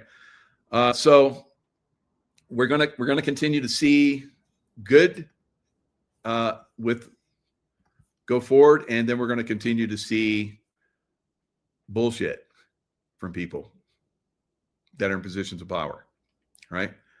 Now, you guys are like, oh, Mike, that was real. What happened with Charlie and his wife and his children? You don't know what you're talking about.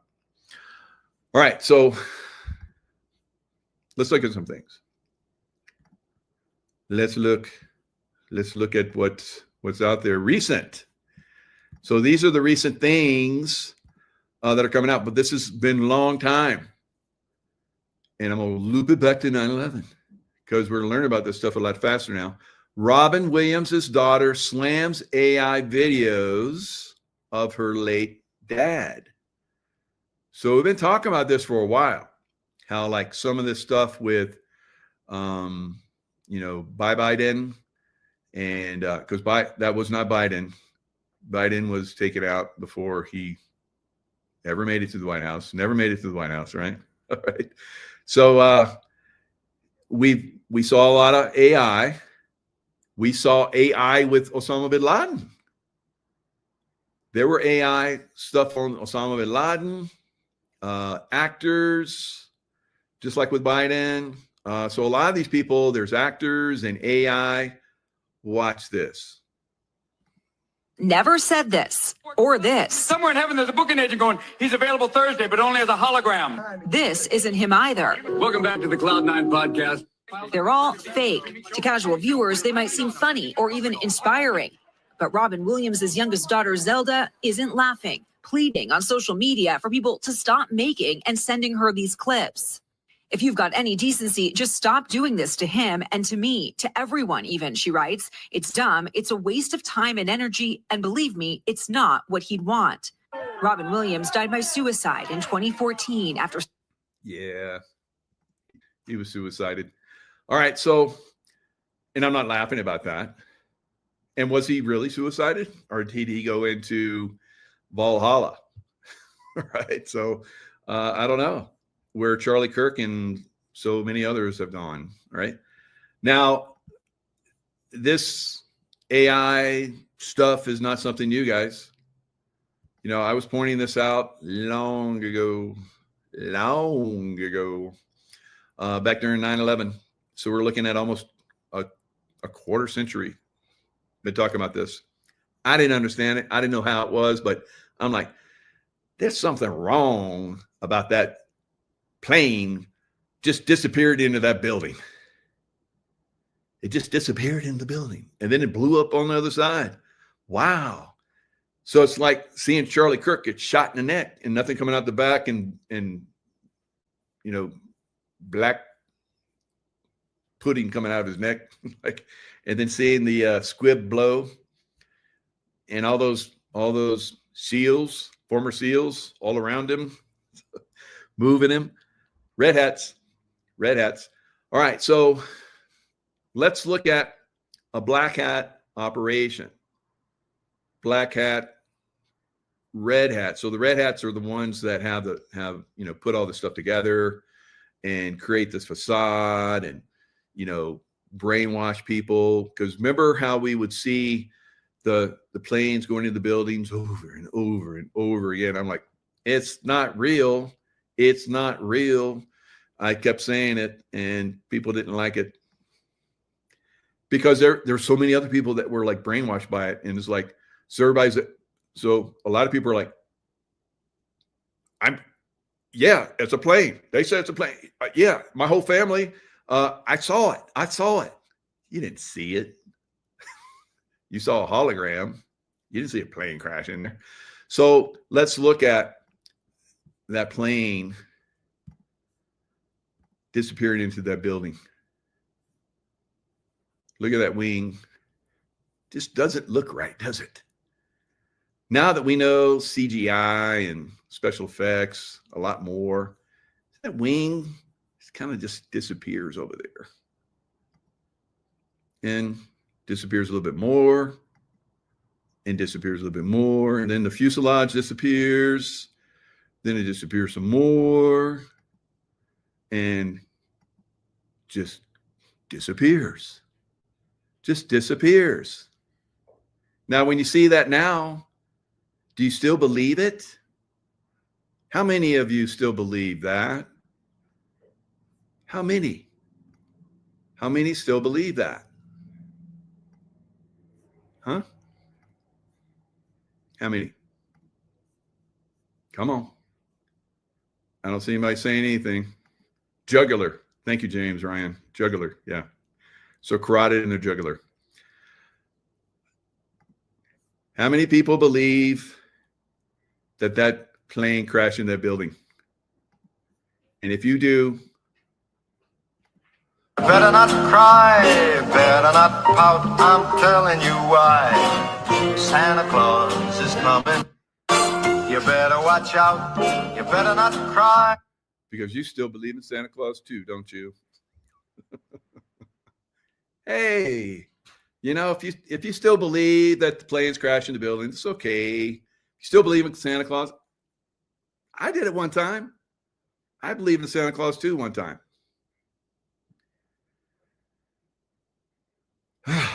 Yeah, they taught us how to believe in bullshit early on, didn't they?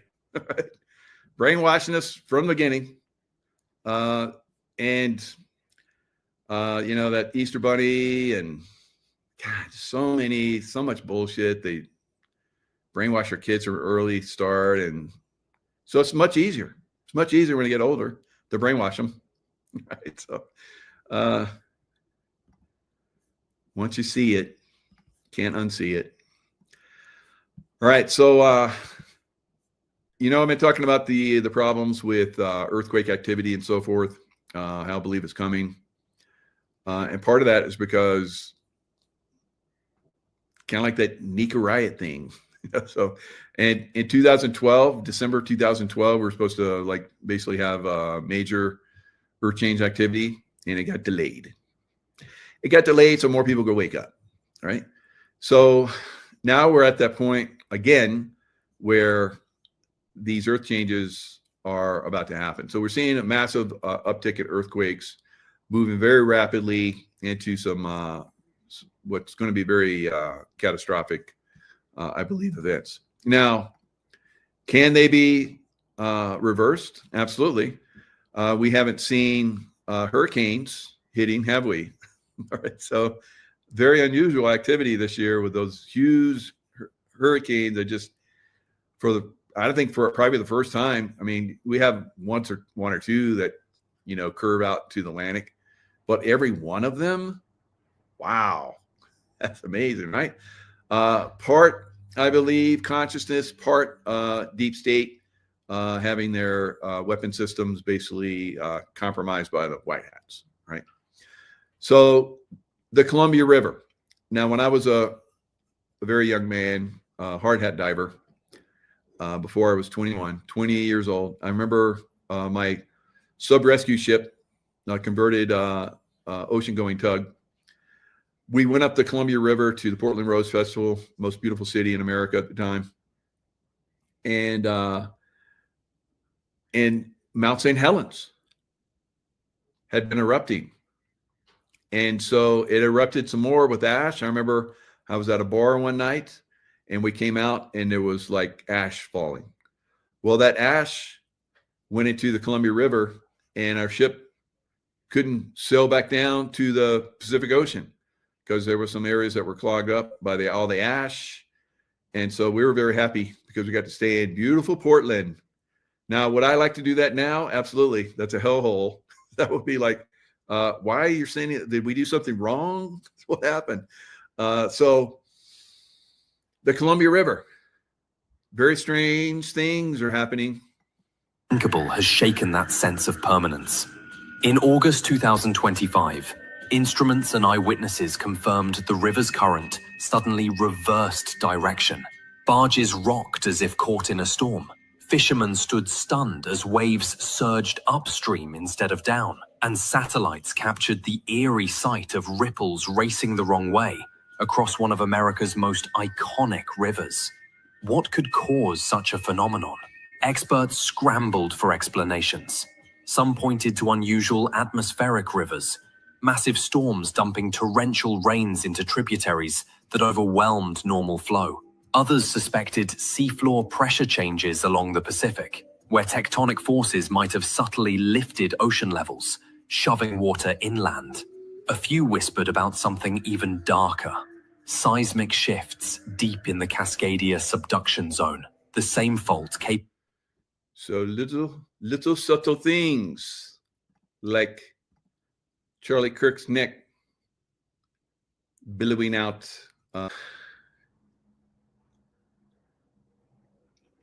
Little things, little whispers of problems coming. All right. You pay attention or you just blow it off. Right. So now big earthquakes have pushed water up the Columbia River, and the Indians have given tales. The American Indians of that area have given have tales, where they pass, down to their next generation, tales, right? Histories where the water reversed and caused flooding deep up the Columbia River, way up, right? So what would cause that? Well, when they did, they looked at the plant life and so forth, they can see the trees were ripped as if something like a tsunami had happened. And they found that, these happen every 120 years or so. And almost like on cue. And they can look back and see all that from the past. Well, guess what? We're overdue. We're overdue. And then you got the Columbia River reversing. And you have a volcano out on the Cascadia that's erupting with seismic activity all over the place and massive seismic activity all around the globe. I don't know. I'm glad I'm way inland, high up. So, liquefaction, that's right. So some of you guys know this stuff. Done your homework. Did you learn that in school? Probably not. But maybe if you were a geologist, you went through all that schooling to learn all that stuff. I wanted to do that one time, but I was like, nah, I can learn that stuff better on my own. I just do my own research and become a Navy SEAL. Otherwise, I'll probably be a football player and professional football player, and that's not as cool as a Navy SEAL. It's amazing how life takes you in certain directions, right? So Muslims attempt to murder Belgium prime minister. All right, so this happened yesterday. So the Islamists that have been invited into all of these countries to basically replace the citizens of those countries by the European Union. So when I was in, I can't say where, but I was in countries with the CIA, and we actually discovered through some of our sources that used to go around Islamist, and they discovered that there was going to be a king and a prime minister